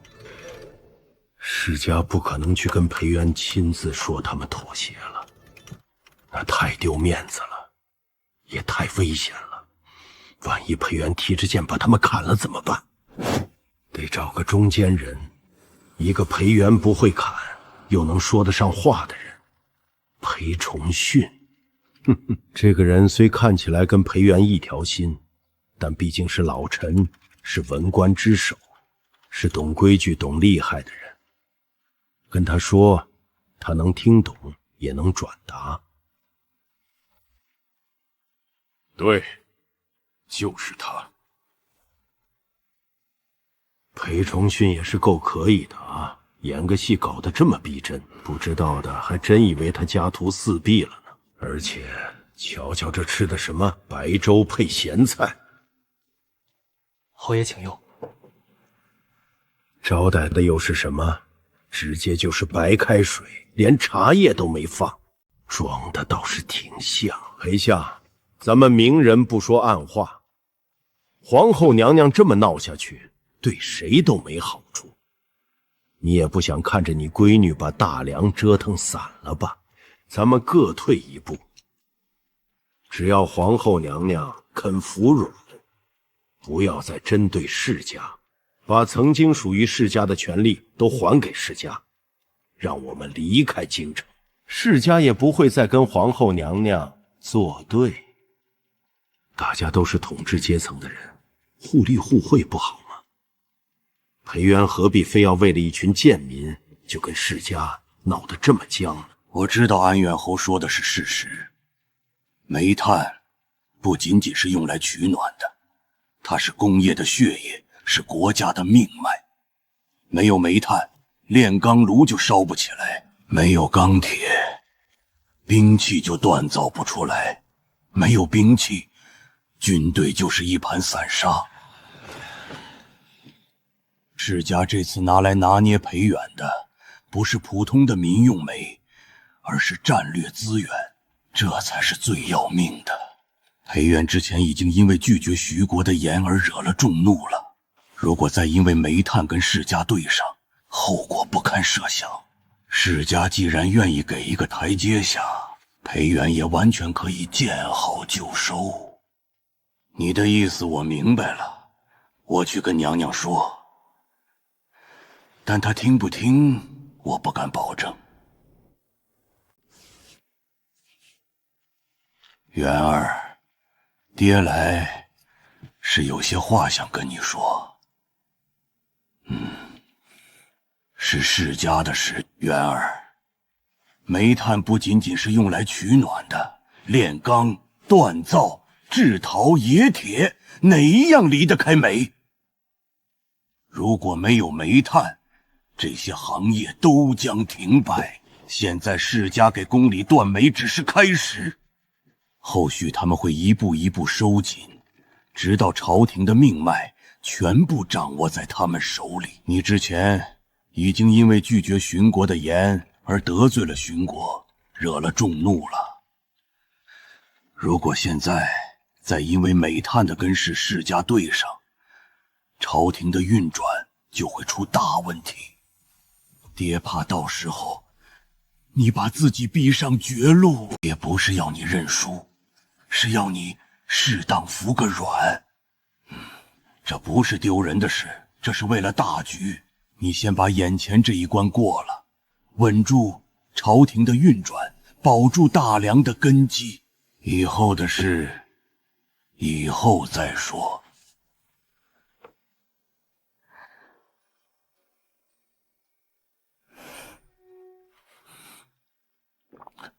服软？爹，你觉得我可能向世家低头吗？可是……没有可是。世家以为拿捏住了煤炭，就是拿捏住了我的软肋。做梦！我就要硬气到底！我要告诉他们，他们世家拿捏皇权、拿捏天下百姓的时代过去了。女儿这番话说的也太雄心壮志了吧？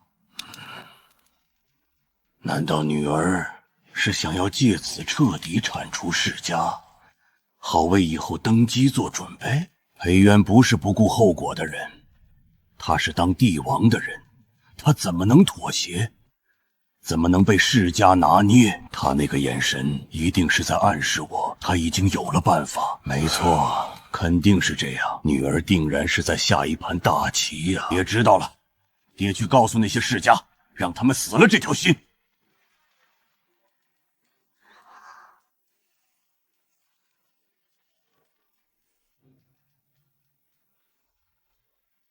裴元是不可能妥协的，你们死心吧。不识抬举，给脸不要脸！既然他非要硬刚到底，那就别怪我们不客气。从今天开始，我们的煤炭将全部供应镇南王那边，朝廷一斤煤都别想得到。到时候朝廷没有武器，可别怪咱们。对，全部供给镇南王。让那妖后看看，没有我们的煤，他拿什么炼钢，拿什么锻造兵器？这么多煤炭供应镇南王，镇南王能拿来干什么？不用想也知道了。有了兵，又有煤炭锻造武器，镇南王能忍住不造反吗？就不信裴渊不害怕。到时候镇南王要是真有了反心，裴渊这皇后的位置还坐得稳吗？我觉得这一次裴渊一定会妥协。等了3天，裴渊毫无动静；5天还是没有动静；7天依然没有动静。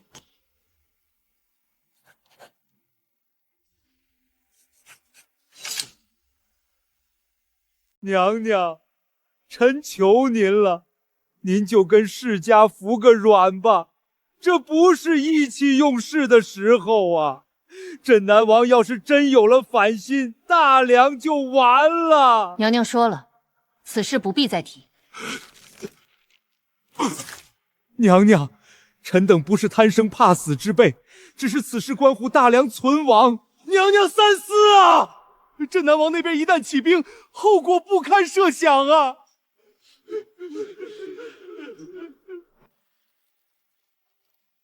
不必再说了，谁再提此事，杖杀。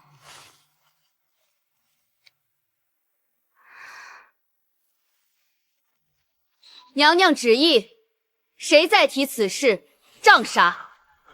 我一直以为她是贤德的皇后，是上天赐给大梁的恩典，是带着大梁走向繁荣富强的希望。他为了骨气和面子，得罪玄国断了言，又得罪世家断了媒。没有媒言，百业停摆，朝廷必瘫，他就半点想不到这些吗？难道从前的贤德都是做样子，是收买人心，是演戏？还是我们从一开始就看错了人？后娘娘再厉害，也不过是个女人。女人嘛，都是感情用事的。咱们这一招釜底抽薪，她肯定慌了。你们看，她连杖杀的话都说出来了，说明她已经没有别的办法了，只能用暴力来维持体面。侯爷高明，薛守正那些大臣都对皇后娘娘失望了，民心也在慢慢流失。等镇南王那边一有动作，皇后娘娘的位置就坐不稳了。坐不稳？她本来就坐不稳。一个女人坐在那个位置上，名不正言不顺，否极司臣，违背天道。以前有沈凌霄的支持，有百姓的拥护，咱们动不了她。可现在她自己作死，怪得了谁？侯爷说的对，传话下去，让各个世家都按计划行事，煤炭一粒都不许流入朝廷控制的行业。我倒要看看皇后能硬气到什么时候。皇后娘娘这次是真的走投无路了。世家太狠了，这是要把朝廷往死里逼。皇后娘娘要是倒了，大梁就完了。娘娘，臣求您了，就服个软吧。世家已经放话了，煤炭全部供给镇南王。镇南王手里有几十万大军，要是再有了兵器……够了，本宫说了，此事不必再提。娘娘，臣不是为世家说话，臣是为大梁的江山社稷啊。娘娘若是执意如此，臣只能……你要如何？辞官、告老还乡，还是跟世家一起逼宫？启禀陛下娘娘，顾清怀顾大人从黔州回来了，在殿外候见。顾清怀，那个被贬到黔州的顾清怀，他怎么回来了？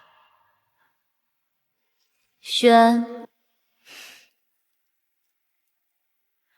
本宫打算把男主的心腹大臣慢慢的都召回来，顾清怀是第一个。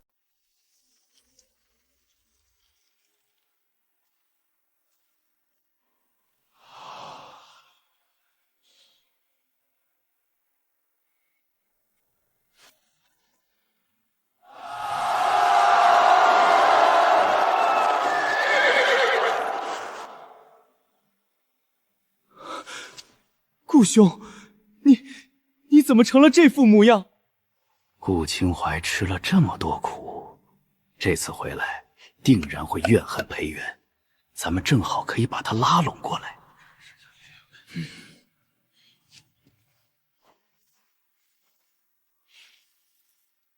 娘娘，臣幸不辱命。臣在黔州发现了18处大型露天煤矿，请娘娘过目。18处大型露天煤矿，这怎么可能？黔州那个山高路远、贫瘠不堪的地方，怎么会有煤矿？臣采用了最新的采掘方法，产量极高，煤质上佳。另外，臣还用煤矿做了一个东西，请娘娘过目。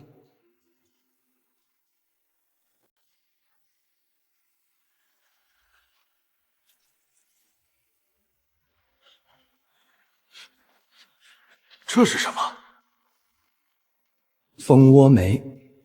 臣将煤炭粉碎与黄泥混合，压制成型，中间打上孔洞，此物易燃、耐烧、烟少，极为节省煤炭。今年冬天，大梁百姓靠着这蜂窝煤，将再无一人冻死。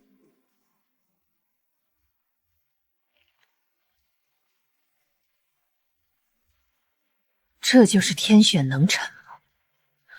压根儿不需要我指点，就能自己找到煤矿，研究出这个时代最先进可行的采掘方法。看来我那些手稿根本不用拿出来了。果然，古人的智慧是不容小觑的。不可能，这不可能！黔州那种穷乡僻壤，怎么可能有煤矿？还是18处！顾庆怀，你别是在糊弄娘娘！娘娘，此事事关重大，臣以为应该派人去核实一下。连世家都没发现的煤矿，顾清怀怎么发现的？对，应该核实。顾清怀，你该不会是齐军吧？各位大人若是怀疑，尽可以派人去黔州查看。臣在黔州发现的所有煤矿，都已经做了详细的登记和标注，一文一物皆有据可查。这是臣在黔州1年来所做的工作记录，请娘娘过目。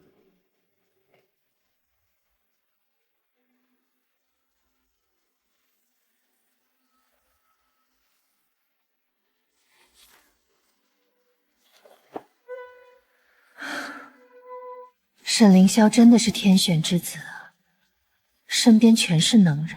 皇后娘娘英明，皇后娘娘深谋远虑，臣等愚钝，先前竟敢质疑娘娘，实在该死，娘娘恕罪。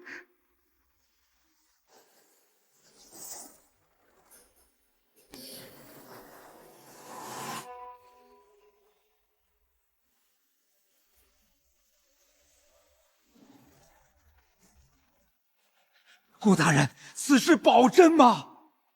薛大人，若是不真，我怎敢上报？皇后娘娘英明。不是，怪我干什么？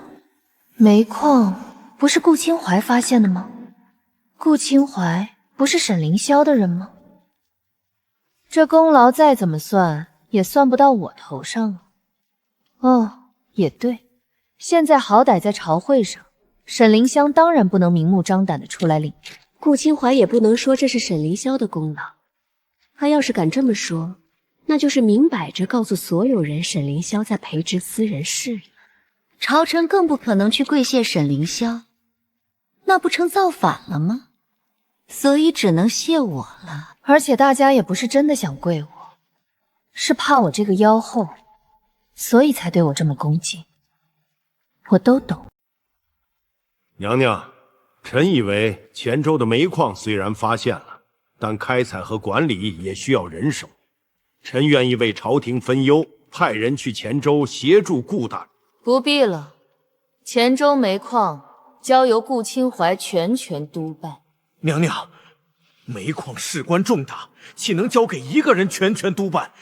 这不合规矩。顾清怀，本宫给你先斩后奏的权利，谁敢无乱插手，斩！顾清怀掌握了煤矿，就相当于沈凌霄的军队有了武器，不更方便沈凌霄造反吗？怎么可能让世家破坏了我的好事？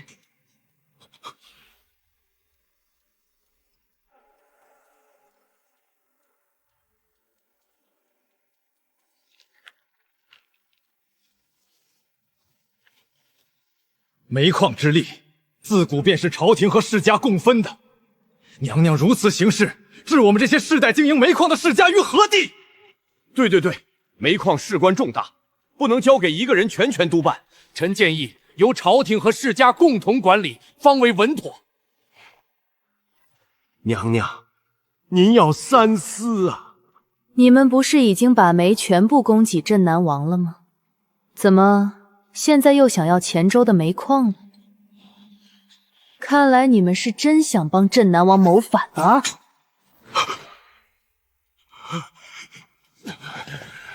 娘娘，臣等绝无此意啊！从娘娘的三言两语，我就知道了这一年她在京城所面临的压力。她真的是有先见之明，早就料到世家会用煤炭拿捏朝廷，才把我贬到黔州去找煤。所幸我没有辜负娘娘的一片苦心。他们以为皇后娘娘和他们一样，只知为家族谋利，全然不顾天下百姓死活吗？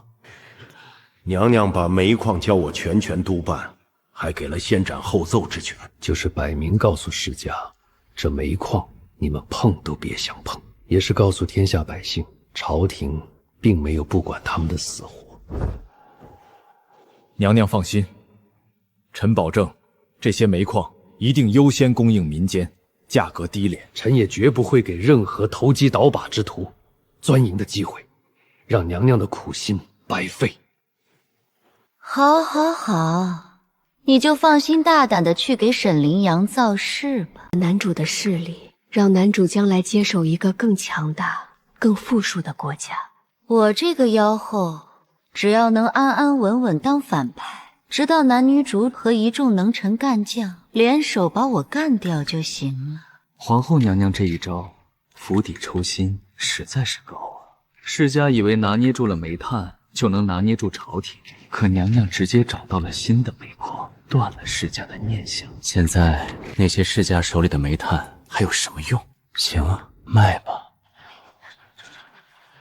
镇南王从世家手里买煤，是想要造反吧？不管镇南王是不是真想造反，世家的煤他都不敢要了。为了避嫌，他甚至只会从朝廷手里买。更妙的是，黔州的煤比世家手里的便宜得多。黔州煤矿是朝廷，不需要盈利，只要不亏本就行。世家手里的煤成本摆在那里，卖又卖不出去，烧又烧不完，堆在那里一年一年的贬值。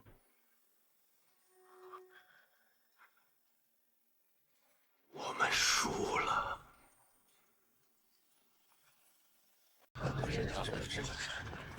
皇后娘娘这一招实在是高啊！我早就说过，皇后娘娘不是那种不顾大局的人，她肯定是有后手。可不是嘛？你看顾清怀被贬到黔州1年，回来就变成了这副模样。要不是忠心耿耿，谁会为了朝廷吃这种苦？皇后娘娘看人的眼光真是毒辣呀！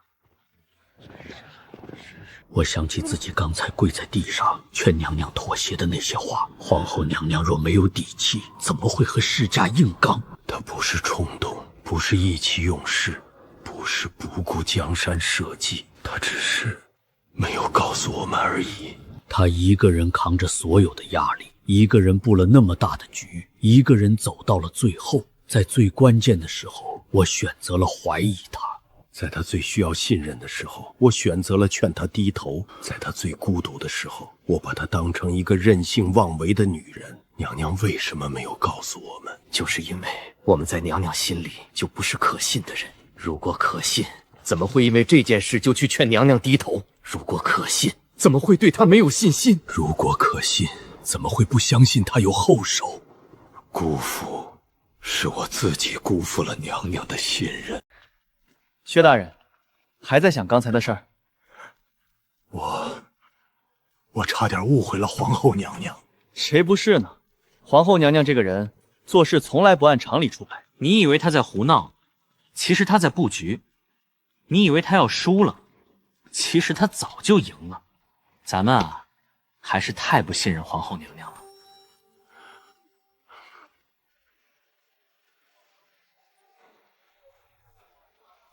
听说了吗？顾大人在黔州找到了18个煤矿。听说了，还做出了什么蜂窝煤？听说是把煤打碎了，掺上黄泥，压成饼，中间打孔，特别耐烧，烟还少。一个蜂窝煤能烧1整天呢。那得多少钱一个？顾大人说了，价格低廉，保证我们百姓家家户户冬天都能用得起，不会再有冻死的人了。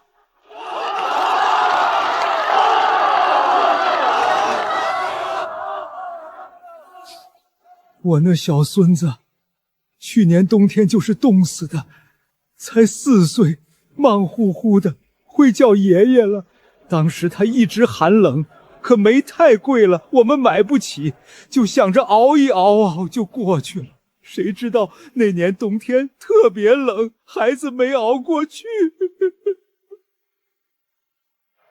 今年好了，今年用上蜂窝煤，我家那小孙子要是还在，就不会冻死了。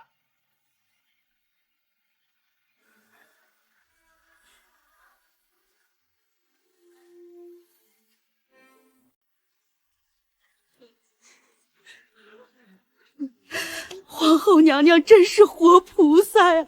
她早就派人去找煤矿了，就是不告诉我们。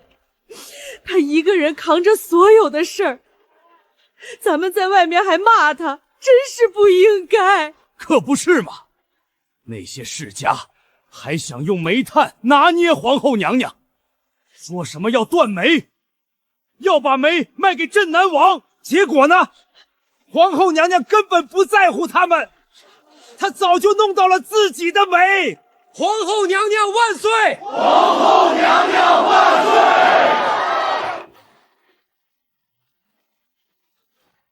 话说那日，顾清怀顾大人从黔州归来，各位猜怎么着？皮肤黝黑，满手老茧，活脱脱一个矿工模样。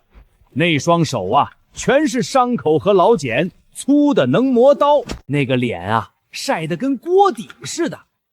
要不是他自报家门，谁认得出来这是当年金殿上那个面如冠玉的状元郎？你们猜怎么着？他在黔州那个鸟不拉屎的地方，硬是找到了18处大型露天煤矿，而且他还做出了一个东西，叫什么蜂窝煤的东西，把煤打碎了，掺黄泥，压成饼，中间打孔。这东西好啊，耐烧，省钱，烟还少。今年冬天，咱们大梁的百姓就靠着蜂窝煤，将再无一人冻死。说到底，皇后娘娘才是真正的深谋远虑。她从来没有想过把能臣贬谪，她是在下一盘大棋。她把顾清怀贬到黔州，不是惩罚他，而是信任他，是把最重要的事情交给他去办。他在为百姓的幸福生活谋划，在为大梁的江山社稷谋划。好，皇后娘娘英明，顾大人威武。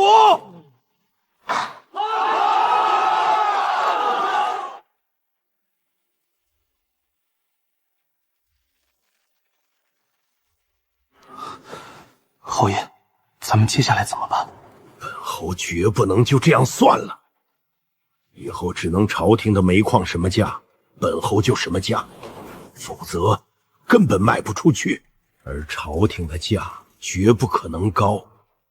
裴渊那个女人，恨不得把所有东西都白送给百姓。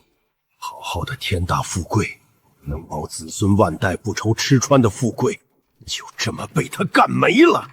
这跟杀人父母有什么区别？本侯与他不共戴天。那侯爷想如何？顾清怀是找到了煤炭，但盐呢？本侯就不信裴后还能弄到盐。弄不到盐，他得罪虚国使者的事就过不去。大梁没有盐，百姓会怎样？他们不会怨恨苏国，不会怨恨使者，他们只会怨恨裴后，怨他为了一时之气得罪了能给我们盐的人。等百姓对他失望了，等民心散了，等朝廷因为缺盐运转不灵了，到时候世家自然能扳回这一局。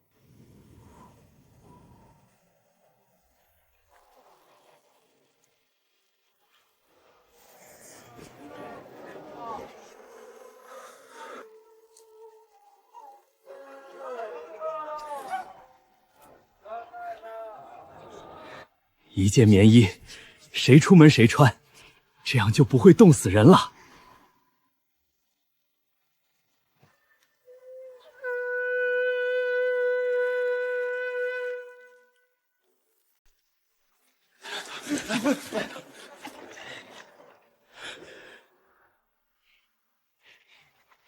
这些全都是拜皇后娘娘所赐。娘娘贬谪谢大人他们，原来不是惩罚，是让他们去地方上搞棉花、找煤矿。娘娘强征民女，原来不是采补，是教他们纺织和医术，好让棉花能变成棉衣，好让生病的人有救。我们之前真是猪油蒙了心，居然那样骂娘娘。求上天保佑皇后娘娘长命百岁，只要娘娘在一天，咱们的日子就有盼头。娘娘高兴就好，这也不算撒谎，只是换了个说法，一切都是为了娘娘的身体。很好，民怨依旧沸腾，男主的群众基础依旧稳固。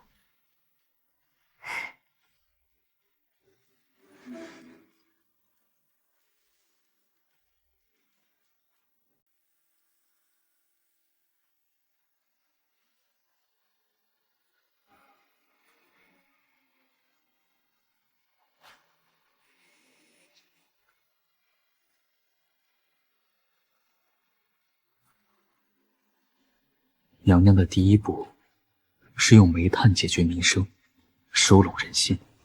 这第二步是要用焦炭炼出的好钢，打造出天下无敌的军队和无坚不摧的农具。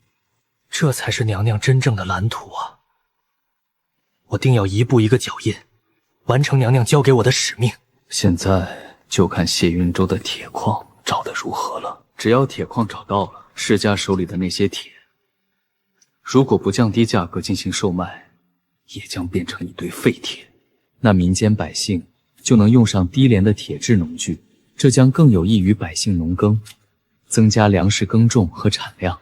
而朝廷手里掌握的铁矿，则完全可以用于炼钢。这个大梁真的是在娘娘手中，一点一点从灭亡的边缘被拉回来了。我相信，要不了多久，大梁就会彻底实现国富民强，百姓路不支吾。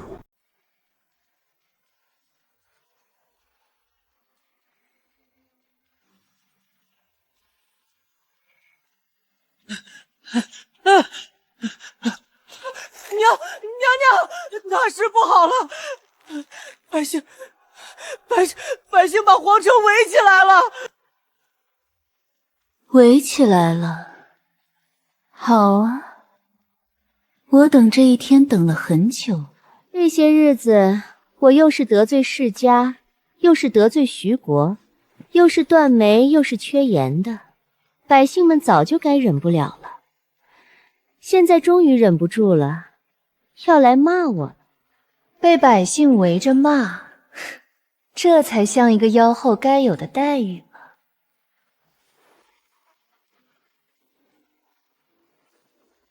皇后娘娘千岁千岁！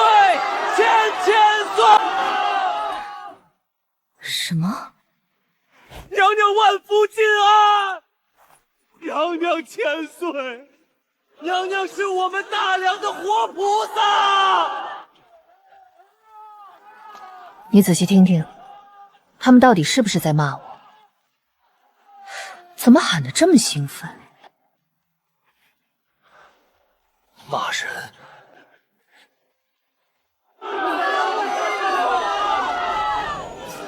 这分明是在歌功颂德。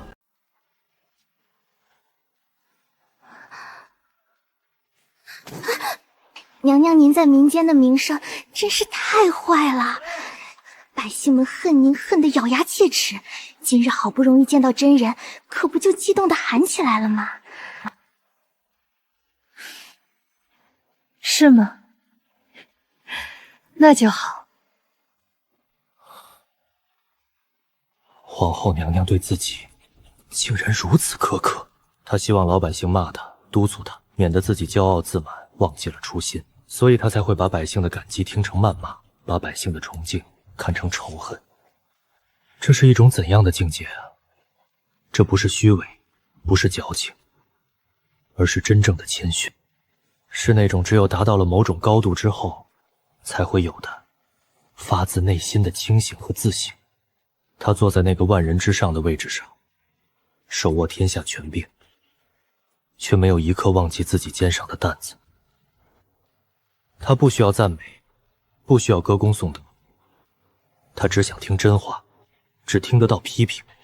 这样一对比，我们实在是太容易满足了。做出一丁点的成绩，就开始自我满足，觉得天大的功劳都在自己身上，跟娘娘比起来，我们算什么呢？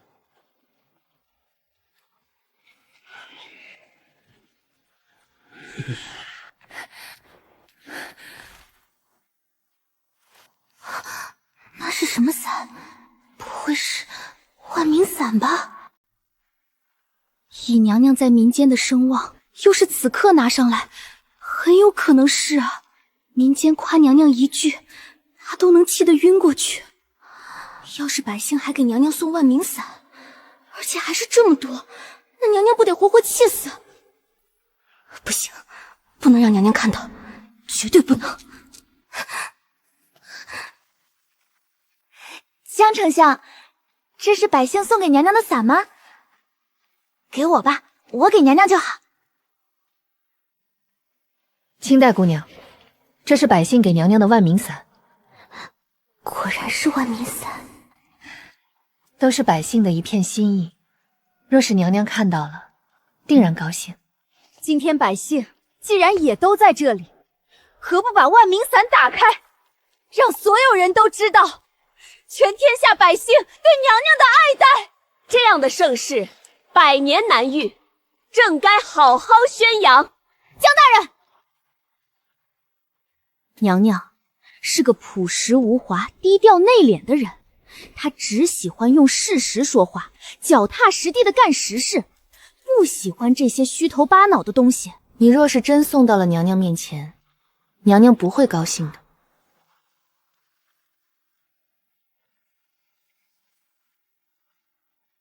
清代是裴远身边最亲近的人，日夜伺候，朝夕相处，自然是最了解裴远的。他说裴远不喜欢，那裴远肯定就不喜欢。